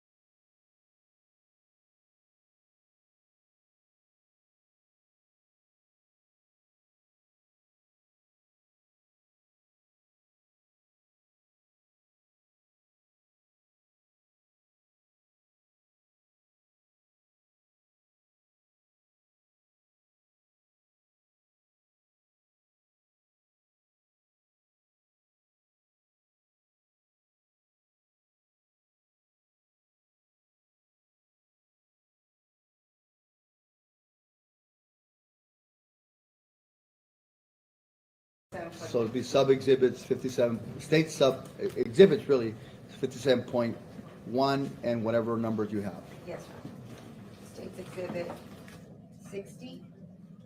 And the same thing with 60. Yeah, that's correct, Your Honor. All right. States exhibit 88. And the same thing with 88 is going to have other exhibits inside of 88 That is in the correct. form of 88.1 through whatever number of files. Okay. States exhibit 94, and any sub-files will have it in And, the law. okay. States exhibit 93. Again, if there's any sub-files, it would be prefix 93.1 One and so on. Mhm. States exhibit 61. It is also, this is a CD. It's not USB. So 61 may have other files also. So it'll be 61 plus whatever sub-files will be 61 exhibits 61.1 and so on. That's correct. And states exhibit 68. And any sub-files would be 68.1 and so on. And that's a DVD or CD also. Okay. 62, Your Honor. DVD also or CD? CD, and any sub-files would be properly exhibit 62.1 and so on. Okay. A CD, exhibit 67. Sub-files would be 67.1 and so on. Exhibit 71. Any sub-files would also be 0.1 of exhibit 71. Those are CDs. This one is exhibit 76. It is a USB. Any sub-files would have 76.1 and so on. Okay. Exhibit 54. USB? Yes, any sub-files would be properly identified as 0.1 and so on. Exhibit 41. Any sub-files 41 would be 0.1 and so on. Exhibit 63, Your Honor, and it also is a USB. Any sub-files would be 63.1 and so on. States Exhibit 79 is a CD, DVD, DVD, and any sub-files would be 79.1 and so on.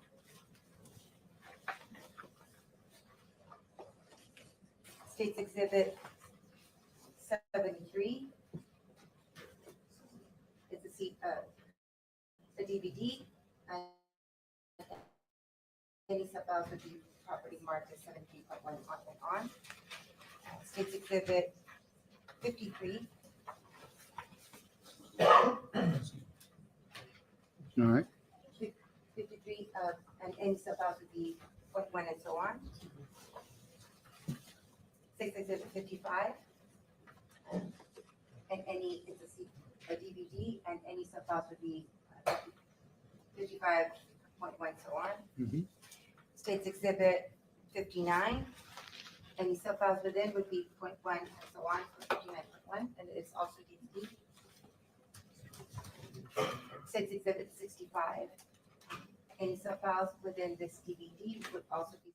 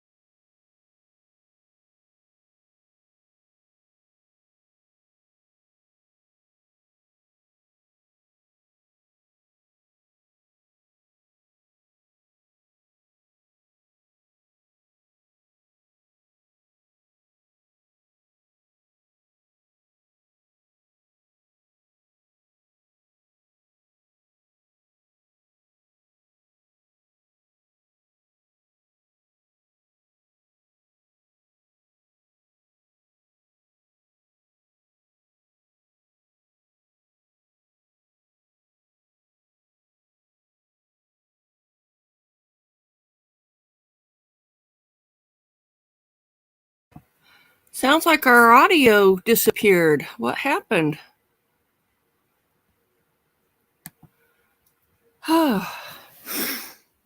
This judge is a little hard to predict.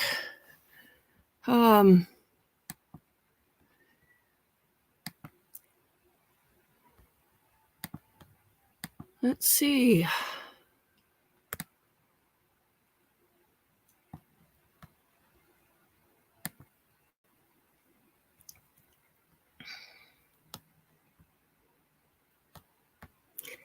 Let me take a look and see if we can find anything more on this case that's as current from when it was happened.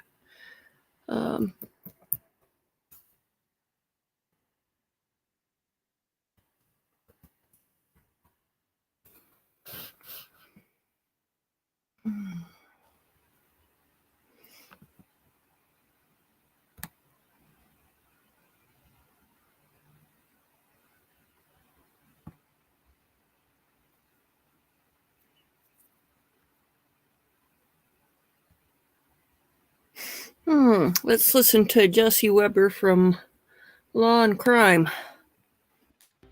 And welcome back, everybody. We have a brand new trial for you this week out of Laredo, Texas. A Border Patrol officer there faces the death penalty for charges connected to the deaths of his alleged mistress and their 20-month-old son. Ronald Burgos-Aviles had a child with 28-year-old Grizelda Hernandez. Now, at the time, he was living with another woman who he also shared children with. It worked like a charm. We have the court now. Okay. My clever ploy worked.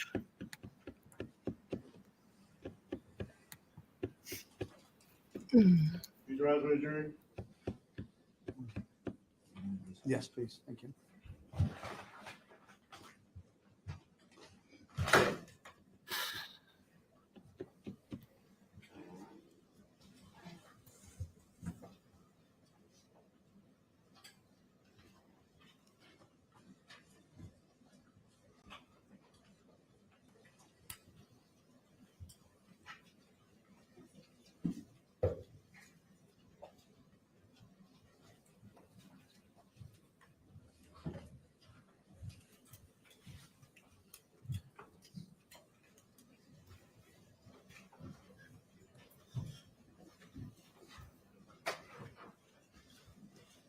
Thank you all. Please have a seat. Thank you. Continue with the examination of Sergeant Benavides. I believe you still have him on direct. Mr. Hernandez, you may proceed. That is correct. Before the break, we were talking about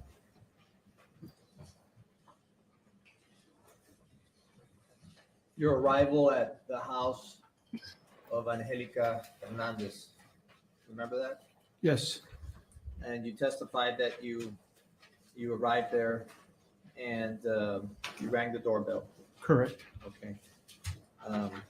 Were you able to make contact with Ms. Hernandez? Yes, through the doorbell, I was able to make contact, identify myself, and talk to her. Let's go ahead and pick up where we left off. I think we've gone over this part of this one. Thank you. And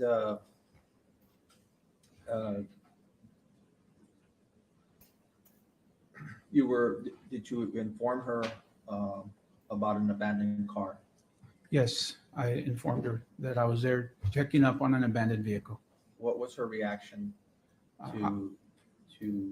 well, first of all, did you identify who you were?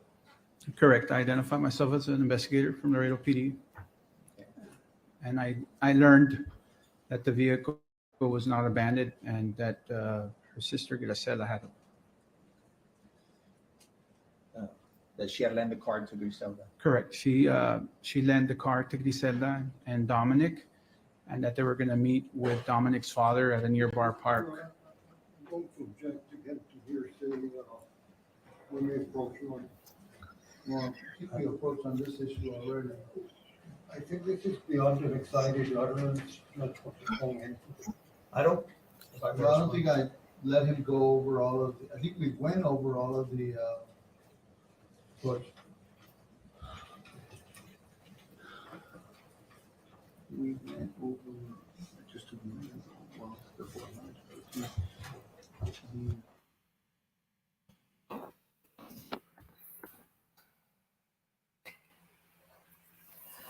Yes, Delene, we have the testimony from the medical examiner. The defense asked why they didn't test the tissue to see what was injected, but they could only test for a few things before the entire sample would be used, and so they didn't want to test unless they knew what to test for, because yes, he's very twisted. So this is just, I mean, the poor baby, not being able to walk, that must have been so frustrating for him. I mean, he just learned to walk and suddenly he's sidelined, and he doesn't understand because he's too young. Yeah, well, how can you understand? Daddy has injected you with with something and you know, be impossible to know cause and effect. And of course, if he was old enough to articulate that, he could say, Daddy put something in. So, it's sad.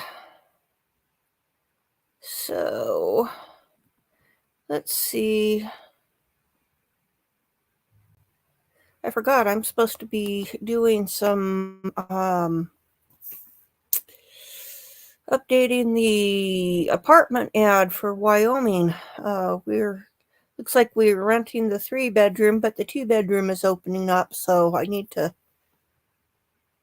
post photos.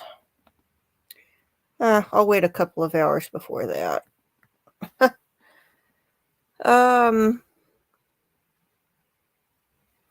Okay, looks like our sorry buyer is done, so I will mute myself. Correct. She tells you that what does she tell you? She tells me that she lent a car to her sister, and her sister Grizelda was going to take Dominic, her son, Grizelda's son, to meet the biological father, the father of Dominic, at a nearby park. And I learned that the name of the father that she was going to meet, and that he was a U.S. Border Patrol, she tells me. What was that name? She told me Anthony Burgos. Okay, so what do you do with that information? I relay that information over police radio to some of the detectives that were at the scene of where the babies were and where the car was at. And how do you do that? I asked the sergeant and some of the detectives to go to our channel 3, which is our radio communications. We different channels, but I specifically asked them to go to channel 3 to communicate. Okay. My approach. I'm going to show you what's been marked at State's Exhibit 480.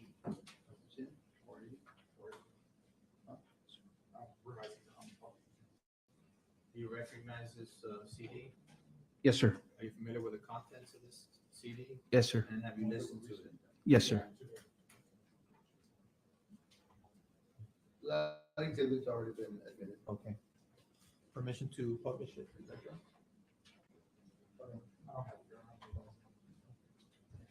Uh, 480? CD. That's one of the ones that you did? 480, no. Oh, I'm sorry, go ahead. I'm gonna, at this time, move to introduce State's Exhibit 480. The objection to 480. No objection. State's 480 is admitted. Permission to publish. Go ahead. Thank you. I got confused. Make sure you keep everything on your list. That way you can just point to it quickly. I haven't seen it.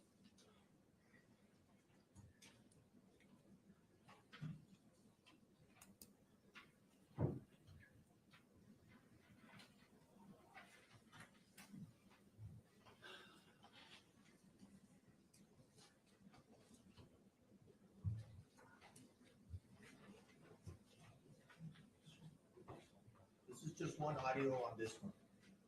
Well, is there anything else inside 480? No. Wait a minute.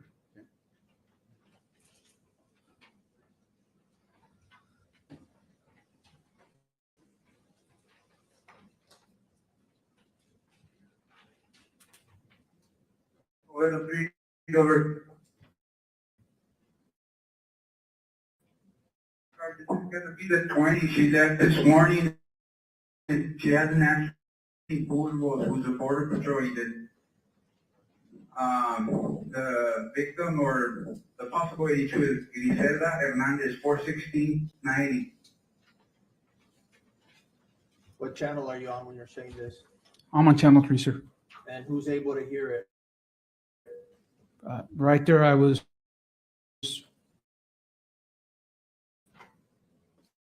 speaking to.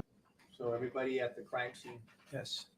And is this something that if you're wearing your radio is being broadcast? Yes, correct. It's broadcast over our portable unit. Okay. I'm gonna stand by for the family to make it back to this, 20 here by 11-411. What is, when you say I'm waiting for the family to get back to this 20, what's 20? 20 is location, where I'm at. And you're waiting for who to get there? By that time, I had hung up already with Angelica, and I'm waiting for someone to meet me at the house. Who is she gonna meet with? The ex-husband, who's a border patrolman by the name of Anthony Burgos. Okay, whose voice is that? That's my voice. Or who are you speaking to? To the sergeant at scene, my sergeant, my supervisor. He's the guy that found the body. He's the border patrol agent that found the body. Does anybody have visual on him? Whose voice is that? That's investigator Reynaldo Garcia, a voice also from the Capers Division. He's at the scene. Yes, I briefly saw him at the scene where we found the bodies. That's Raimundo Garcia? Raimundo Garcia.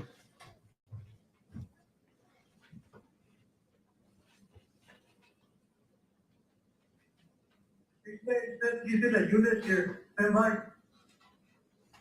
Do you know what tattoos on his left arm? Yeah, there's no tattoos on his left arm. Do you recognize those voices there? Yes, sir. And whose voices are there? That's investigator Juan de la Cruz and Officer Alberto Cortez, I believe, is the second one that comes on. Is it Greg de la Cruz or Juan de la Cruz? Can I hear it again just one more time? Sure.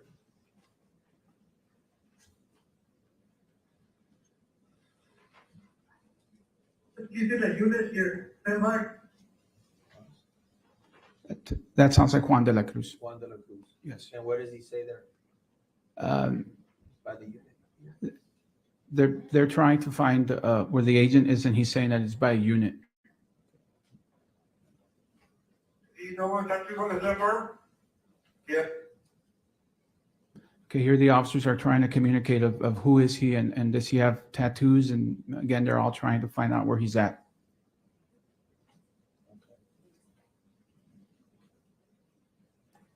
There's no tattoos on his left arm?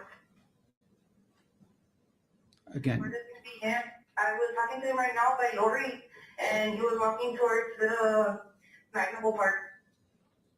You recognize that voice? that voice I don't. Keep it 10-3. We haven't ID'd the 82 for sure. We're going off with the Mercedes test, but the family is concerned because she hasn't answered. So if anyone could just get a visual on him. Keep it 10-3 because we haven't determined the 82. What does that mean? Again, that's police code. What I'm instructing the officers, once they have visual and where's he at or not, I'm reminding everyone who's listening to not broadcast this or stop transmitting, to keep it under wraps. Again, because we haven't ID'd the victim at this point. We're going off a lead, my lead of the car, and that's what I'm explaining to them. Again, because there's other people and other agencies listening to that radio if it's out loud. What's code 82? Code 82 is deceased person. Because you said we haven't determined the 82. Yes, we haven't identified the deceased person on scene. We don't know at this point who it is. He's here by the vehicle. His car. You recognize that voice? Yes. And who is that? That's also a detective from Capers, Richard Reyes. And he says he's here by the car. From what I can hear is that he has visual of Anthony Burgos, the agent. Burgos. 21 Gilbert. All right, I'm going to start running the female to see if we get a picture on her. Gilbert, I'm 70 76 with investigator Nunez. He's a relative, so he needs an ID. You recognize that voice? Yes, sir. And whose voice is that? That is Sergeant Cordy Perez from the SIU division. What does she mean when she says I'm 76? What does that mean? At the big, she asked me to call her, and I'm still listening to her. Right, 21, call her, and then I'm talking to the others, and she then interrupts again and tells me that she's en route with one of her investigators, investigator Nunez, who can ID. She's letting us know that he can possibly ID our victim. Why? Because they're related.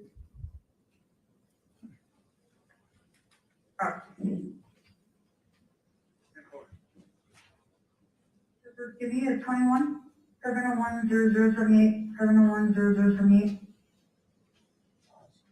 What does that code mean? Again, that's when our investigators asking me to call her. 21 means call, and she gives me a phone number to call. Do you remember what phone number you called? I believe she calls me or something, but yes. Pictures and RMS.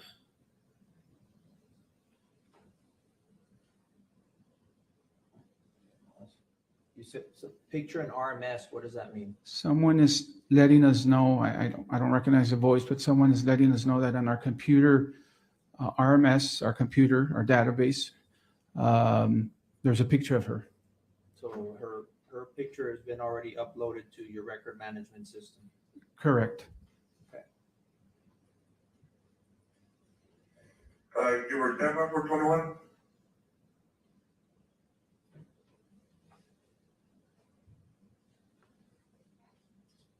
Oh, what's the DOV mole? 416H9.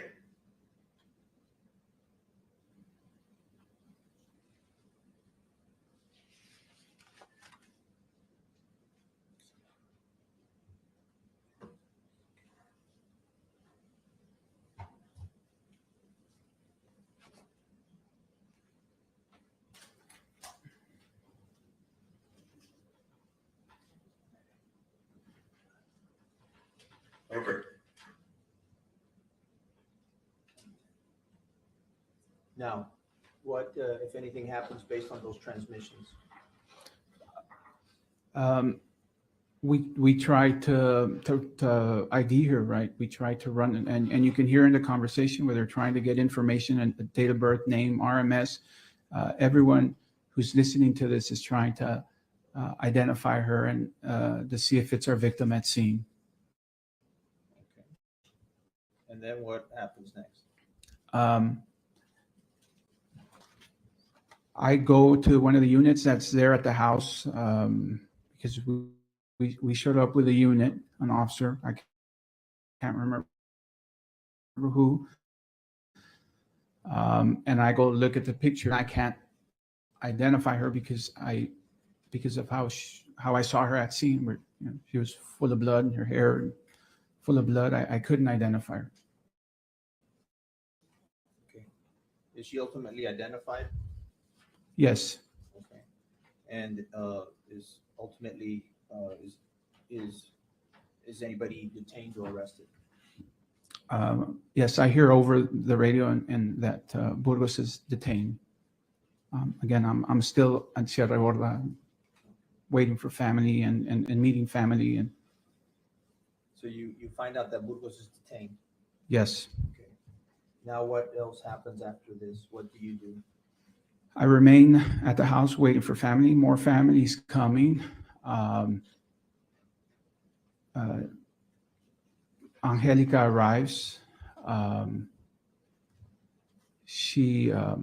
let her know that yes, in fact, I am from Homicide, and yes, in fact, we are investigating a deceased person. But I let her know that again, we don't have the identity of the deceased person.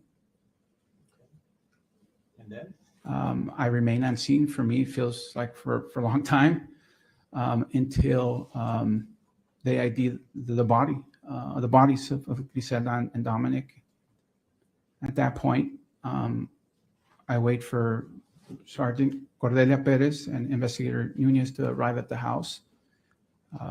we meet with the family and we give them the news of the deceased, Grizelda and Dominic. From there, what do you do as part of your duties on this investigation? From there, we give the family a little bit of time or some time. And then Grizelda and correction, Angelica and her mom are asked to go to the station. I get a ride back to the crime scene because remember, I walked all the way and then caught a ride. So my car was still at the crime scene. So I get a ride back to the crime scene. Okay. And what From there, I assist the end part of the gathering of the evidence, and still we did one more sweep of the area. Detectives at scene are finishing up the crime scene, recovering and evidence and photographs, and I remain there until the crime scene gets processed and completed. After it's processed and completed, where do you go next? From there, I go back to our offices and meet with detectives And where are your offices? at our main station on 4712 Mayher. Okay. Do you continue working this case? Yes. What do you do next?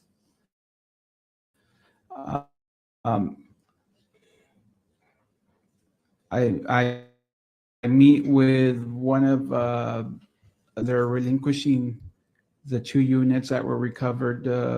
Remember initially those 2 units that were when I walked to the crime scene that I point out, those 2 units were recovered as part of the evidence. I meet with a government official who signs over those units to us. Where were those units at that moment? They were in our Sally port. They're at the main station. Okay, and what happens at this when you have a vehicle at your Sally port that is being investigated?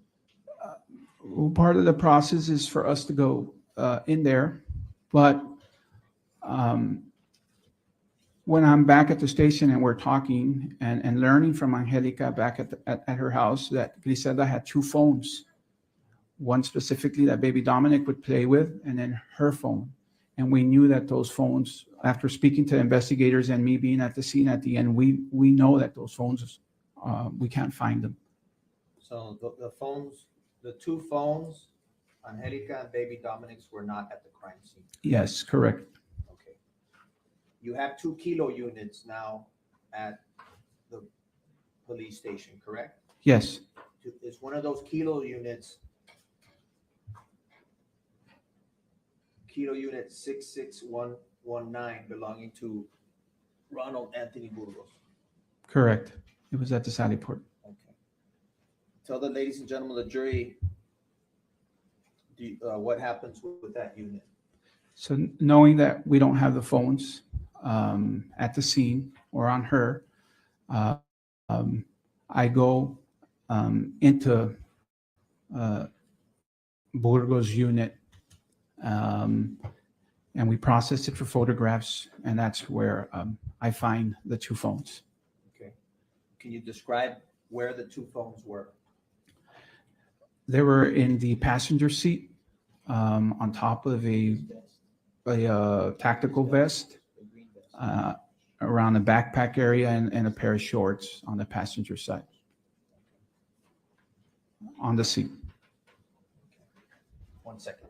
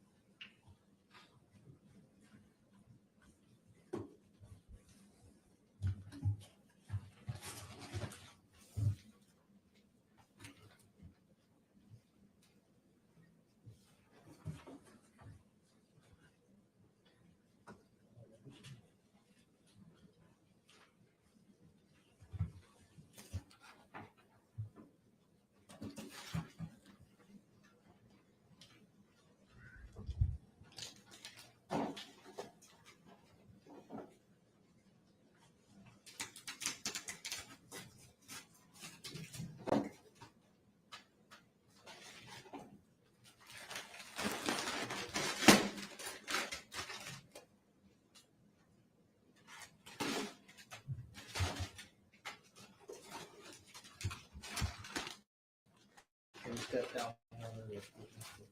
Go ahead, help me out.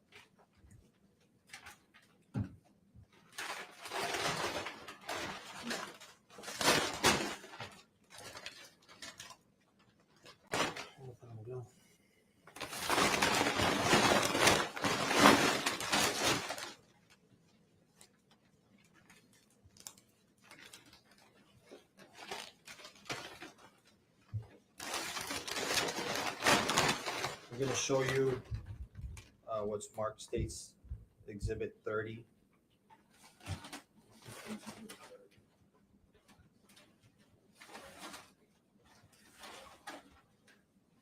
to move to introduce this, Your Honor. States Exhibit 30. The objection? No objection to my- You testified that you found the cell phones. Correct. And where were the cell phones? This vest was the one that I can tell you was a tactical vest that was on the passenger seat. I'll ask you to demonstrate where it was. So when I go into the truck, this is similar to what I see, right? The vest was on the seat. There was a tactical, what we call a go bag, a tactical bag up here. I can see from outside a little piece of the phone. And then I believe it was a pair of shorts on top of that.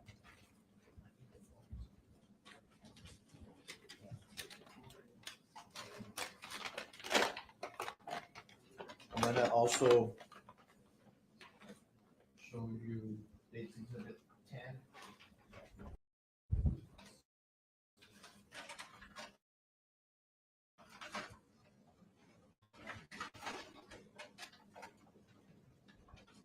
To introduce States Exhibit 10.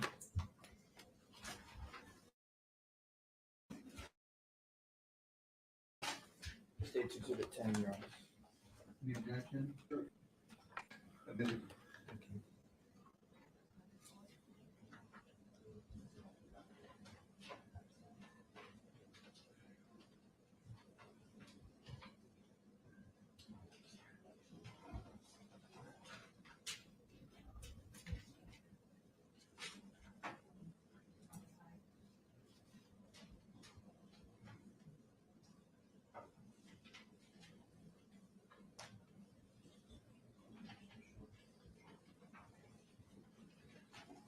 Go ahead and take out what's in States Exhibit 10. Was that also in the truck, if you recall or not? I don't recall seeing this on the passenger seat. Okay, put that back.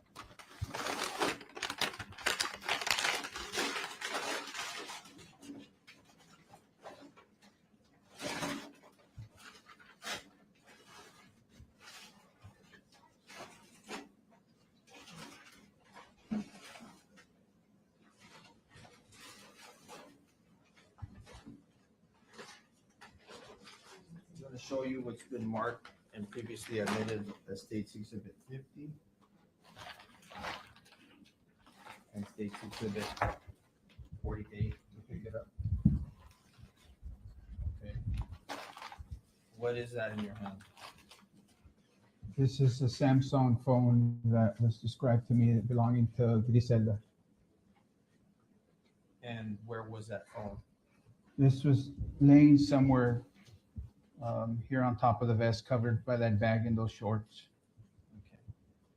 Was there anything else on top of the vest? Was it just one phone? No, there was two. The one with the broken screen. I'll ask you to look inside State Exhibit 50.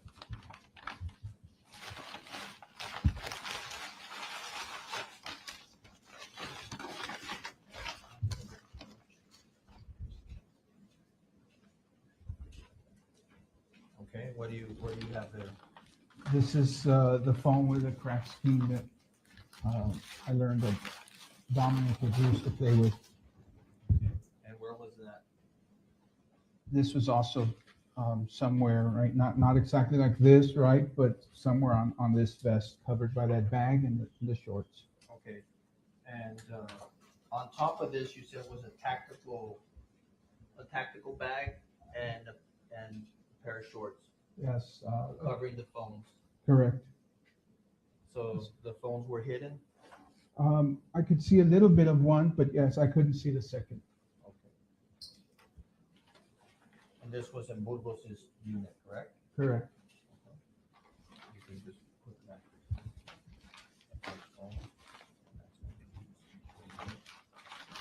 It's the same phone.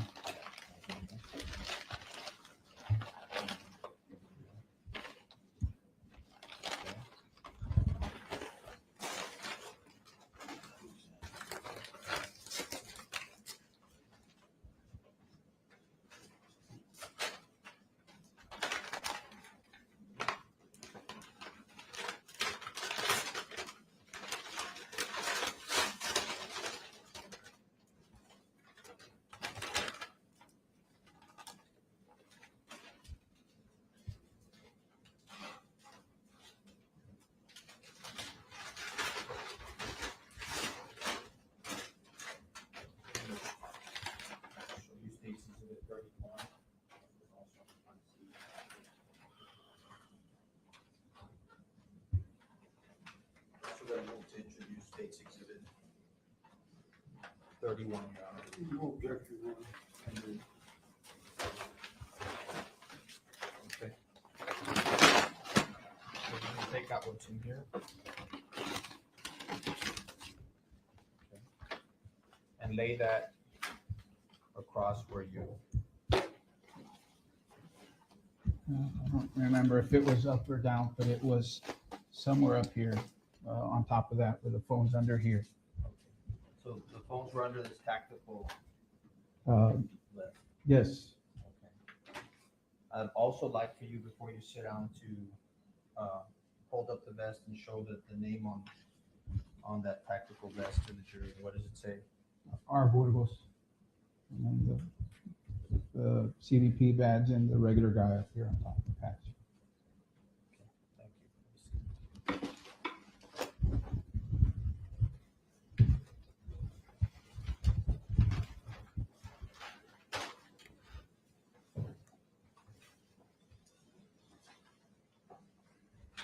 I'm going to show you what you were testifying about, where you found the phones in this case. I'm going to show you State's Exhibit 324 that's already been admitted into evidence. Ask you to identify what's in here. What do we see here? Again, like I laid it on the chair, right? The vest on top of the chair, the tactical bag on that vest. Okay.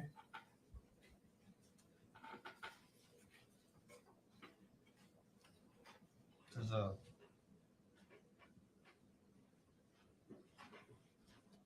close-up. Correct. Again, the vest, that bag that we just saw, the shorts, and some gloves.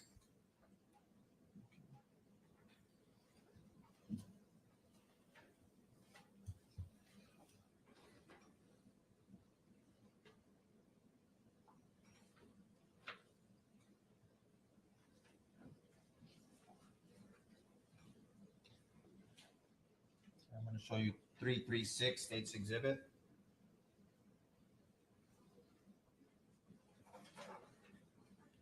Are you able to see there? Yes. What do you see? Again, this is the tactical bag, the vest, and what we did here was remove the shorts, and you can see where the phones were. How many phones? 2 phones. Okay. I'll show you 335. It's a different angle or maybe a little bit more zoom in, but yes, the 2 phones. Okay. 334. It's a close-up, right? From the previous photo, you see a box of ammunition now, and then one of the phones. Okay. I'm gonna show you 294. What is that? That's Kilo Unit 66119. Who was that assigned to that morning? That's Burgos unit. You can also see the light fixture that identifies it as that same unit. Now, when cell phones, or you see the cell phones, you're there as a capers investigator, homicide detective, what do you do? So we finish processing it just with photos of the truck, and then I recover the two phones.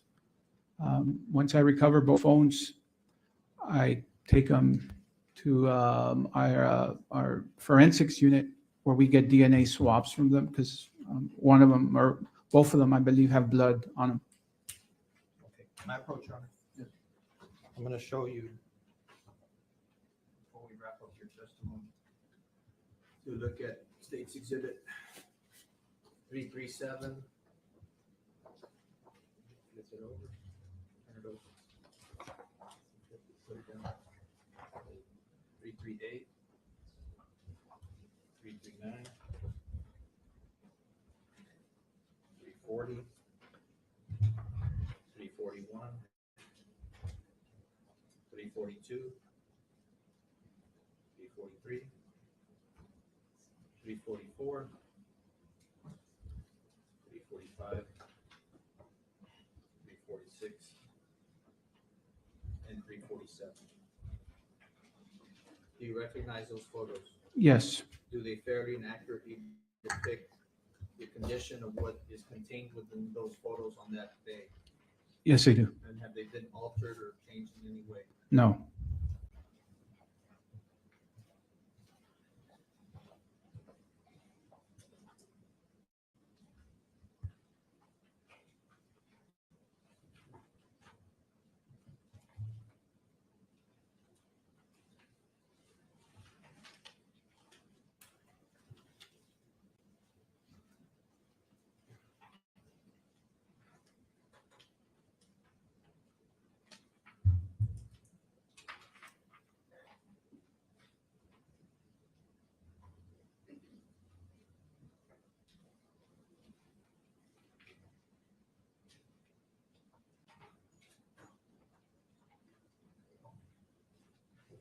I don't know if these have already been.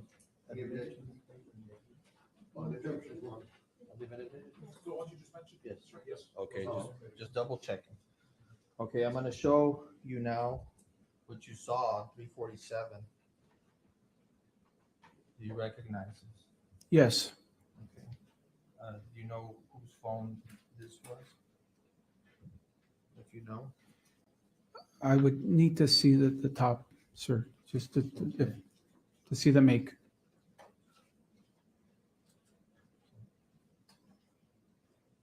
Okay. It's a Samsung belonging to Grizelda. Now, did you mentioned something about a DNA swab, correct? Yes, sir. Why would you need a DNA swab? Because I believe that what I'm seeing here on some of them was blood on them. Gunnar, can you step down and show on the Elmo where he sees the blood, or where he spotted the blood?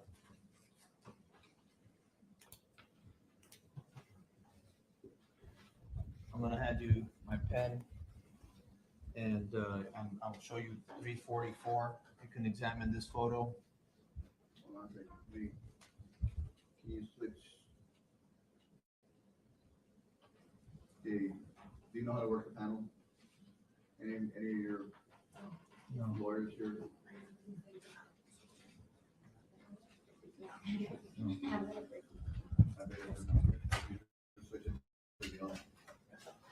Oh, no, it is on. Oh, I'm sorry. When I was looking at my screen, I didn't have the panel on. Okay. I think I had like a 5-second delay on my screen or something. All right, so we're back on track. My apologies. Okay, George. Go here. What do you see on this photo? Definitely some type of smudging on the phone with what I believe was blood right around this area here. Can you show the jury where? Right here where I'm pointing with the tip of the pen is. And then on the back of it is where you would be able to see a little bit more distinctive of what I'm talking about. Okay. I'm going to show you State's Exhibit 343. If you see anything, or if you don't, just point it out. Here, I don't think I saw anything. Okay. 342. The same photo here in this area, maybe. Okay. Do you remember the other type of phone the baby was carrying? A CTC, but definitely one with a cracked screen. That's what stuck out to me, or what I remember the most.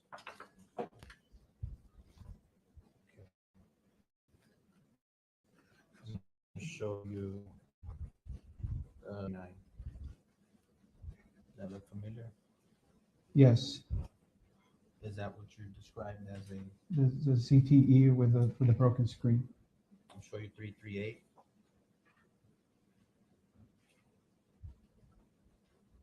Yes, it's the same phone, right? A broken screen, some smudging. Okay, and this would be the one the baby had? Or Yes, that's what I learned, that the baby, this one didn't have cell phone connection, but they would use it for the baby to play with. 337? It's the same phone in the back. Okay. And I'm going to show you now. 346. This is going back to the Samsung. This is, again, the Samsung Grizeldas. This is where what I remember and stuck out the most was, this is where I think it was substantial, or I could visibly see a bit more blood here around this area. Okay.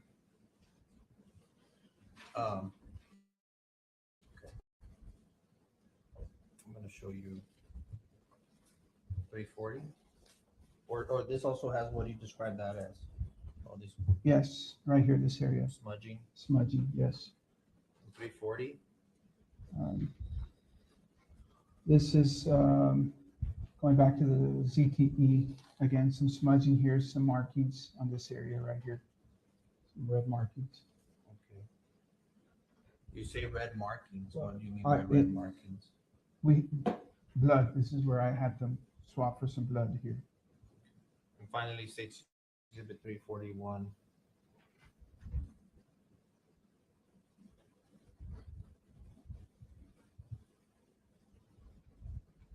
What do you see here? This is a close-up of the same phone where you can definitely see in these areas here the red, what at the time I believe was blood. Okay. You can have a seat.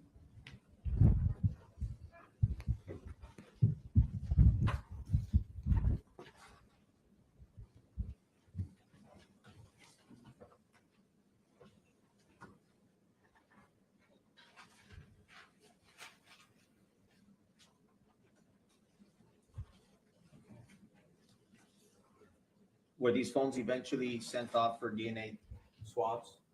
Yes. And without discussing the results, do you know if you guys were able to receive any results on these phones? I wouldn't know, sir. Okay. Who was the lead detective in this case? The lead was Raimundo Garcia. Okay. Did you do any other work that day in advance or as part of this homicide, this double homicide? No, on that day we finished there. Oh, I did. Did you do any other? Did you have any other duties or responsibilities as part of this case? Just assisted with the evidence and assist Ray with the investigation through the process. Okay. I pass the witness. I don't have any questions of this witness. Sergeant, thank you. Sir, thank you. You may step down and may go about your business. Am I dismissed? Yes, sir. Thank you.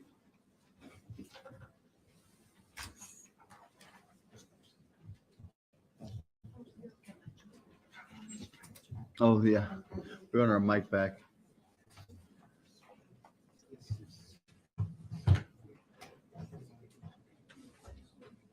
I'm sorry, what? Was I just kind of started, so if you can keep on going, it'll be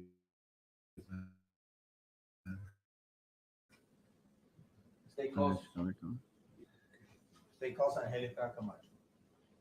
Angelica Camacho? Yes, sir. Thank you.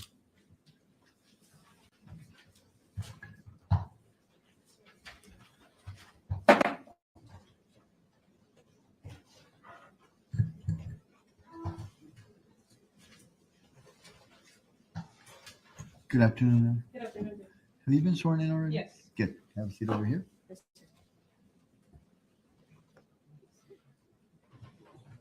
sir. Take a seat, pull your chair up to the mic, and we'll get started.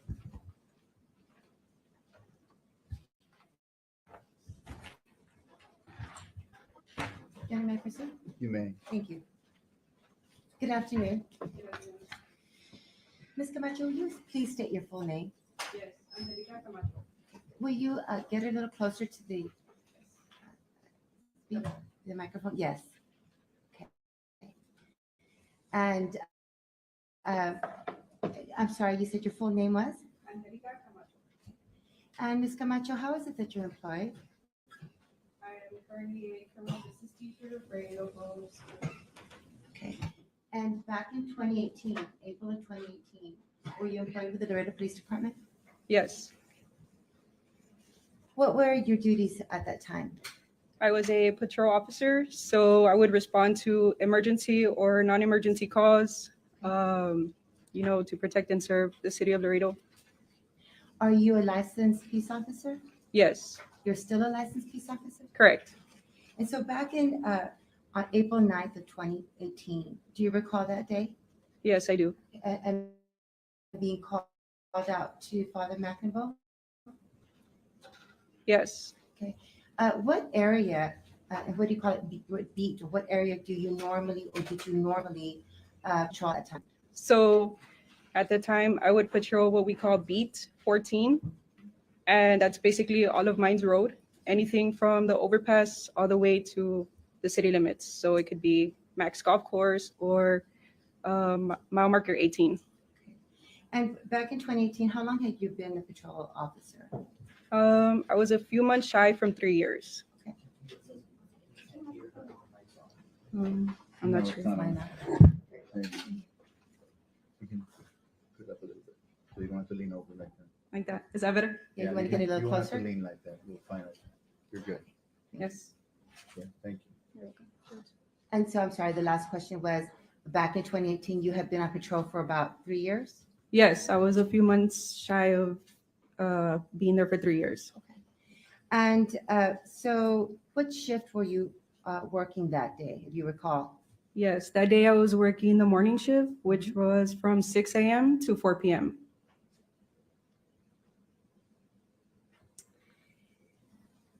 Do you recall when you first went out to Father McInville?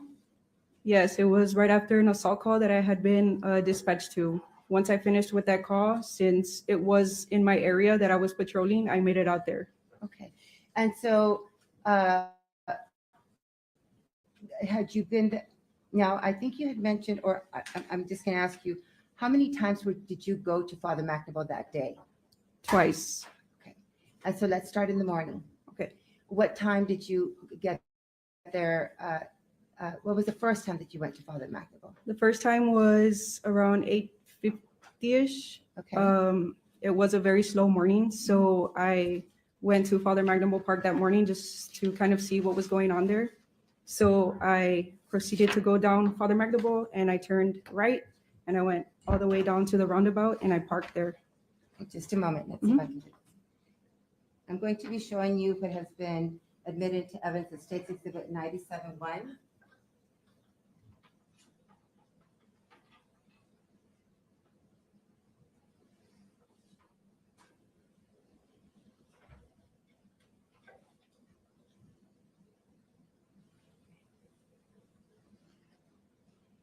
Now, Your Honor, if Ms. Camacho can approach the wiki. Do you see that mic there? This one? Yeah, if you can flip it on and then turn it on after you flip it on. Don't turn it on yet because it's making a racket. Yep. And then approach the Elmo, thank you. You can go and turn it on now whenever you're ready. So now I want you to show the jury the area that you're talking about when you said you did the little roundabout. Okay. So I came in the park. What street is that? Zebu? Zebu, okay, since you went in that area. Yes, correct. I drove down. Hold on Right. just a moment, let me adjust this for a second. There you go. I think that's better. Okay.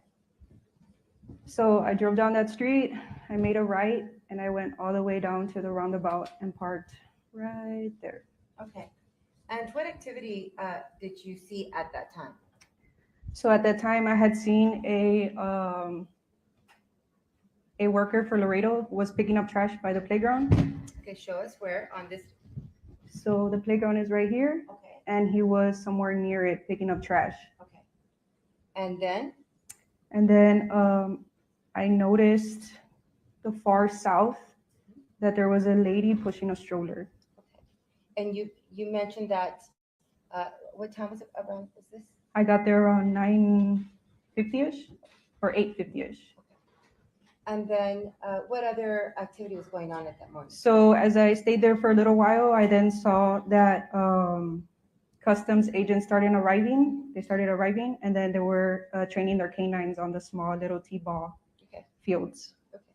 And so that was the first time you went there? Correct. And the second time that you went back, you mentioned, what time was that? This at 1:00 p.m.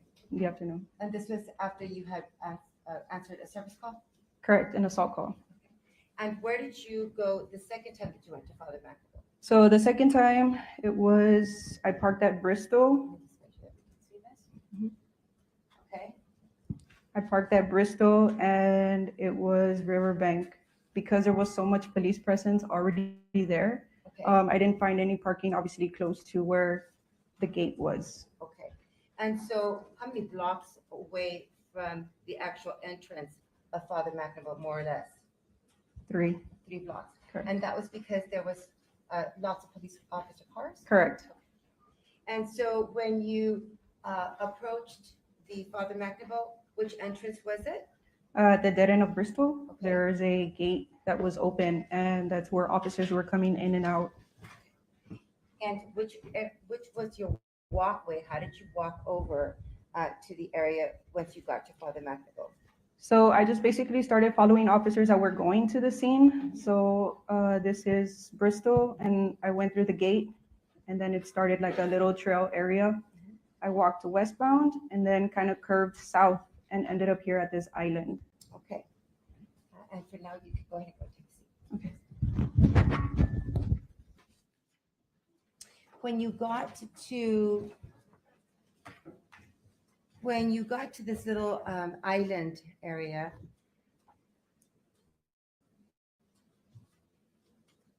now let me ask you before we get there, that day, were you in full uniform? Yes, I was. And as part of your uniform, what equipment do you carry with you? So we have our weapon, handcuffs, we have extra magazines, less lethal weapons like a baton, add gloves, and that's about it. How do you communicate with other officers? Through our radio.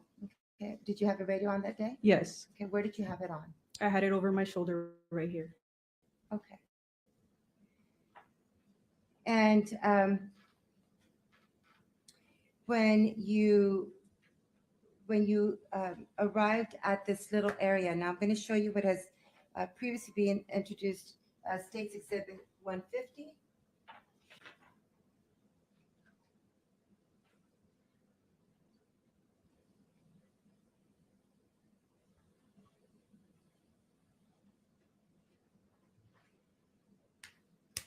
Is this the area that you said that you went to? Yes.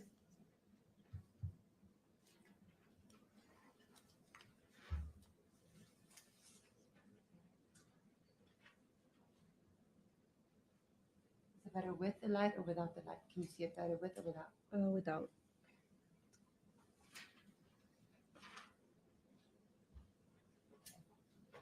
So where, is this what it appeared to you?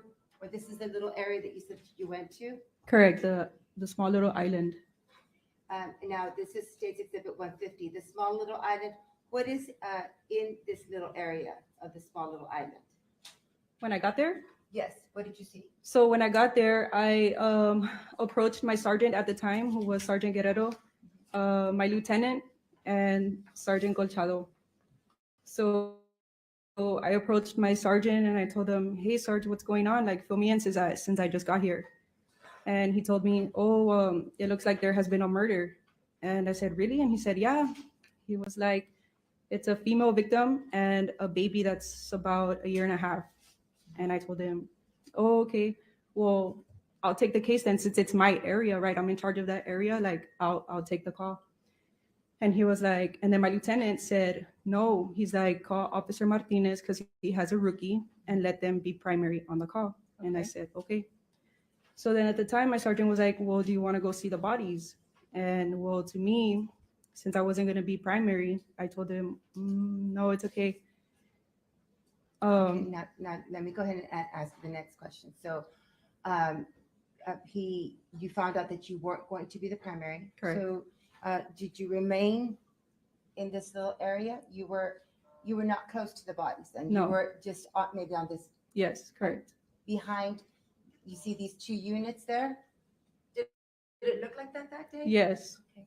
And so were you closer to this back area of this little island where the units were, or were you on this side of the area? Correct. I was on that side. Okay, so on the little road that was furthest from the river. Is that correct? Yes. Okay. And so what did you do next? So after my sergeant asked me if I wanted to go see the bodies, I had told him no. I just felt like it was gonna hit me hard because I had just had a child 4 months prior. Okay. So I told him, "No, that's okay." We stayed there talking, and then across from me, about 15 feet, I could see a Border Patrol pickup truck and a Border Patrol standing next to it. As my sergeant and I continued talking. Hold on, let me ask you. Was this the only Border Patrol that was there, or were there other Border Patrol agents? I don't recall. I just remember seeing the Border Patrol pickup truck and one Border Patrol standing next to it. Okay. As we're standing there, I see a Border Patrol approach my sergeant and I, and he starts talking about how he's the one who found her, talking about the female victim. And he says, "Yeah, I also found a shoe in the brush, but I didn't think anything of it, so I just threw it back in the brush." And he said, "We get a lot of people who are always walking out here, so I didn't think much of it." Okay. And did your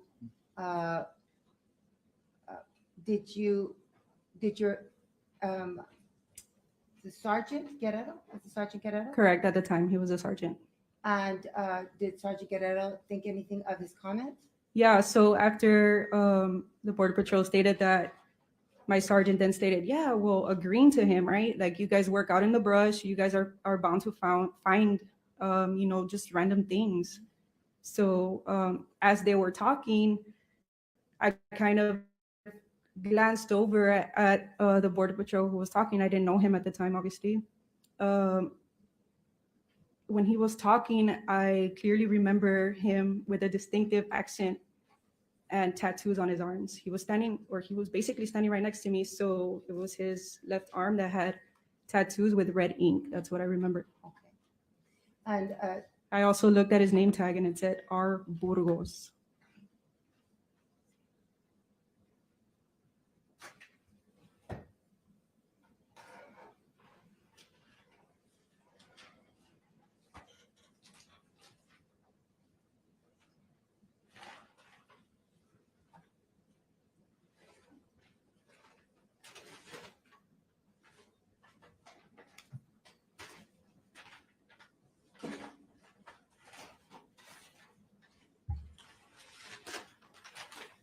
I'm going to show you It has been marked as State's Exhibit 10. Oops.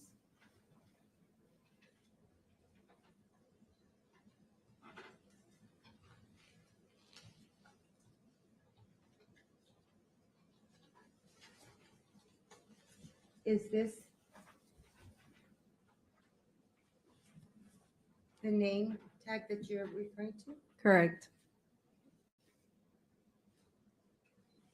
And so this was the Border Patrol agent that approached you? Correct.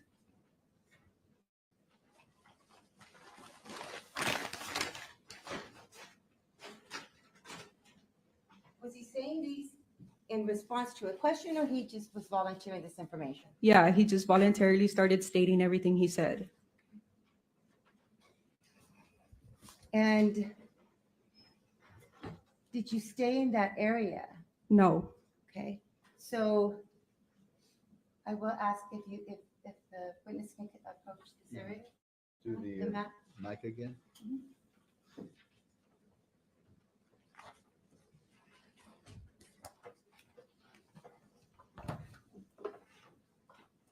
I'm not going to show you the map, which is 97.1.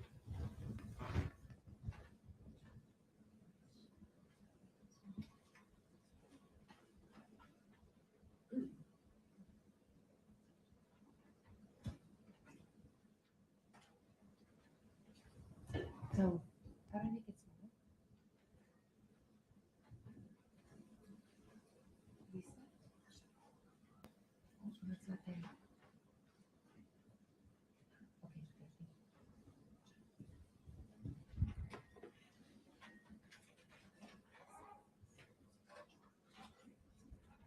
So can you find the location that where we were talking about just a second ago, where you were? And I'll ask you to use my pen to show me where you were when you first got there, the little island that you were referring to. Here. Okay. And then which way did you go? Where was it that you were going from this area? So when my sergeant told me that I wasn't going to be primary on the call, he told me to go find Officer Martinez and his rookie so that they could make it back to the actual crime scene since they were going to be primary. So I told him, okay, well then let me go see if any other officer needs help. You know, I didn't know how far the crime scene was. So I just started walking. I just started walking from the island here. I started walking northbound. So I was here and then I came to like this dip area. And so I started walking there and it led me to this big open, I guess it was like a soccer field. I walked all across the open field and made it to the dead end of Lorry Road and Allen. Okay, so you walked through the soccer field. Correct. Okay, and then where exactly were you here on the? Right here. The Lorry entrance. Yeah, it's kind of like a little cul-de-sac at the very end. So when I get there, I see Officer Martinez and his rookie and CSI Villarreal and Frank Lopez. Okay, so now I'm going to show you, I believe that's it, because I'm going to now show you some images from there. So I think you can take your seat. Thank you.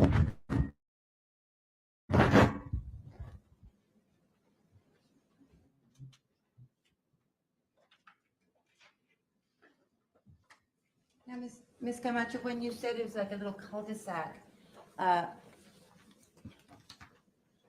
me just, both of these, this is State's Exhibit 174. Do you remember seeing this red container in a Connex box? No, I don't recall. Okay, do you remember? Okay, so is this the soccer field you were referring to? Yes. Now, I'm going to use this as a point of reference because it's in here as well. Do you see that? Yes. Okay, and so you cross this soccer field, and this is the area that you went through. This is State's Exhibit 174. Is this the area that you went to? Correct. Okay. Were you securing, or did you go to this area? Do you recognize what's State's Exhibit 274? The gate, I don't recall. It was probably open. Okay, but were you? Was this the area that you were in, or you were further into, you were further, I was further down the cul-de-sac, literally where it's like going around. right here? No, at the dead end of Lorry Road and Right here? Allen. Correct. So Right where the blue line ends, that's where I was at. Okay, okay, so then this is where you were. Correct. And when you arrived there, was anybody securing that scene? Yes, so Officer Martinez was there with his rookie, and like I mentioned earlier, CSI Villarreal and CSI Frank Lopez were there.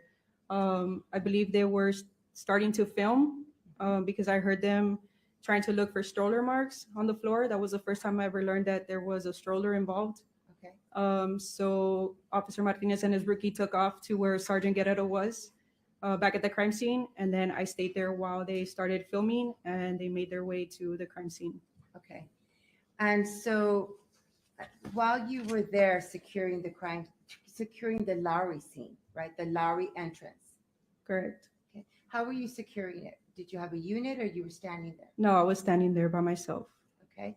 And at first it was Villarreal and you said CSI Frank Lopez. Lopez. They were there for a while and then they moved on because they were filming stuff. Correct. Did you come in contact with anybody? Yes. While I was securing the scene, I did notice a Border Patrol agent in full uniform approaching me from the soccer field, the big open area. Okay. And did you recognize this individual? So as he started getting closer, I did recognize that he was the same Border Patrol agent who I had spoke with earlier that day. As he starts approaching me, he asked me if I know if the cameras have arrived there. Okay. And I told him, actually, yeah, but they're parked by Bristol, so you have nothing to worry about. And proceeded by, that's crazy, like talking about everything that happened that day. And he goes, I know, right? He's like, I'm the one who found her. I was heading back to the office because they had called me to go back in. And he's like, me and my partner had came across the female first. So I go up to her and I kind of like, I shake her and he does this. Okay. And he's like, I kind of like turn her over to see if she's alive, and I noticed that she's not. So that's when I called it in, and I was like, "Oh man, that's crazy." Was this in response to you asking any questions, or he was offering this information? Yeah, he just started stating that information because all I had said was, "Man, that's crazy." Talking about, obviously I'm thinking about the conversation that we had earlier, but I'm not sure if he remembers that conversation, the second conversation. Okay, and how did that conversation end? So he then asked, is there like did y'all find the female's or the victim's vehicle? And I was like, yeah, actually we did. I go, it's parked at Father Magnable. How did you know this? Because I had heard information coming in through the radio. So that's how I knew the information then. Now, he was not a Laredo Police Department officer. No, he was a Border Patrol agent. And why did you feel comfortable or because he was advising him about the vehicle being found? Correct. I confided in him because he was a federal agent. You're standing in front of this man who's in Border Patrol and you're thinking, hey, we're on the same side. We're law enforcement officers. Okay. So I confided in him and I gave him that information. Okay. And while we were talking, I did notice that he was kind of like scanning the area, like kind of looking around. I don't know if he was looking for something or I don't know. I just didn't notice that. Okay. And what did he do after you mentioned that they had found the vehicle, a vehicle? Mm-hmm. Nothing. He just kind of stated how the whole thing was crazy, and then he just started walking off. Okay. Which direction was he walking towards? Northbound towards where the vehicle was found. Okay. What, if anything, happened after that? So once he walked off, I did hear somebody on the radio go tell another officer to make it to channel 3. So, I was standing there by myself and I was like, oh, let me just turn to channel 3 and see what's going on, right? So when I make it to channel 3, that's when I hear an investigator say like, hey, does anybody have visual of Anthony Burgos? He was supposed to be meeting his ex-girlfriend there, baby mama there. And so when I heard that, I was like, Anthony Burgos. And then I remember thinking like, our Burgos, I spoke to an our Burgos. And then I just hear Rabbit come on the radio and was like, hey, that's the guy. Hold on, who's Rabbit? Investigator Raimundo Garcia. Okay. And so what did Investigator Garcia say? So he said, hey, that's the guy who found the girl who called it in. So at that time, my heart dropped and I was like, what the, right? So I was shocked. Okay. Did that cause you to do anything? Yeah. So after I heard that, I went on the radio and I was like 10-4, like he was just here. He's walking towards the park where the vehicle is parked. And so after you made that radio transmission, did anybody get close to did you have any contact with anybody else, or did you remain there at the Lowry entrance securing it?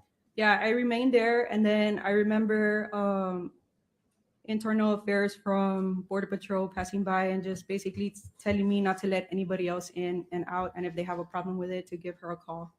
Okay, but this was time-wise. Already how after. much time had passed before you had another agent advise you to not allow anyone in? A while, I believe it was over an hour, I want to say.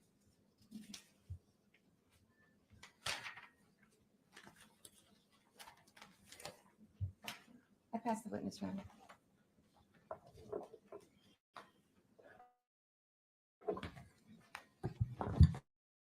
Good afternoon, Ms. Camacho. Good afternoon. A woman walking and pushing a stroller at Father McNaboe Park at 9:56 a.m., correct? Correct. What area of the park did you see this woman in? What was that? In what area of the park did you see her? Where I was parked, it was further south. And can you tell us the approximate distance from the area where she was walking to the crime scene? No.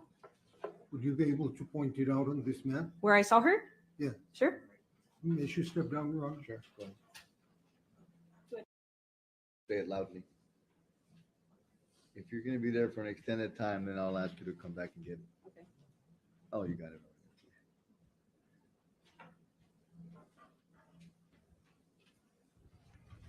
Thank you. So I was parked way over here. I don't know if you can see it. She'll figure it out. Back check. I was parked here at the roundabout and I saw her walking somewhere here. No, southbound after the park. So it was around right here on this side. And can you point to the area of the crime scene from there? The crime scene where she was found? Yes. I don't know the location since I didn't go see the bodies. You never went to that location? I was only at the roundabout, like the little island, and that was not where the bodies were. Okay, from the little island where you were, what is the approximate distance to the area that she was walking on, if you can tell us? I'm not sure what you're asking. Can you repeat that? Yes, from where she was walking to Okay. the area that you visited, what is the approximate distance, if you can? I'm not sure. I wouldn't be able to answer that. Do you recall how long it took you to walk from the closest point to the crime scene that you got back to the soccer fields where the vehicles were parked? I never made it to where the vehicle was parked. Oh, you never got there? No, I stayed at the dead end of Lorry Road and Island Drive. Okay. All right, that's all I have, Your Honor.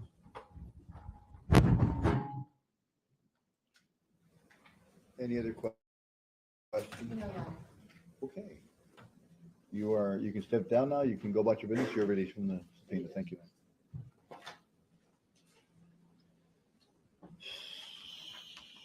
Okay.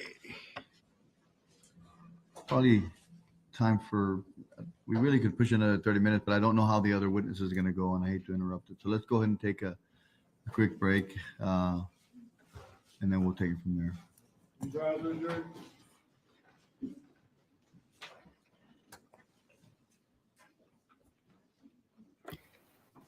Okay, a quick break. I'm going to take it that it's going to be at least 15 minutes, probably more like 20. So let's see if anything new has cropped up today. Oh, yes, we were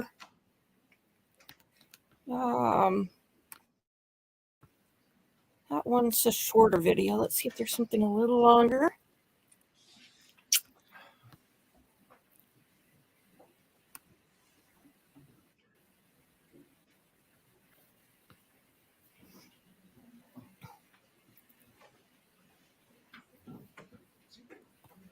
Oh, here's something. Richard Allen admits to Delphi murders 58 minutes ago, court TV. So let's go with this one.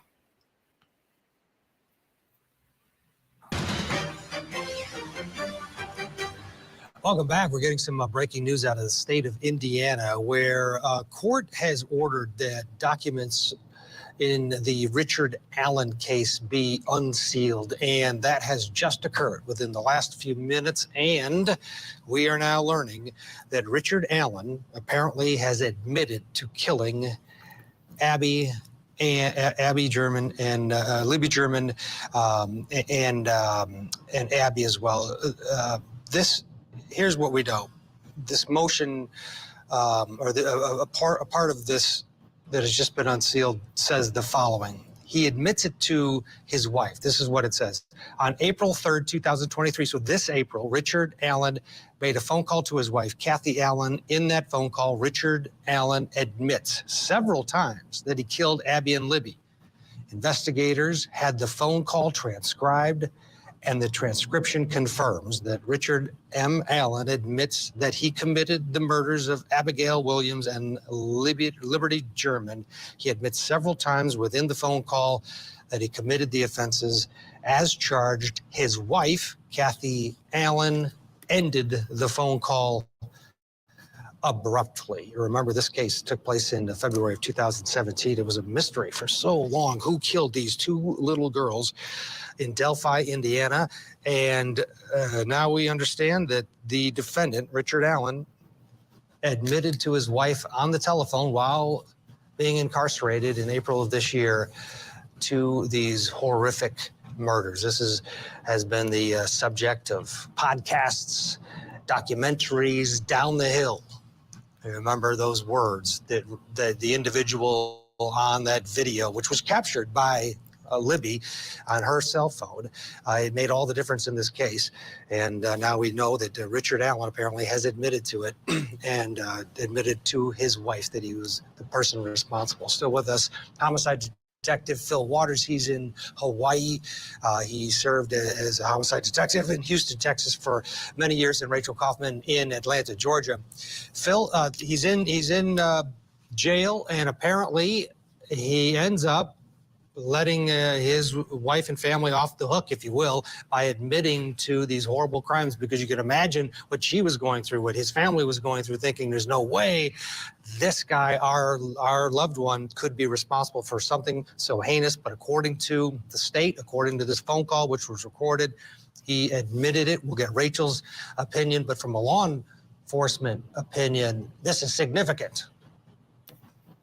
It is, absolutely. Rachel, were you talking to Rachel? No, to you, Phil, first, and then we'll get Rachel. Okay. I will tell you that is good stuff for a homicide detective, that kind of thing, where you have a person making an admission, especially over a recorded jail line, to a family member or to whomever. That's priceless. That's an affirmative link that cannot be denied. He's not being in an interview room. He's not talking to law enforcement. He's not talking to anybody that would have any particular leaning in the case. He's just talking to a family member, talking to his wife here, and he comes down and he starts making these admissions. And he's like, he's like many of the people that I've talked to in the interview room. Once they get it out that first time, then they can't keep their mouth shut, and they'll repeatedly talk about how sorry they were so sometimes and so forth and so on, but make those admissions. So that's powerful stuff.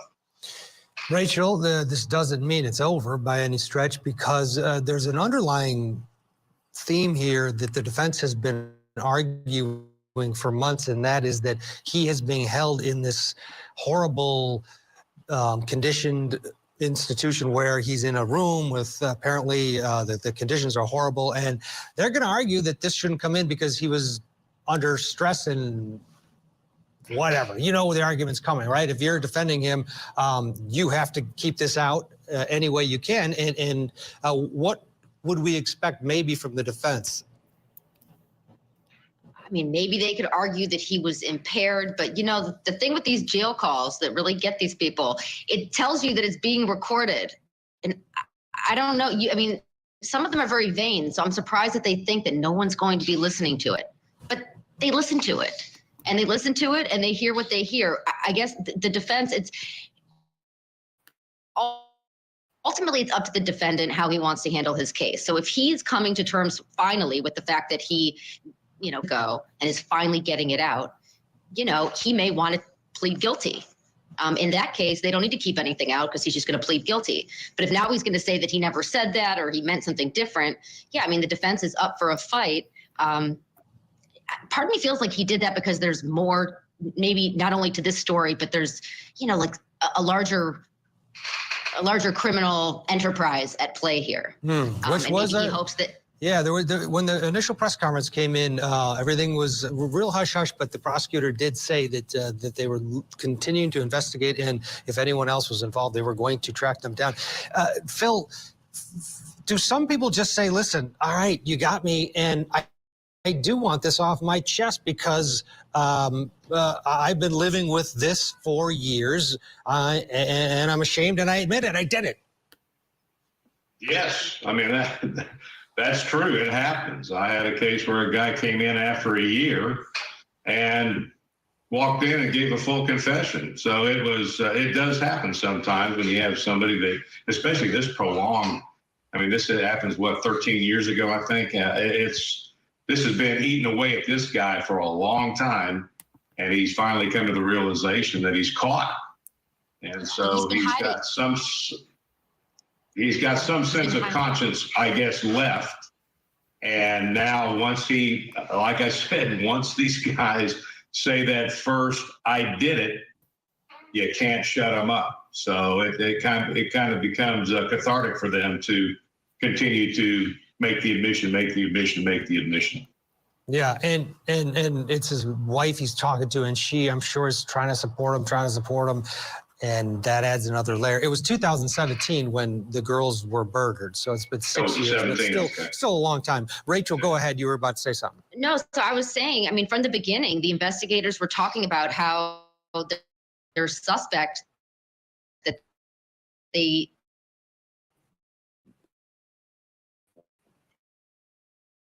was likely hiding in plain sight, and that he was likely someone who lived in the area. Just like he wasn't able to verbally process what he did, and that he had to hide. That's a lot of energy put into lying and tiptoeing around and lying to yourself. So I agree. I mean, at this point, it's going to be very difficult for him to now say, I didn't say that or I didn't do that.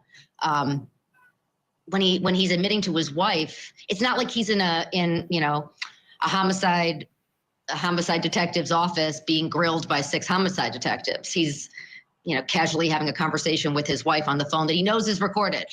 Right. So he's admitting it to someone he loves, not being forced into it by people like Phil with the white light. This is different. We need to I don't force anybody. I don't force anybody into anything. I know. I'm just joking. You're a legend. We already talked about that. We need a break here as we approach the top of the hour. Rachel, Phil, thank you as always. We're going to get a break in here. We're going to pick up our coverage from Florida, Texas, and now Indiana. And to do that, we turn to Judge Ashley Wilcott. Hey, Ted, always great to see you. We're going to see what happened We've got live trial coverage in Texas, also waiting on that verdict in the Scott Peterson case. Or situations. Stay tuned. We're bringing all the latest Court TV, your front row seat to justice.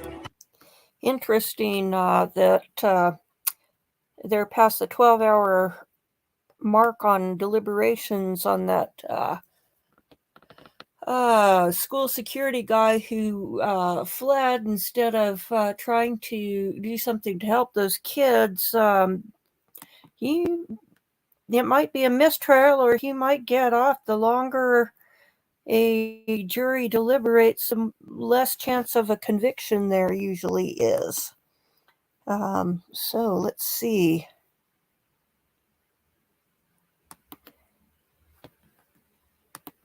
So let's see. I guess let's go back to this news story that we started here. I'll back it up a bit since we just barely started, and then we started getting the audio. So here we go. Texas, a Border Patrol officer there faces the death penalty for charges connected to the deaths of his alleged mistress and their 20-month-old son. Ronald Burgos-Aviles had a child with 28-year-old Grizelda Hernandez. Now, at the time, he was living with another woman who he also shared children with. In March of 2018, Hernandez reportedly served the defendant child support documents at his workplace. A month later, investigators say that Hernandez asked the defendant to meet her at a local park after he said he wanted to see their almost 2-year-old son. Prosecutors believe that the defendant stabbed Hernandez and the little boy to death on that visit. Burgos-Aviles is pleading not guilty to capital murder charges. On Monday, attorneys gave their opening statements to the jury. Prosecutors presented their theory of motive in the case, and the defense team described the case as an anomaly for their client. Grizelda did what the right that every young woman has who becomes pregnant when there's a father who does not want to make himself responsible. She exercised her right to go to the Texas Attorney General and begin the process. You will see the evidence of her trying to say, hey, help me out. Help me out. March the 21st, that was already said. You're going to see evidence that that train was moving. That legal proceeding had already started. And then something happens that had never happened before. Something happens. He says, I want to meet Dominic. He tells Grizelda, in a few weeks, I don't think you're going to want to be my friend.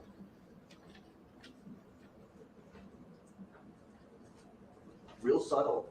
The evidence will show that the meeting that he's setting up for them is not at the park, but it is in a dense, brushy area near the Rio Grande River. Ronald Anthony Bugos-Aviles is lying in wait. He is hiding, waiting for her to get close enough to the truck to carry out his ambush. On April 9, 2018, Ronald, who has no prior criminal history whatsoever, was accused of the murders of Grizelda and Dominic Hernandez. This is an enormous anomaly, an aberration in Ronald's otherwise normal, law-abiding life. He will die in prison, regardless of whether you impose the death penalty or not, because the only other available penalty is life in prison without the possibility of parole. I want to start with the defense, Brian. They gave maybe a 5-minute opening, very quick. What'd you think of that? I wasn't a fan of it. Hey, stylistically, we're different. I get it. I'm not going to criticize that. But you go through this, I'm a zealous advocate. You talk about the punishment. I mean, we're opening statements here. Why are you talking about, hey, he's either going to die in prison or be getting the death penalty? You might as well just take a plea there and throw in the towel. Then he brings up the cell phone towers and how it's not accurate. That's when he started to pull me in. It's like, oh, are you going to say that he's here and the crime happened there? That's great. But then he just walked past that and said, okay, that's it. It was a cross between a non-opening opening and this almost throwing in the towel with maybe one issue. And I'm just like, I don't know what you're going to do here. Let's see what you got. You make a good point. I was a bit taken off by that as well. I do want to talk to you about the investigation, Mark, because it apparently only took police about an hour to piece together that the defendant was the suspect. Do you think that strengthens or weakens the prosecution's case? It could go either way. Now, I've prosecuted death penalty cases, and I'm here to tell you the juries spend much more time focusing on details like that because they know it's much more important than a random felony case. Some of those jurors might think that the police got it in their head that it was him early on, and then they weren't able to change their mind. You could see the defense bringing that up. Having said that, for many jurors who are accustomed to watching TV dramas where the suspect is identified rather quickly, perhaps this will make sense to them. Yeah, that's a good point. I mean, look, we're still at the beginning stages of this, and obviously trials are kind of flexible and malleable, and they can switch all the way. I will tell you one thing, it's just a really sad case when you think about what happened to that woman and her son, and it'll be interesting to see what the defense will mount up, because it looks like some significant evidence against their client. And welcome back. We're closing out today's show with a wild story from Chicago. A woman and her teenage son were both charged with murder after the mother reportedly signaled for her son to shoot a man. Now, prosecutors are moving to drop those same charges. Investigators say Carlisha Hood was inside Maxwell Street Express, a 24-hour restaurant, to get some food, while her 14-year-old stayed in the car. Now, a man came into the business, and he and Hood got into an argument. Hood reportedly texted her son, signaling to him to bring a gun into the store. The argument between Hood and the man turned physical, and Hood was allegedly punched in the head multiple times. Hood's son then fired the gun at the man, hitting him in the back. The man ran away, but the teen apparently followed him, firing more shots. Hood also apparently wanted her son to shoot a bystander who was laughing at the situation, but the shooter and his mother got back into the car and drove off. The 32-year-old victim died from 2 gunshot wounds to the back. Hood and her son turned themselves into police last week, and they both faced felony murder charges, but prosecutors say emerging evidence has motivated them to drop the charges. While that evidence isn't entirely clear, a viral video surfaced online over the weekend showing Hood indeed being punched by the victim. Now, Mark, are you surprised that the mother and son were charged maybe in the first place? Because someone could say this is defense of others. Yeah, everybody here was acting stupidly in some respect. This was overcharged to begin with. Remember, a dismissal of charges, the prosecutor can still bring other charges. There is no underlying forcible felony that I can see, and you can't charge felony murder in Illinois without a forcible felony. That's probably the charging mistake. There's probably another charge coming because shooting people in the back is usually a bad idea. You've got a duty to retreat. And the notion that you tell your son to shoot someone who's laughing suggests real problem for this mother. The mother's got more criminal liability here than the son, I think. I think the idea of her allegedly saying shoot somebody else who was merely laughing doesn't help the case at all for her. But I am curious, Brian, what do you think caused prosecutors to change their mind? Because I'll say it seemed like kind of a tough case when you're dealing with a young person, 14 years old. But I agree with Mark. It seemed the more responsibility was put on the mother. But what do you think caused prosecutors to ultimately change their mind? Yeah, I wish we had more time on this, because during the break, Mark and I were talking, and I agree with Mark. He's saying, hey, they're dismissing the charge, but they could bring it back. Well, for me, I think, and I'm not saying one more right than the other, I'm just presenting the two ideas. I think the court of public opinion really swayed the prosecutors to say, hey, the writing on the wall is you're not going to get a jury to convict. Now, do I think they wouldn't get the conviction for the son? I think that's very typical. I'll take that case in a heartbeat. 80-20 says you probably win that case. But the mother, that one, I'm not quite sure. I'm not quite sure why they would have dismissed it against her when you say she's basically pointing out to go and murder the witness, chase after this guy and kill. So I think Mark has some strong points that they could refile later, but I also think equally that maybe the writing's on the wall that people in Chicago are not going to go after someone who's beating up a mother and a 14-year-old son comes to protect with a gun. Real quick, Brian, 10 seconds. That's what you think emerging evidence was? I think that's what it is. I don't think there's anything more than that. All right, Brian, Mark, thank you so much. And everyone out there, thanks for joining us here on Law and Crime Daily. We're going to see you next time as we discuss justice in America. Okay.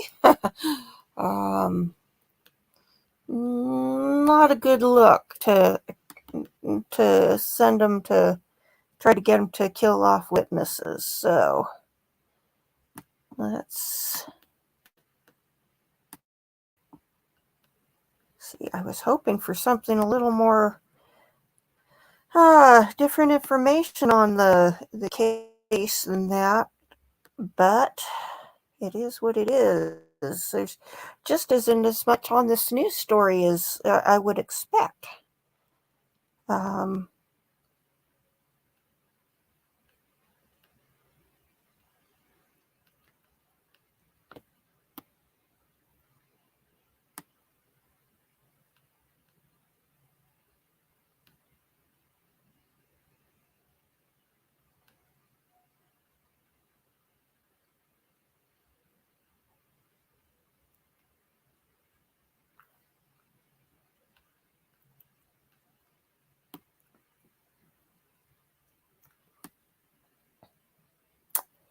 Well,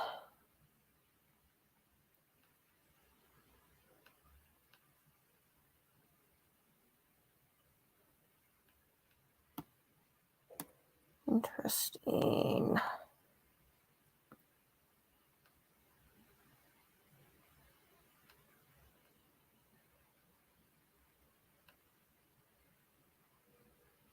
Looking for something short, and most of them are on the longer side. Okay.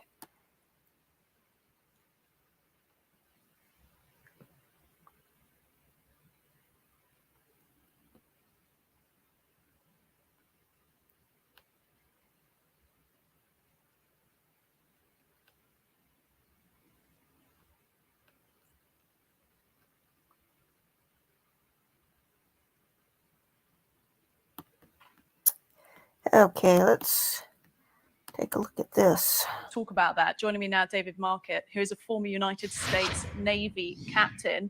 And I assume, David, that you were very much listening to that press conference delivered by the US Navy in our evening, our time, afternoon, your time. But actually, it was an incredibly polished bit of communications, actually, the way they gave us the information that they have so far. But of course, there's still so much left to find out. In terms of the information that we do have about what happened. This was the most likely scenario. I think what they were saying was that this implosion happened as the vessel was on its initial descent, an hour and 45 minutes into their journey to the Titanic. They hadn't quite reached it yet. They were still a little bit above it and off the bow of the Titanic when something catastrophic happened to the submarine.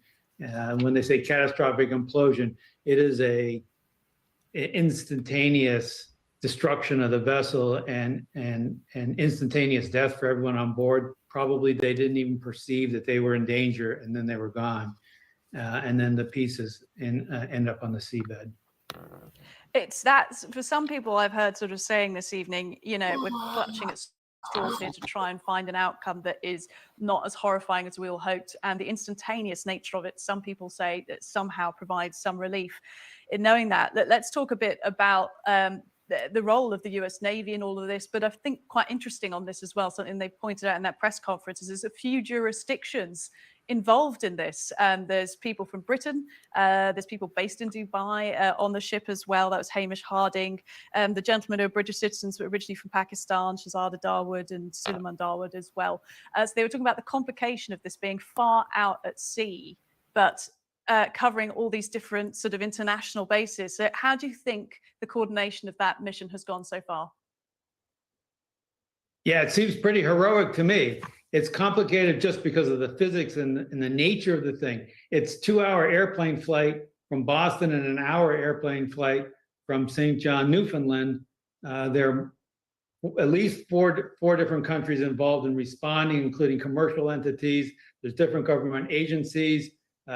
Navy's providing equipment. The Air Force is flying it. The Canadians are letting them land there and hushing them through customs. And so that sense of coordination can only be described as heroic and inspiring.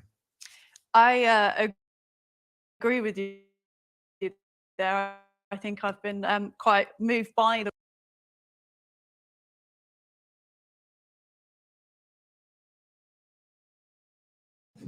Okay, and who's the next witness after that announcement? He is, Ricardo Ramirez. yes. All right, thank you. All right, have a seat. What's the announcement regarding? Masters, Andrew Masters is going to, we would like him to testify tomorrow.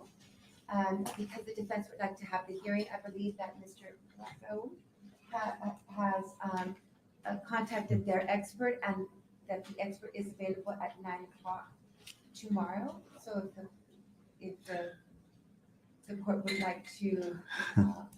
So I have to, now I gotta accommodate your expert? Mr. Hahn? Well, our expert is Mr. available both 9 a.m. and 11 a.m. tomorrow morning. Either one of the two times. Either of those two times. He is in the Pacific time zone. Is he going to hear from, is he gonna listen to the direct examination first? Or you're gonna voir dire him and then after him? I think that would be the logical sequence, would be to voir dire each of Masters first and then take the testimony of our expert. Yeah, that's the logical order. Yes, and so the only reason we were saying this is so that so the jury doesn't necessarily have to be here when we. Yeah, that would be 9 o'clock would be better. In fact, I think I need to do it a little bit earlier. Is he in the east? Is he in the west or the He's east? in the west, Your Honor, so 9 a.m. I'm sorry, I said 9 a.m. It's 7 over there. I meant to They say. used to live over no, there. I'm sorry, I'm getting confused about the time zones. I was speaking about his times, 9 and 11. Our time's 11. Well, tell him that we're actually having the trial in Texas, so he's got to go with our time. I agree. And all he's got to do is just, I mean, he doesn't have to go anywhere. He just has to turn on his laptop. I mean, give me a break. I can call him and ask him if he's available at 9 a.m. I doubt that he's got another trial to go to at 7 a.m. I'm sure that's the case. This was originally presented to us as the hearing, the state anticipated the hearing was to be done right after lunch. So I first asked him about that, which was 1 p.m. our time. Well, They suggested before lunch. I'm pretty sure if you talk to him about that, that he can accommodate us with getting up a little bit earlier. I would call him. I think it would work out really. Why don't you call him during this interim? Okay. I mean, not like this minute, but before we leave for today. I will. Thank you, sir. And that sounds like a plan. That way we can have the jury come in a little bit later on in the morning, like at 10 or 10:30. Like rather than, breaking for lunch, then who knows how long it goes, and maybe we waste time in the afternoon if we send the jury home. So Although having more time for lunch is kind of, but anyway, okay. Either way, we'll see how we can accommodate so many experts and masters and master plumbers and master electricians and all sorts of stuff here. All right. and just to put on the record, Your Honor, the state has requested the CV and any report. Yes, get that to them as soon as possible, please.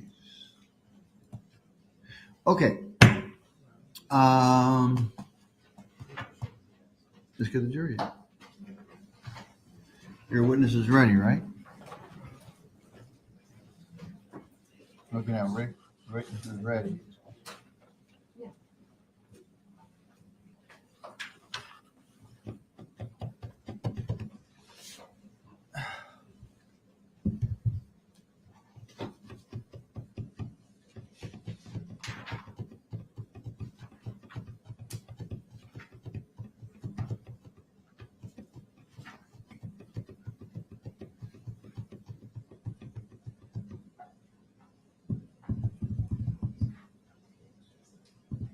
You guys want to adjourn?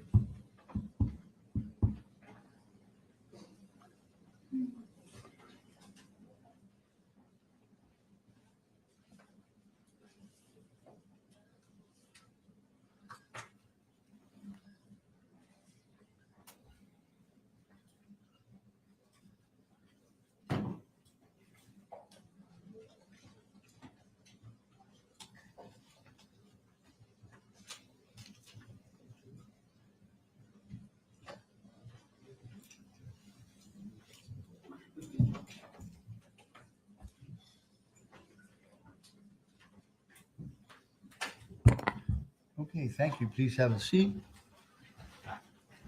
And your next witness, Yes, Your Honor, the state calls Ricardo Ramirez, Lieutenant Ricardo Ramirez.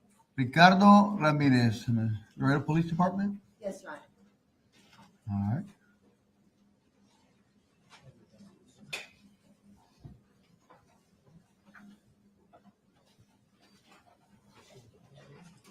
Lieutenant Ramirez, good afternoon. You've been sworn in, sir? Yes, sir. Come on, have a seat over here, sir, please. Thank you.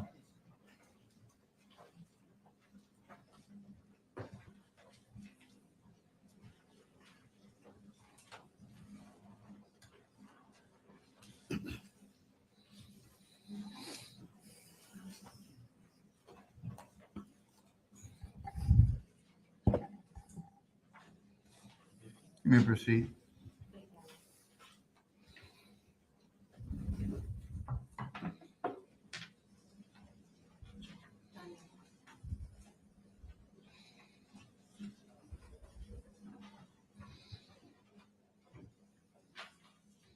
I'm sorry, Your Honor, I'm just looking for that map that you used. I have it here.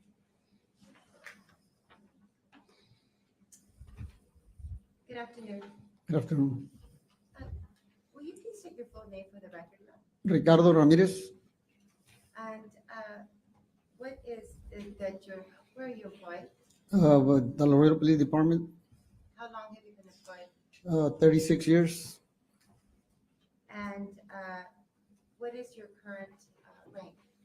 My rank with the Laredo Police Department, it's a lieutenant, How long have you been lieutenant? approximately 20 years. Now, Lieutenant Ramirez, in April of 2018, what was your assignment? I was a lieutenant for the Criminal Investigation Division, the Homicide Section. And you were the lieutenant in charge? Yes, ma'am. Do you recall an investigation that was called out for Father McNichol on April 9th, 2018? Yes, ma'am. What was the original call that came in?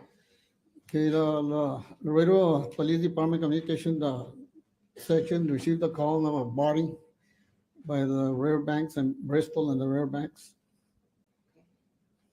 And did you make your way out there? Being head of the CID, Criminal Investigation Division, I did place myself en route to the call and called the group of investigators and sergeants from the Criminal Investigation Section to make it to the scene. Do you recall approximately what time you made your way out there? It was approximately 11:30 a.m. And were you, as a lieutenant, are you in full uniform? No, it's plainclothes. I'm a CID section, Criminal Investigation Division is the detective section. I was plainclothes in a suit.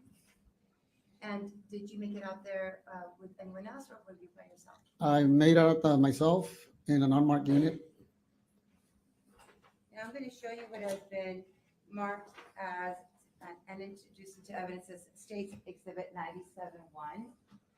And I'm going to ask you if you can share with the jury where you parked, and if you can step down just so that you can give them an explanation. You want him to step down? Yes, Your Honor, if you can step down so that he can show the jury. Lieutenant, take that body mic there with you. And just pin it to your tie at the top there. And then turn on after you put it on your pocket or your somewhere on your body there. You can just keep it in your hands if you want, whatever you like. Make sure and turn it on.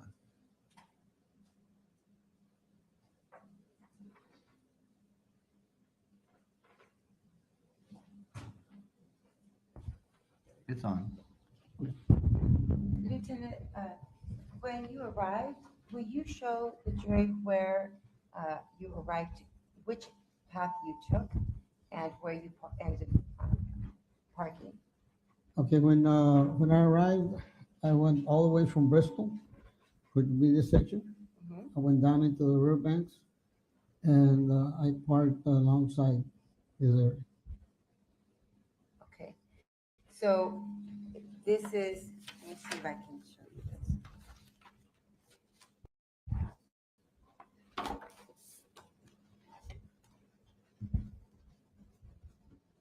That's what the units were. Okay, so this is a State's Exhibit 150. Is this what you recall seeing that day? Yes, ma'am, I parked right behind the two marked Border Patrol units. Okay, so off of State's 150, you actually made your way through this area behind those two Border Patrol units? Yes, ma'am. And you said through which street? I went through Bristol, and there's a gate. So out of the gate, made it down to all the way to the river. Do you know if you used this trail? I believe so. Okay. And then once you were there, did you move your unit from that area throughout the day? No, ma'am. So thereafter, did you walk through this area?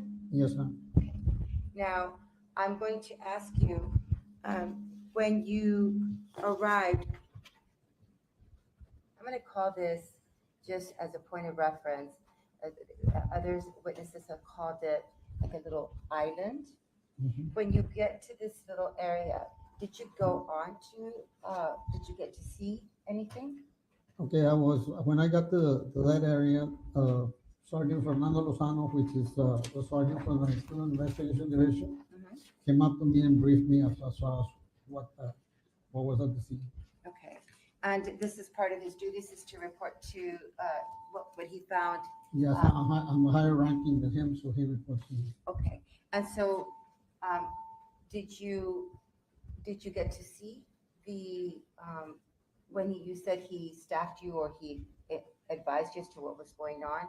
Did you actually see the bodies? Yeah, we did a walkthrough without disturbing any evidence. We did a walkthrough on what actually we had in hand. Okay, and now, did you get to see what exactly did you see? Did you see any police presence? Oh, there were several investigators there. There were the border patrols. When I arrived, there were some border patrols where the units were at. Let me show you again. This is actually a pretty clear way. This is State's Exhibit 513. And so this would be the little path that you said you took. And you parked back here. I parked back here, and then there were several officers, border patrol agents right here. I just went by them, read them, and met with Sergeant Lozano. When you got there, was there already crime scene tape? Yes, the patrol division is the one that gets to the scene and actually just cordon off the area to preserve the evidence. Okay. And in addition to seeing the Border Patrol and the Border Patrol units, you said you saw a body? At the scene, there was a body of a female with upper torso trauma. There was blood all over her. And I was briefed also that there was an infant found in the brushy area.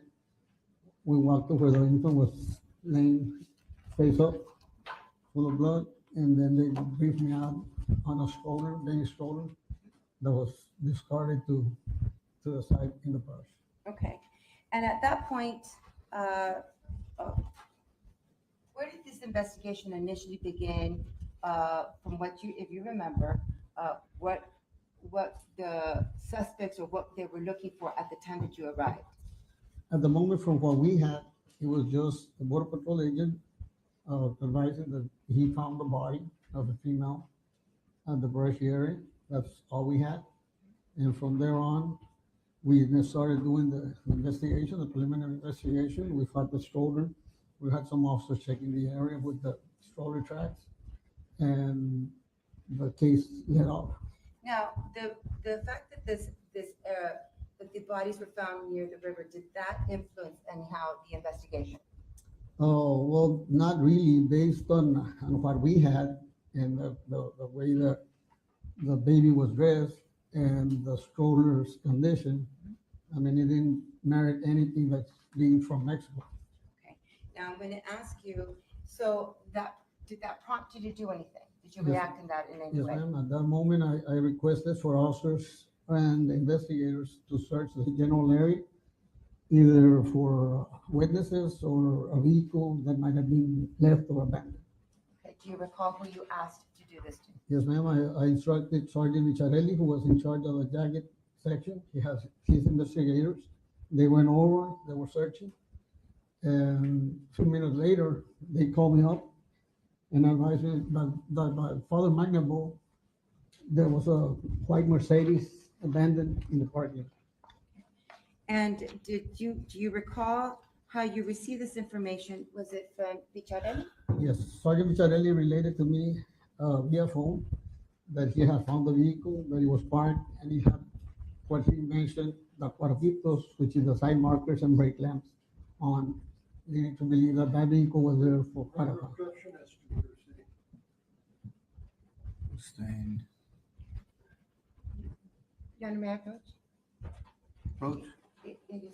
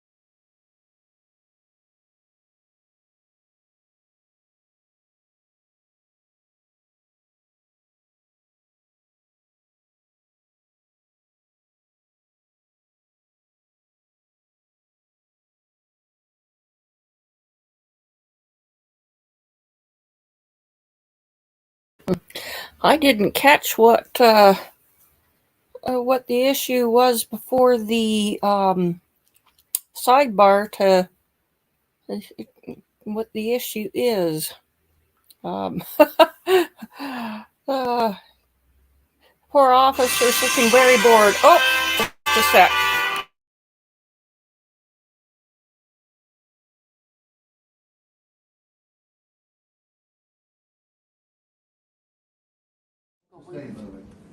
Yes, Your Honor. So you had information that the vehicle was found? That a vehicle was found being a white Mercedes by the Father Magnabo, close to one of the Peninsula fields with the lights on. Okay. Now, at this time, when you received this information, did you receive it over the phone or over the radio? It was over the phone. Were you sharing this information with others there? I was there with Sergeant Lozano. And right after that, when he provided the information, I decided to walk over to Father Magnabo. Will you show us the way, pathway that you used to get to Father Magnabo? Okay, from here, Can you say that? from here, I walked the trail all the way up, all the way on to the east, and then I went north on it, all the way to where the baseball field is at, which is a long, long ways. Did you walk this by yourself? So I was walking on the field. I met up with Officer Greg de la Cruz. Okay. Officer Greg de la Cruz. Which field? I'm sorry. Excuse? Which field? Because let me just ask you real quickly. How many fields or baseball fields or sports fields are there in this area that we commonly refer to as Father McNichol? Okay, Father McNichol, it's an approximation of 54 acres. It's an open field that has several baseball fields, basketball fields, football fields, kiddie parks. So I would say this was a soccer field. We were walking on the soccer field. That's where we met, and we kept on walking. Like I relayed to him that there was a vehicle part of the baseball field. Okay. So as we were walking towards the baseball field, I myself noticed that there was a border patrol agent in full uniform walking behind us, a few yards behind us. Where did you notice him? Right, Where were you? right before we get to this one. And he started walking. He walked with us all the way to the baseball. And once you got to the baseball park, what happened once you got there, if anything? When we got to the baseball park, he still was behind us, and we just went down a little creek, a dry creek that's here, and we were waved by Sergeant Vicharelli where the vehicle was at. As we approached the vehicle, the same border patrol agent was right next to it. Now, I'm going to show you what has been marked as State's Exhibit 511. Now, is this the baseball field that you were referring Yes, to ma'am. just a moment ago? Yes, ma'am. We were walking from this side all the way towards this soccer field. There's a little embankment here that we had to cross, and we moved to where the car was. Okay. Now, when you arrived at this car, now let me just ask you, is this the position of the vehicles that were there when you arrived at this parking lot at this time? When we were right there, yes. These cars were there? I don't recall if they were there, but there was a pickup truck, a black pickup truck, which is this one. Okay, so this is, when we're referring to State's Yes. Exhibit 511. I'm now going to show you State's Exhibit 512. And this is the video or a photograph of what? What do you recognize? Yeah, this is the vehicle, the Mercedes, and this is investigator Richard Reyes or Rick Reyes unmarked unit, and this is actually a marked unit with a dash cam film. So is this the way the vehicles were positioned when you first walked in or walked to the parking area where the white Mercedes was located? Yes, ma'am. Now, I believe that's, now you may go ahead and take a seat. I can ask you the rest of the questions for you. Sure. Thank you.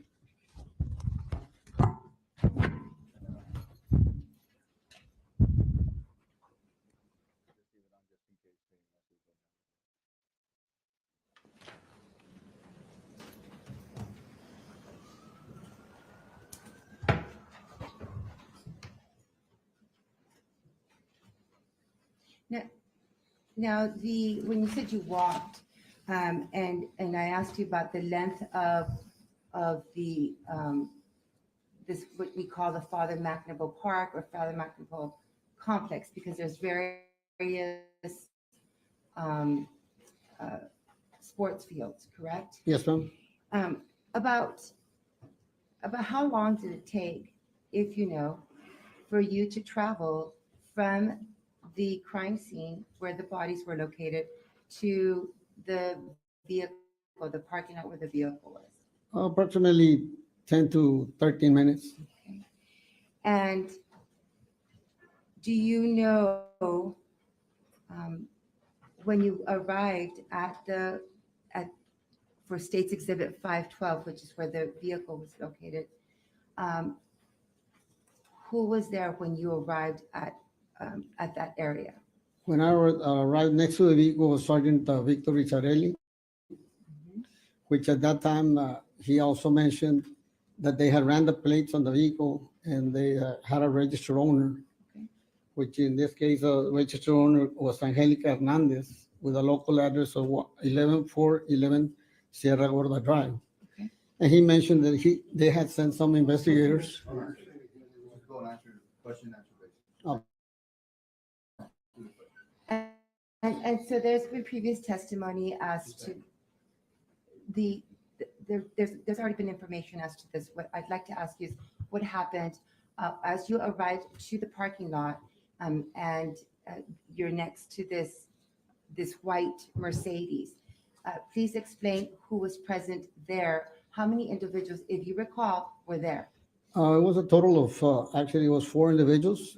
It would be Officer Greg de la Cruz, who was standing on the front tire driver's side door, driver's side, I'm sorry. I was standing next to both doors.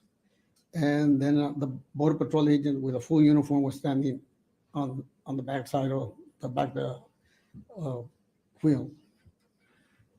So if the back wheel, that's where the car is at. So now I'm going to refer you to State's Exhibit 512. When you're saying in the back part, this was facing this That was direction. facing east side. The car was parked facing east. The Border Patrol was standing right to the back wheel. The back wheel. Yeah, I was standing in between both doors. Okay, so that part of the car is not in view, but that's where you were standing. Yes, ma'am. And this is whose vehicle is this? That's Investigator Richard Reyes unmarked unit. And do you have a radio on that day? Yes, ma'am. And was it clear? And was the volume at a level that could be heard? Yes, ma'am.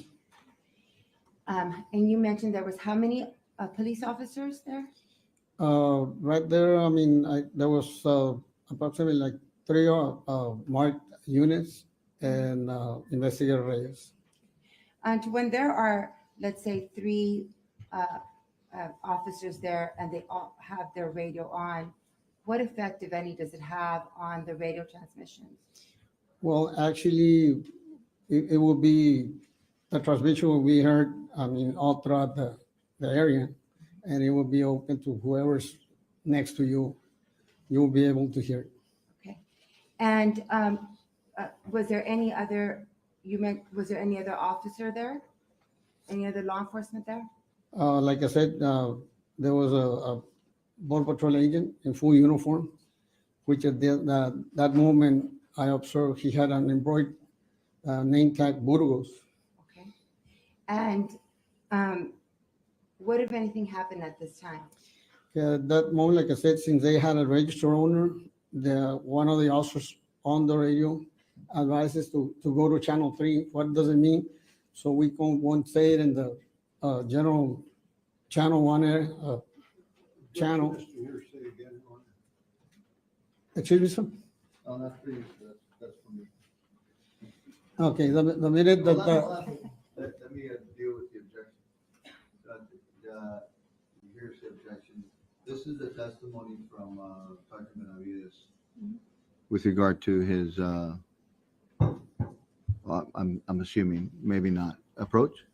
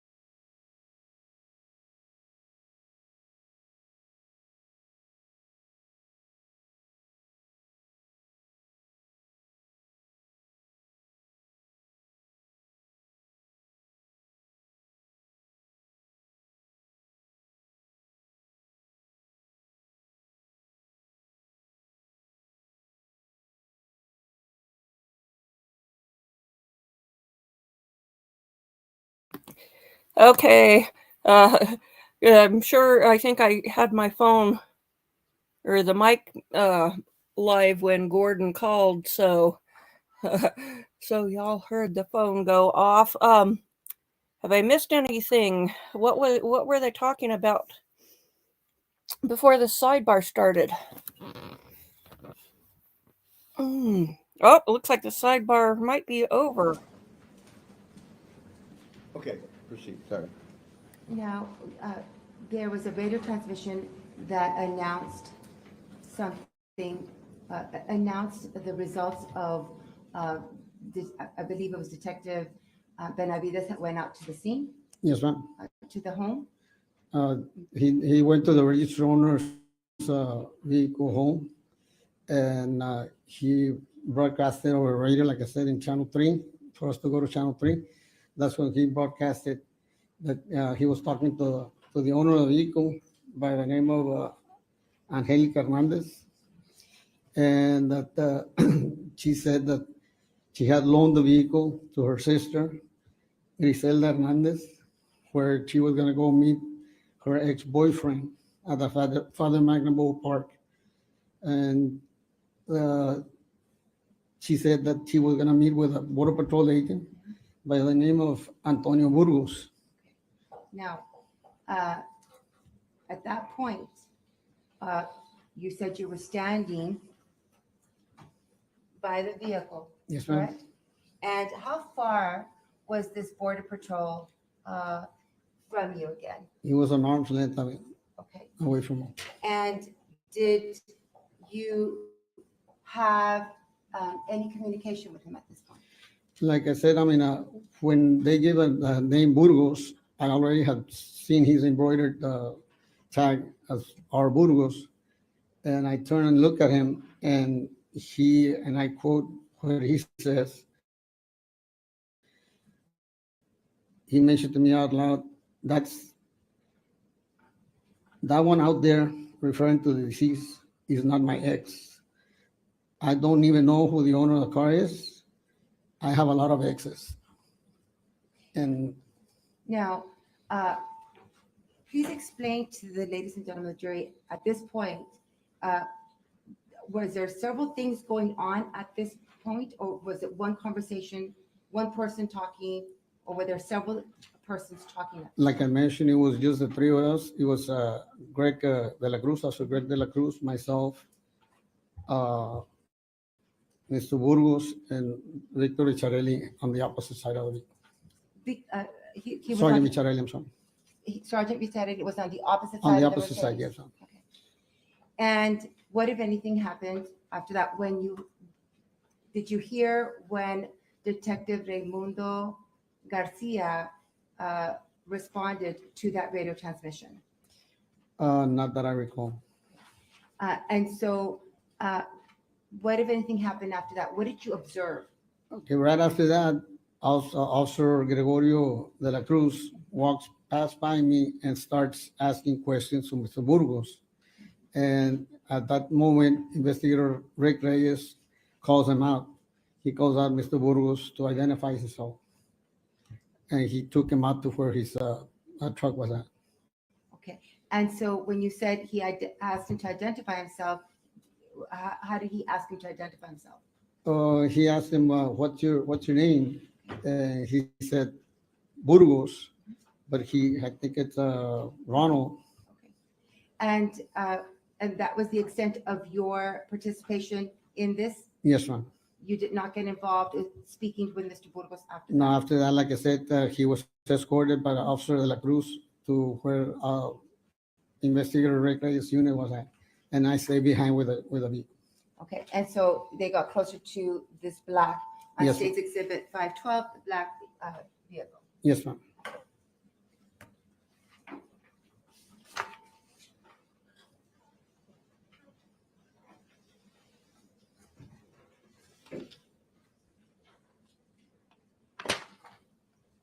I passed the witness, Your Honor. Any questions? No questions, Your Honor. Thank you. Officer, you are released, sir. You can step down from the witness stand, leave my mic there, and You can go about your business, sir. Thank you.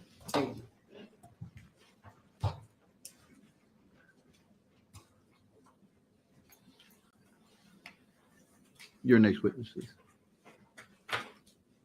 Lizette Castillo. Officer Lizette Castillo.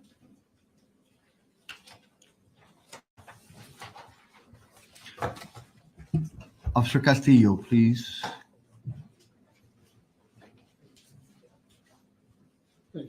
Yes, sir.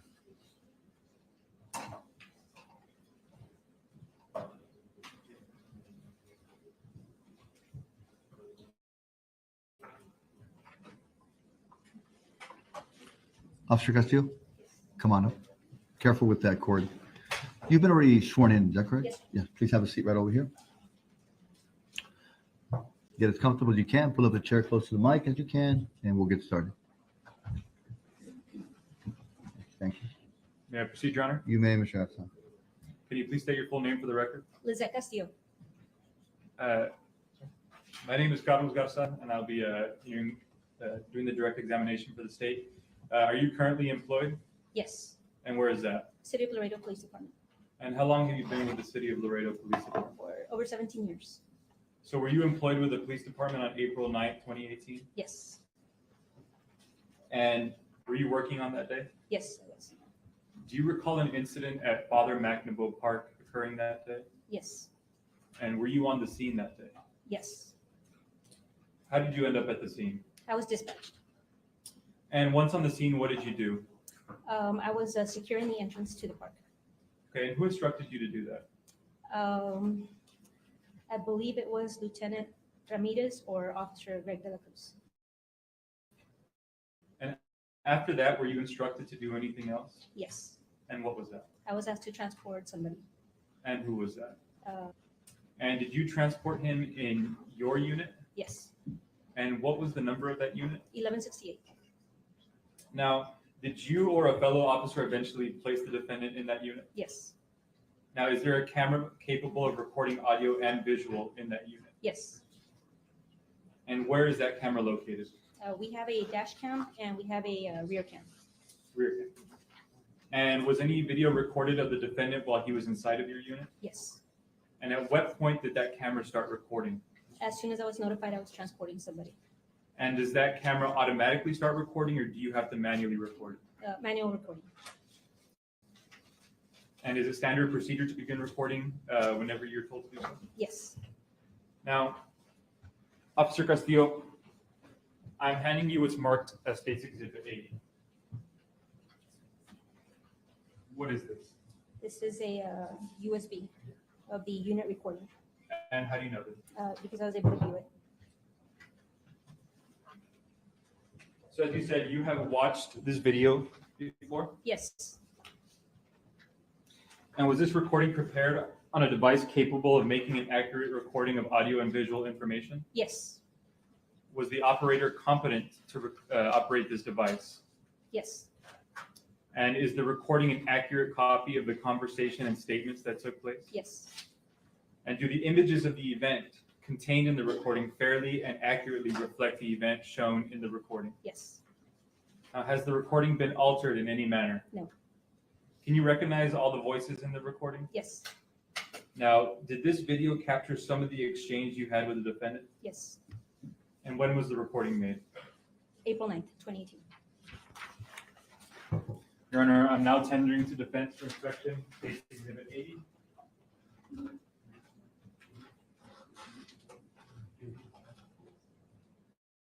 And offer its evidence. Admitted. No further questions. I don't have any questions to make. All right. You are now excused. Thank you very much. Careful on your way down.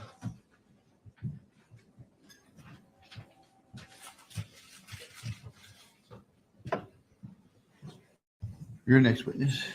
State of the House, Officer Greg de la Cruz. Officer de la Cruz.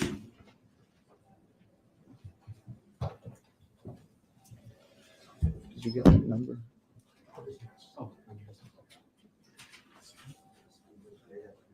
Could you give me that number of that exhibit that came in? 80. One more time? It's exhibit 80, Your Honor. 80? Yes. 80, thank you.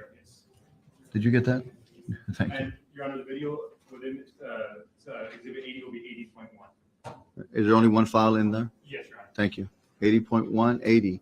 And it's 80 with 80, and it's only one file in there, 80.1. Is admitted without objection. Is that correct, Mr. Pena? Is that correct, Mr. Pena? Thank you, sir. Good afternoon, Judge. You've already been sworn in? Yes, Judge. Okay, have a seat right over here. And there's some water here in case you need it. Thank you, sir. You may proceed. Thank you, Your Honor. Good afternoon. Good afternoon. Officer De La Cruz, will you please state your full name for the record? My name is Gregorio de la Cruz. And how long have you been employed with LPD?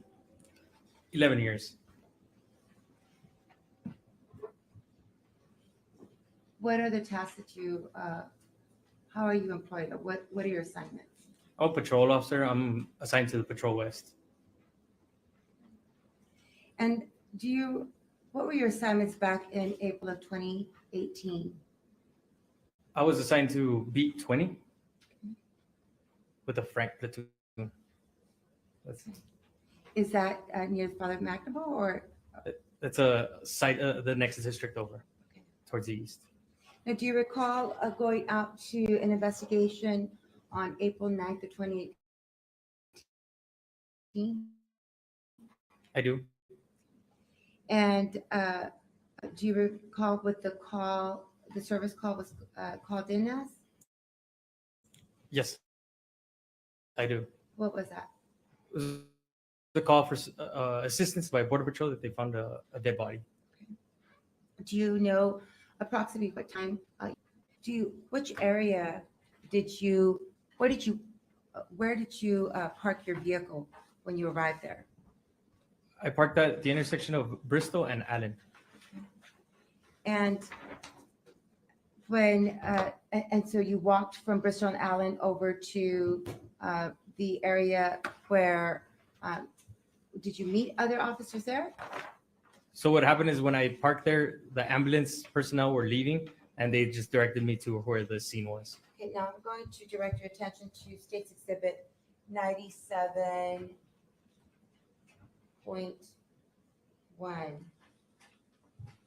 And if you can just guide me and tell me where is it that you said you parked? Bristol and Allen So here's Bristol. on the northeast corner. Here? Yes, on the northeast. Right there. Right here? Right at the corner, yes. Okay.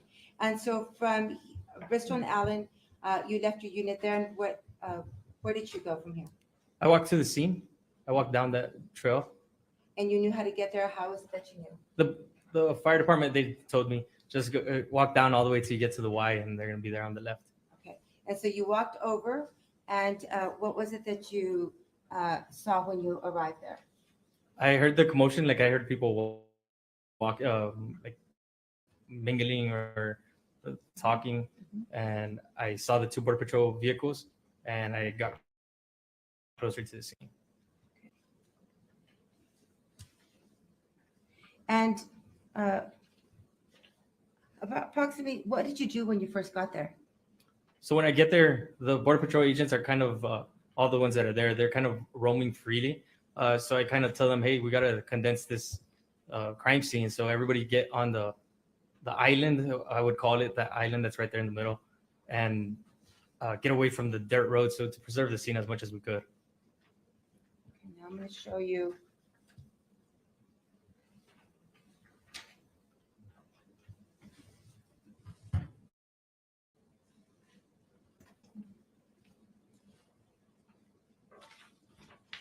State's Exhibit 513. And you arrived by these, you saw these two units? Correct. Okay, so this was the area that you were in? That's the island, correct. And did you begin, was it already secured when you got there? They were working on securing it. The Border Patrol agents, I believe they had given them voluntary statements to start filling out, but they were doing that by the trucks. So I told them, hey, let's just stay off the dirt so we don't disturb any of the scene, and let's do it right here by the island that was there, the brushy area. And so you mentioned how many units were there and how many Border Patrol. How about LPD presence? How much LPD presence was there at this time? There was several. There was already detectives on scene too. And what did you, after you secured the scene or after you asked the BP agents to, I guess, stay behind a certain area, what else did you do, if anything? At that time, one of the Border Patrol agents, he was wearing a different uniform. He was wearing a life vest. So he was from the boat unit. He ended up telling me later. He's like, hey, there's some tracks that I want you to see. Can I show them to you? And so I told him, yeah, show me. Let's see what you're talking about. Okay. And so that led you away from this area? Correct. And once you left this area, did you do anything, other tasks while you were at this little area where the original scene that you walked up on? From just seeing the scene and securing it, as directing the Border Patrol agents, not securing it, but directing the Border Patrol agents off of the scene. I was able to see the body. That's the only thing that I saw. Okay. And then did you make your way over to any other area of the Father McNamara complex? Yes, so we did. He went to go show me the tracks that he was talking about. So we made it to the first track, and we followed the track all the way to we couldn't see it anymore. Okay, and where did this lead you to? Which area? I'm going to show you. I guess let me show you the map again.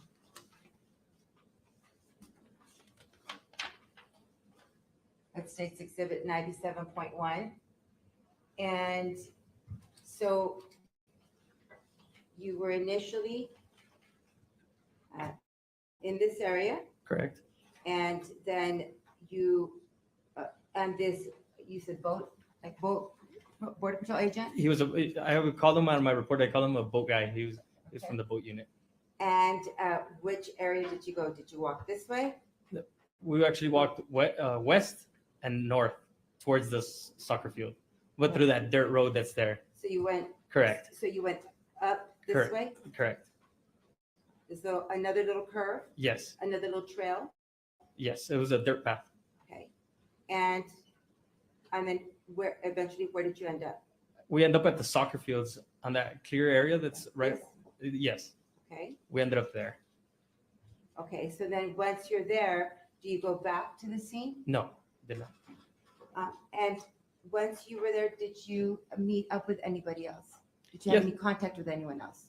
Yes. So when we were there, Lieutenant Ramirez, he showed up, and that's who I talked to him. I showed him the tracks, the trails where we last saw him.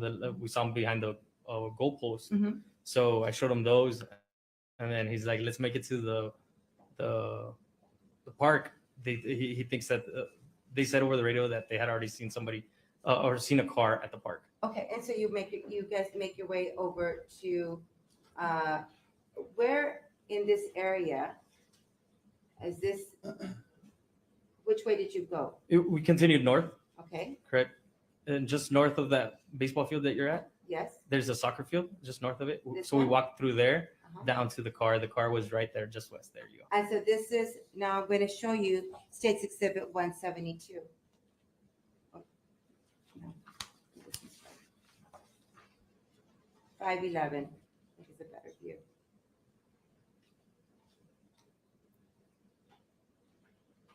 This is the baseball field, and That's correct. That's a soccer field. this is the one that you said you walked through. Exactly. Okay. Now, is this the way the vehicles were situated when you walked up to this area, you along with Lieutenant Ramirez? No, only the vehicle, only the white vehicle was there at the time. Okay. And so did, who, I'm going to show you States Exhibit 512. Whose vehicle is this? That's Detective Reyes. Was he there when you showed up? He showed up just almost at the same time or a little bit after. Okay, so explain to me, to the ladies and gentlemen of the jury, what happened when, so you show up here to this area, this parking lot area. Yes, You see the Mercedes. correct. Who else was present? Lieutenant Reyes was there. Okay. The detective Reyes was there. Mhm. Lieutenant Ramirez, I'm sorry. Detective Reyes. And there's some other police personnel. I don't recall everybody. And at this time, there had already been some communications over the radio regarding the vehicle. Correct. Okay. And was there anything, any radio communications that prompted you to take action at that scene? So what happened is that over the radio, the detectives that went to the registered owner's residence, they came over the radio and said that the person that was using that car at the time was supposed to meet a border patrol agent at the Father Magnoble Park. Okay. The transmission that came in was the boyfriend's name was Anthony Burgos. Okay. And explain to the ladies and gentlemen of the jury the exchanges that happened at that time. So when Anthony Burgos, when the radio transmission came up for Anthony Burgos, there was only one border patrol agent that was at that location with us. I had just seen him. I had never seen this person before. I see him. He's right near the car, and so I wave him over. I say, "Hey, come here." As he's walking up to us, the name says Burgos. So we look at the name. I'm looking at the name as he's coming over, and I'm just like, "Hey, what? I think this is the person they just called over the radio." But they said Anthony, and I look at the first name, and it's an R, Burgos. So as I'm looking at him, he has supervisor rank. So I'm looking at him. Hey, is there another Burgos that's here? And he says there was one, but I think he transferred. And that's where we're at there at that point. Okay. And what was going on while you were having this discussion? So the detectives that were with the registered owner, they asked Reyes to get on the 21, which means the phone. So they're asking for a phone call so we can transmit exactly what's going on. Okay. So at that point, when you were having this discussion or this quick exchange with Mr. Burgos, where was Detective Reyes? He was a few feet in front of him. He was probably by the truck. Okay. Right by his truck. And so, what was there an exchange between Detective Reyes and you, or Detective Reyes and Mr. Burgos? So we all knew that his name was Burgos, but he had the R in front. So Detective Reyes tells him, "Hey, what's your name, man?" And he says, "Ronald Burgos." And we're looking for Anthony Burgos. And radio transmissions are coming through. And so it's kind of getting a little hectic. Burgos approaches closer to Reyes. I'm walking next to him. I'm the only uniformed officer. So I'm right next to him, and he says, "Hey, man, what's your name?" And then Burgos says, "Ronald Burgos-Aviles." He only uses his last names. So then Rick's like, "What's your fucking name, dude? Why are you not telling me your name? What's your fucking name?" And he says, "My name's Ronald Burgos-Aviles." And he says, You're not telling me your name. Do you have an ID or something?" And he's like, "No, I don't have an ID." And where were you when this was happening? How far were you from Mr. Burgos? I was within arm's reach.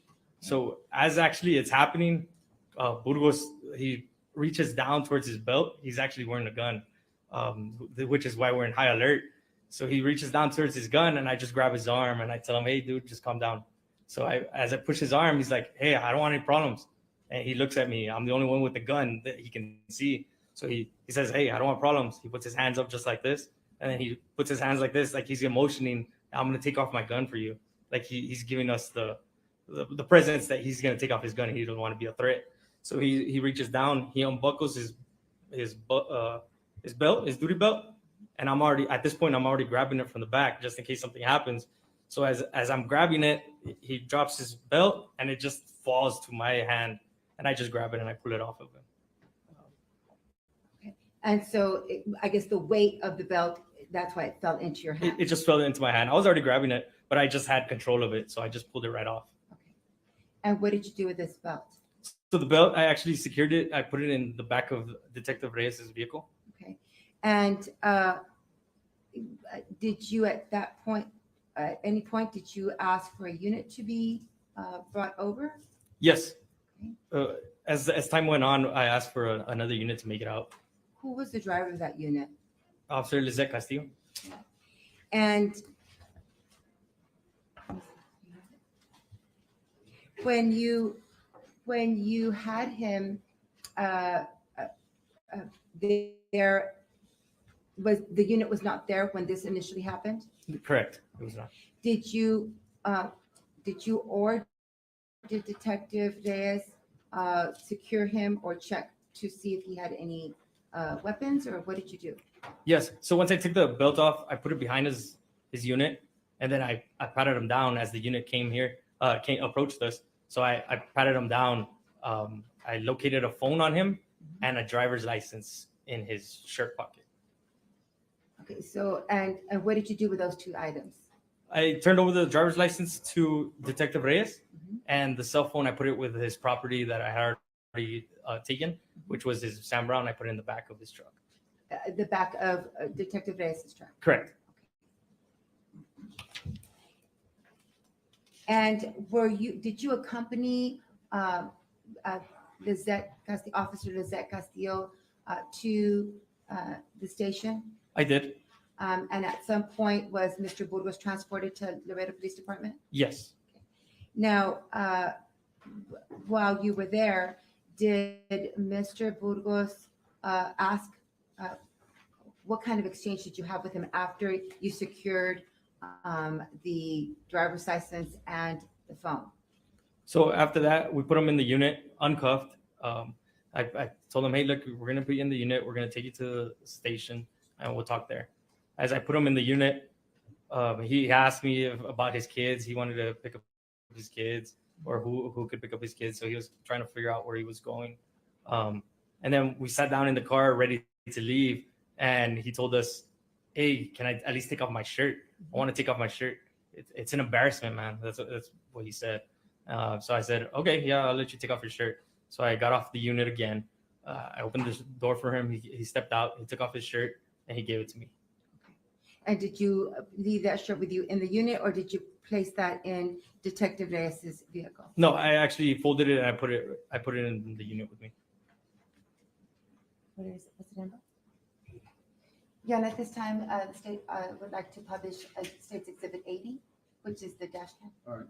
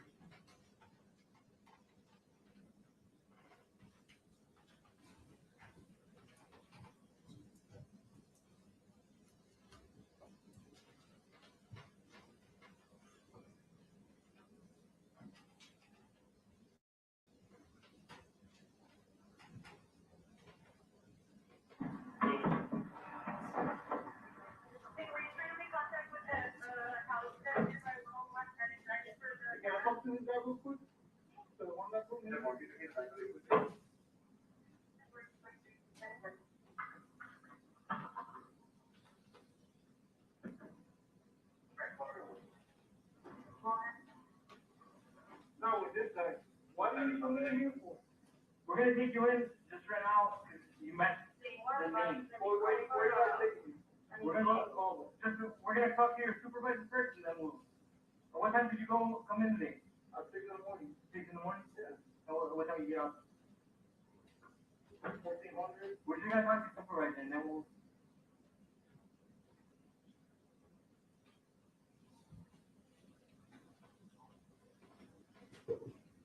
Hey, let me talk to him over there. The investigator? Yeah.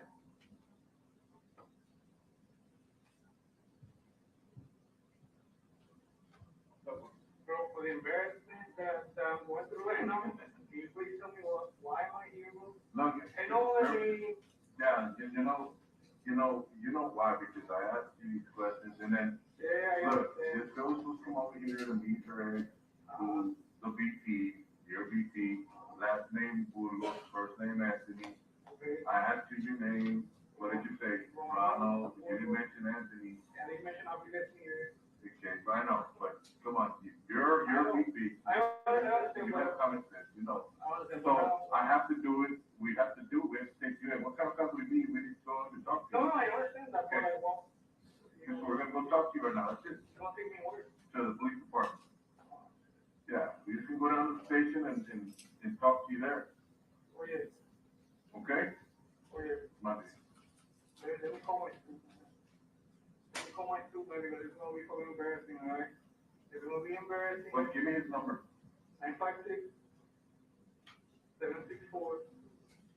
956-764-3851. 764 what? 3851.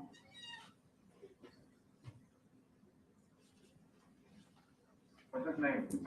Luis Uribe. You can put him on speaker. Luis what? Uribe. Were you riding by yourself or were you riding with somebody? Well, for myself. In a truck or in the four?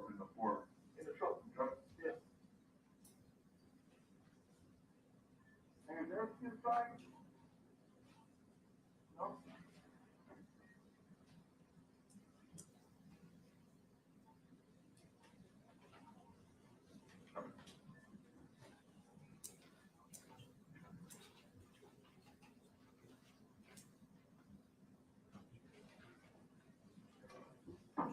I'm sorry, brother. 764-351-3851, yes.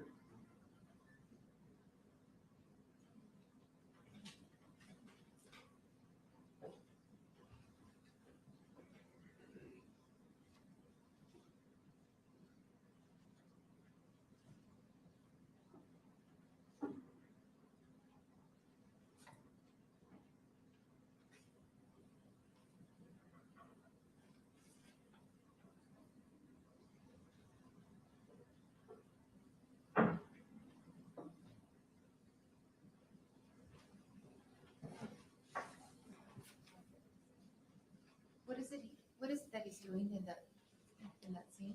He's wiping his arms. Looks like he's cleaning something off. Or What was it that he did right before he wiped his arms? he licked his finger.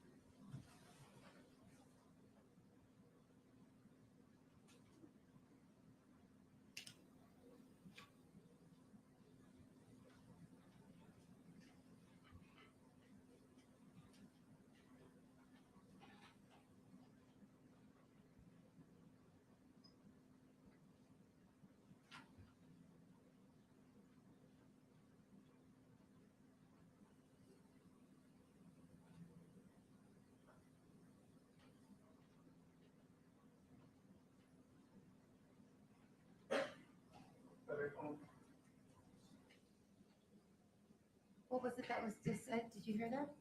Los teléfonos.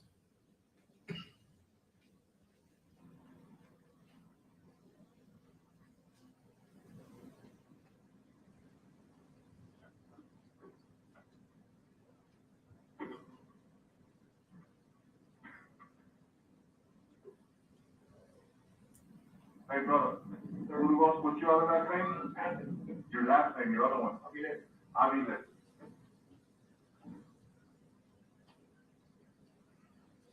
Yes. Yeah, we got him here in the unit already.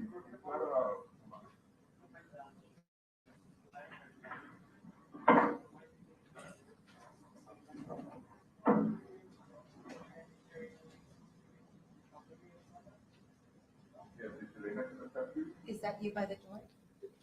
I'm the one penning him down. That's Officer Lizette Castillo.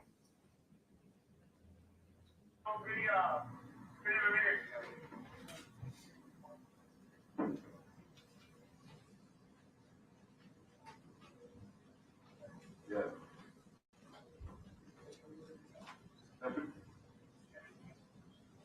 Right.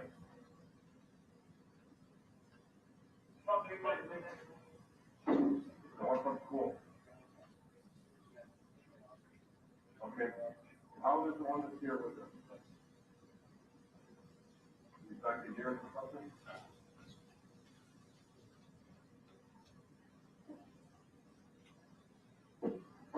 Follow.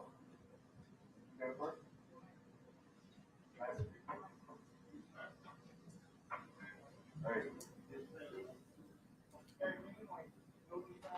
Okay. Yeah, no.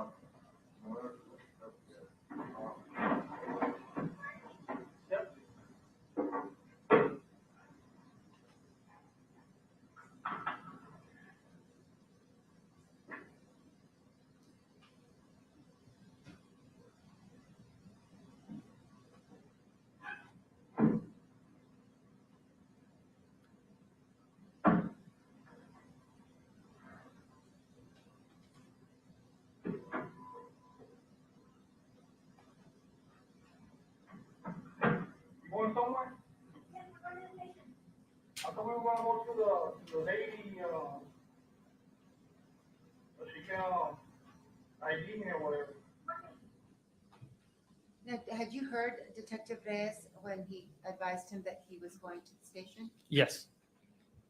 Had you heard Detective Reyes say that he was gonna go see some lady? No. Sick or? That's why he said. Huh? Yeah, but that's what he was telling me right now. The only way if that's what the plan.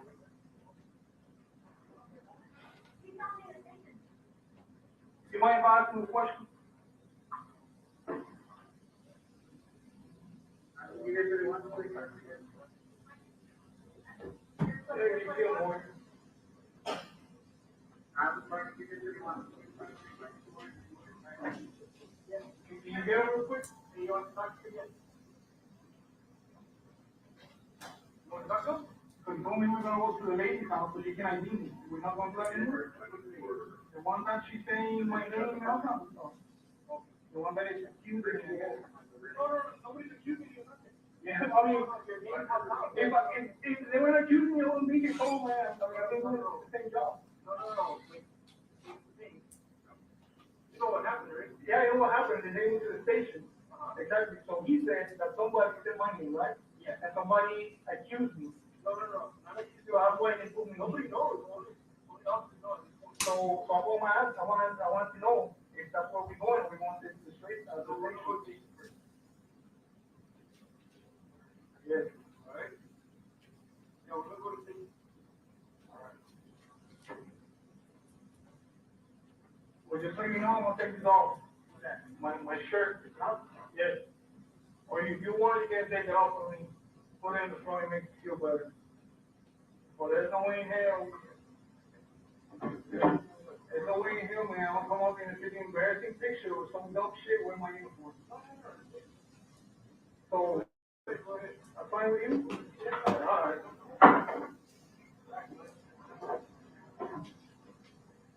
Is that you? That's me taking a shirt. Or he's giving it to me.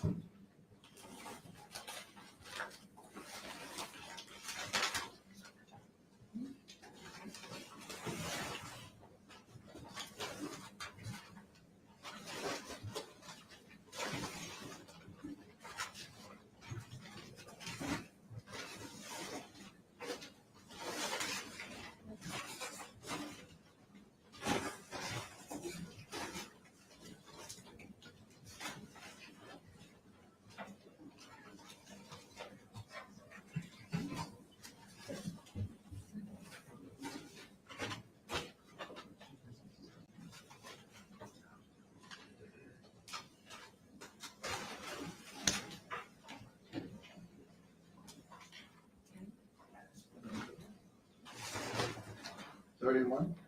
It was 10, but 10? yes. All right.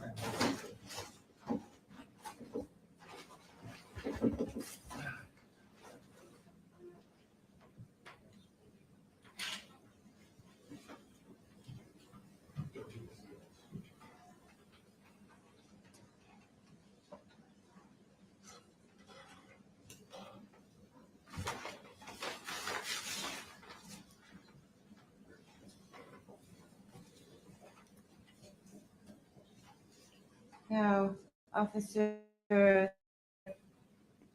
is this the shirt that you're referring to? That's correct. That's the shirt he gave me. And this is the name tag you're referring to? That's correct.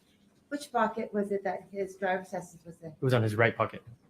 And this is the driver's license that he said he did not have? Correct.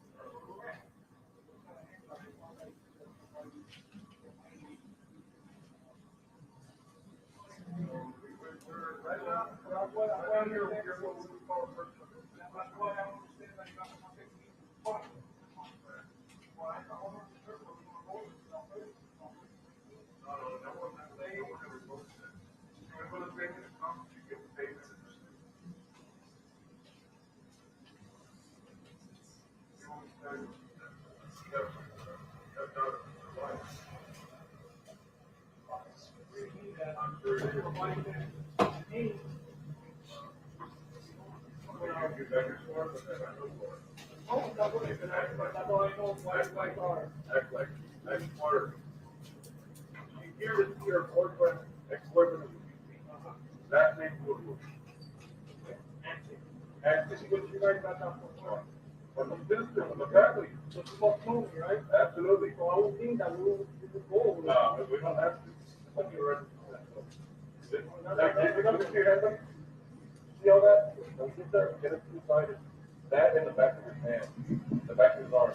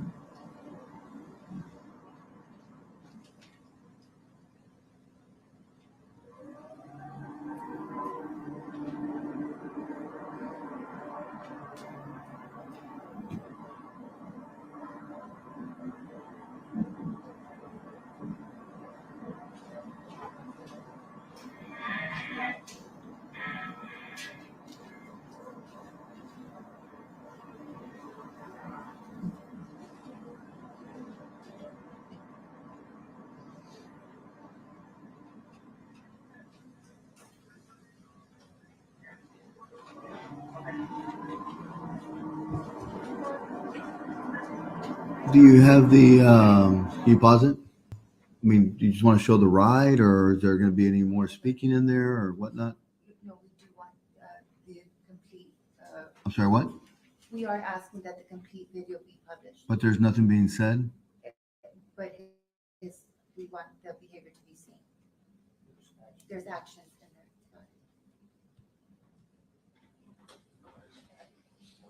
there. It's. All right. All right. There's 12 more minutes, Ron. I know. Go ahead.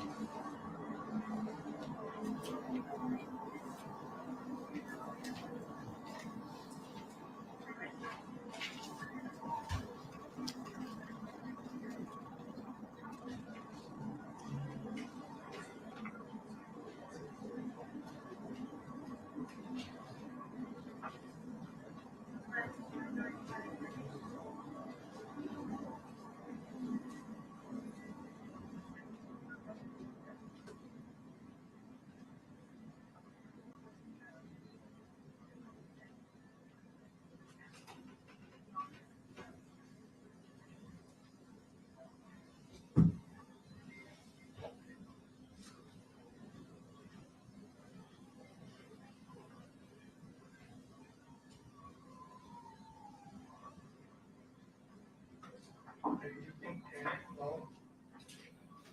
You're looking at come on, man. Oh yeah, he could have just told me straight up, man, so I'm making me go forward. Embarrassing, big ordeal.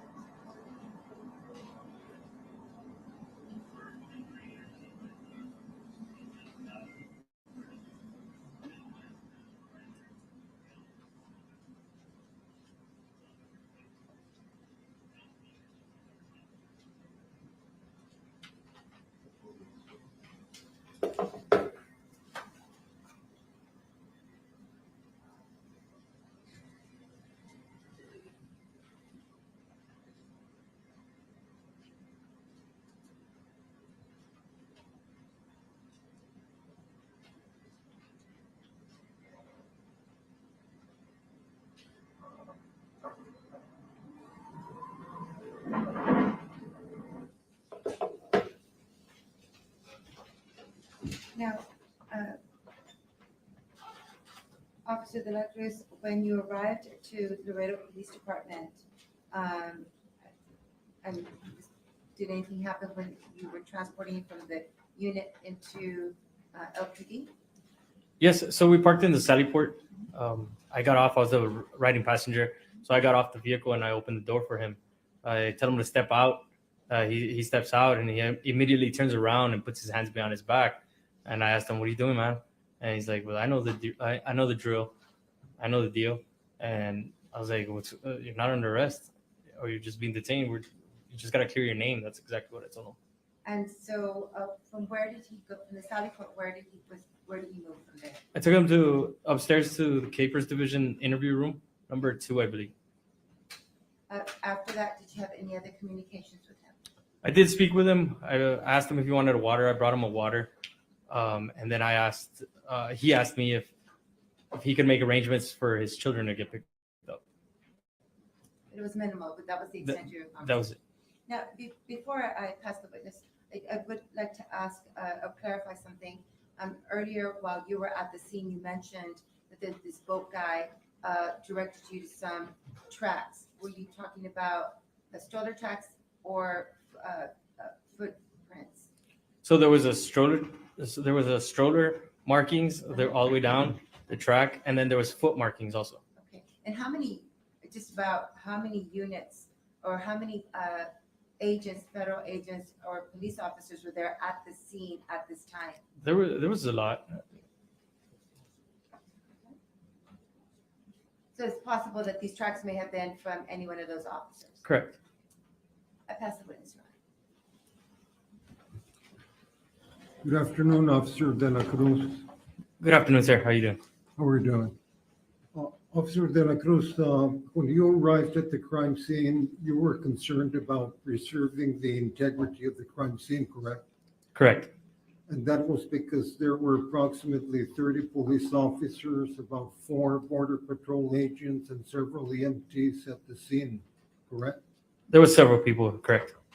And there was also a helicopter hovering overhead. I don't recall a helicopter. You don't recall that?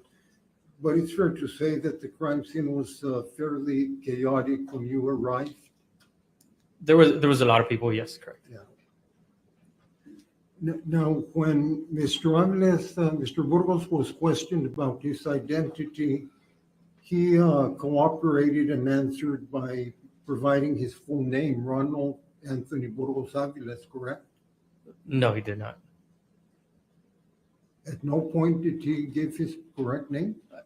Yes, he did. Later on, he did. Okay, well, that's what I'm talking about. Oh, towards the end of our interaction there at the place, he did. Okay. Yep. And he attempted to rest his hands on his gun belt, correct? Correct. But you wiped his arm away from his gun belt? I didn't wipe it. I just maintained his hand up away from his gun. A little bit earlier, I thought I heard you say that you reached for his gun, but that never really happened, did it? I said that he reached for his gun. Is that what your question? Yeah. No, I did not. I said he put his hand down towards his gun. Okay, I'm sorry, I misunderstood. You did not interpret that as a threatening gesture, correct? No, I made sure it didn't get to that point. Right. So he was generally cooperative when he realized that he was going to be detained, isn't that correct? He cooperated to an extent. And at one point, he requested to be allowed to remove his Border Patrol shirt because he was embarrassed for anyone to see a Border Patrol agent being detained in a police car, correct? Yes, he was really concentrating on that. He wanted to make sure that nobody knew that he was a Border Patrol agent. And you assisted him in removing his shirt, didn't you? Well, he took it off. He handed it to me. You were standing close to him? I was right there. You didn't see any blood on his arms or his hands or his shirt or anywhere on him? The detective pointed it out. Pointed what out? That he had some markings. He said, I don't know if you saw it on the video. He says that he tells him, look at his elbow and his hands. Make sure the CSI, he tells me, make sure you tell the CSI that. He's informing me to make sure that I let somebody else know that they could take pictures of that. That was in the video. You could see it. So you're saying he had blood on his arm? No, he had some scratch or some kind of My markings. question, sir, was whether there was any blood on him that you saw. That was my question. That's what the detective pointed out. That's what I'm saying. He pointed out blood? He said that he had markings. Again, sir, my question is, did you see any blood on him? Just what he pointed out. I didn't see blood. I saw markings. A marking, okay. So to answer my question, you did not see any blood on Mr. Burgos, his arms? Just the markings that were pointed out by the detective. Okay, thank you. And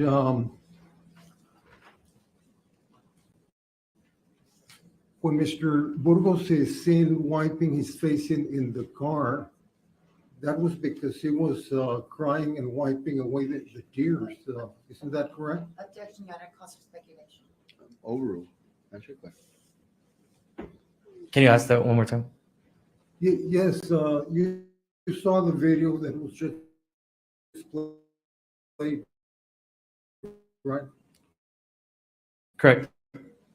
And in Mr. Burgos, He was wiping his face. probably because he was crying, correct? Objection, Your Honor, it calls for speculation. Overruled. I never heard him crying. No, I did not. Okay. Now, at the point where Mr. Burgos mumbled teléfonos, just a moment earlier, he had requested a telephone so that he could call his supervisor. Isn't that correct? He asked the detective if he could call his supervisor. And that was right, well, shortly before he is seen and heard whispering teléfono.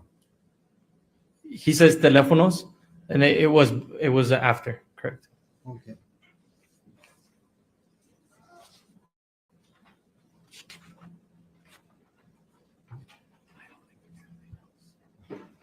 I'll pass it with.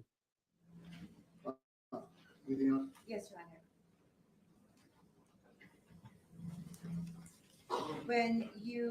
Were you present when Burgos asked that he be taken to the lady or the sister that was to identify him? He was asking me. He was asking you? Correct. And was he asking you to take him to which detective? No, he was asking to see if we could take him to. What I think is he heard that the detectives on scene were talking about the detectives were at the registered owner's residence. So he's hearing that conversation and he's asking, "Are we taking him over there?" Now, you are familiar with CSI, some processes that are done by CSI? Correct. Are you familiar if any swabbings are taken by CSI? They do take him. What about nail clippings? They do take him. Did you observe Mr. Burgos' behavior in the unit? I did. Did you see him doing anything to his nails? He was biting on his nose. And when you removed, or when you were behind him at the scene where the Mercedes was, and you said the weight of his utility belt, or what is it also called, the Sam Brown? Is it Sam Brown or duty belt? Is that typical for it to fall down when they unsnap that? No, it's not. Why not? So it usually has a retention device, either a belt keeper or Velcro that it stays onto the inner belt. Were there any bell keepers? No, there's not. I have no further questions. Nothing further. No, sir. Thank you, sir. Thanks, Judge. We're dismissing. We go back to the. Thank you. Have a good one.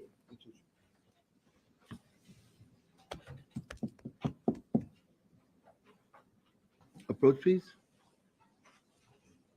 Counsel.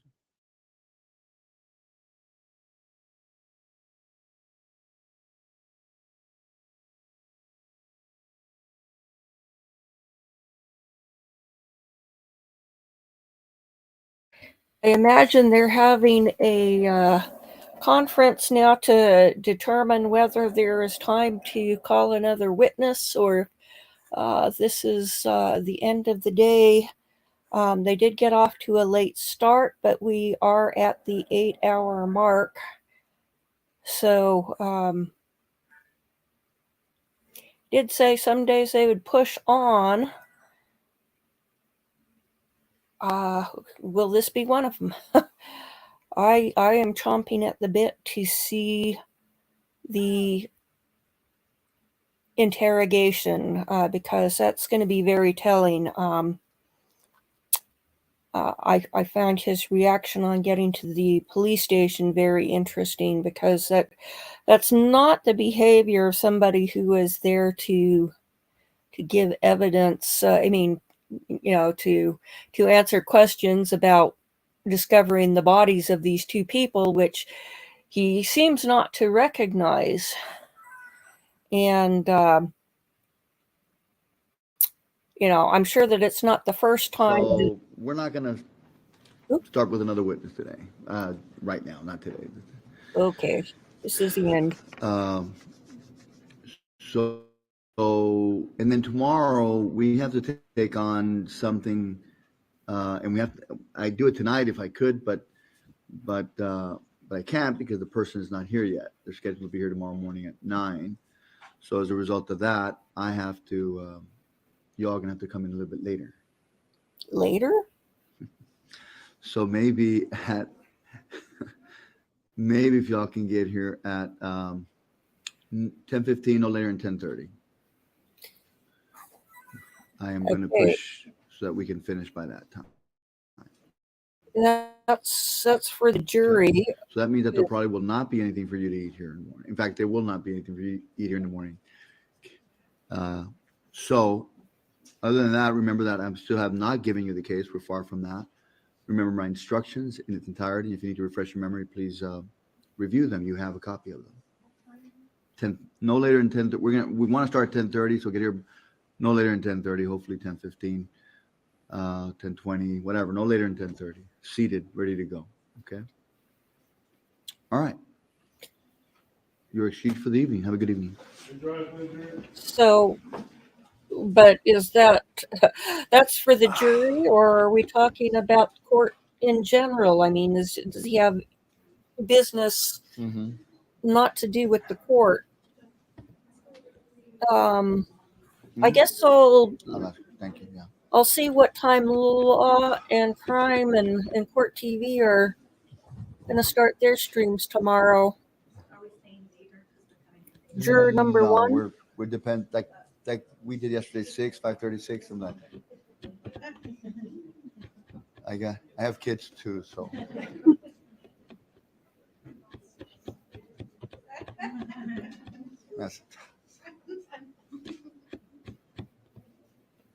Me pegan. We'll play it by ear for what the start time is. He said 10:30, but I'm not sure if that's. All right, the jury's gone. Okay, we're going to find out more Please now. have a seat. We're going to continue on the record. Okay, we're not done. And Right. Okay, so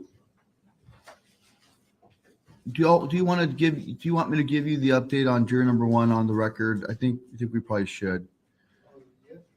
All right. So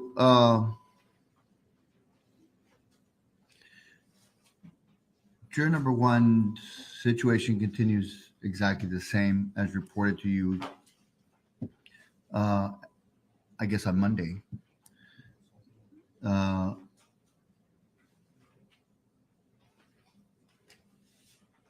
So the report from juror number one is that he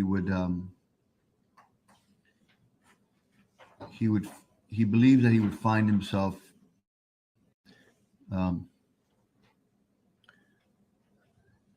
what's the word? That his situation at home as a result of that surgery that's scheduled for his family member would inhibit him from doing his duty as instructed by this court, and as a result of that, because the surgery is not it's a serious surgery, so as a result of that, he believed that if the surgery does take place on Friday, that he would not be able to perform his duties as instructed, and as a result of that would would have to be discharged because he would be unable to act and to perform his duties as he swore to. So that's where he's at, where he was at on Monday. I am going to follow up tomorrow with that same, and I believe that it is still the same situation. Now, if that is the case, I will get together with you all. I would get him to, in fact, tell us that. Tell me that on the record. And I won't do it on the record here. I will do it on the record, but I won't do it on the record here. And then if that's the case, if I genuinely believe that he would be unable or inhibited from, and as a result of this situation, I believe that his mental state would prevent him from, in fact, continuing. So if that's the case, and if he's able to articulate that to me, and he is under oath, there is no reason why I should not believe him to be in that similar situation. I believe if I would be in that similar situation, I'd be in that same category as him. So in any event, that's where it's at with number one. And of course, if he is dismissed under that provision of the rules, then he would be replaced with alternate juror number one. All right. Okay. That was that. And then we were going to talk about, another motion on your end. Were we going to talk about anything else on your end? Well, Your Honor, just one thing, logistics for tomorrow, based on the fact that defense is bringing their expert, it seems to me that this is, and based off of their motion, it's actually going to be a Kelly Dalbert Rule 702 hearing. And I did misspeak earlier, so because of that, the burden's on the state, so we would present our witness first. Yes. Because it's not just a voir dire examination, it's more of a Dalbert motion. So you'd present, make sure, obviously, the three major categories: relevance, reliability, and qualifications. And then, depending on that, he'd be subject to cross-examination, and then they'd be able to bring in a witness to try and convince me otherwise. So, all right. And we only have because it is during the trial, I'm going to stick to the heart of the matter on these things. So I expect you all to do the same. Yes, anything else? I believe we had asked if the court could create a Zoom link for their expert. I have one already. Okay, we'll just So I'll give you the information. The other thing I was going to ask you is, do we need an interpreter tomorrow for any of the witnesses that are on deck? All right. Okay. So we're good with that, Alma. Okay. Alma will give you the Zoom ID. It does not have a password. And all we need is for them to connect to what we normally have been over the course of the last 3.5 years. So, and we're sort of used to doing that, right? So it doesn't, we do that as without a problem, without a hitch. Okay. If that's nothing further, then I think we'll call it a night. Have a good evening, everybody.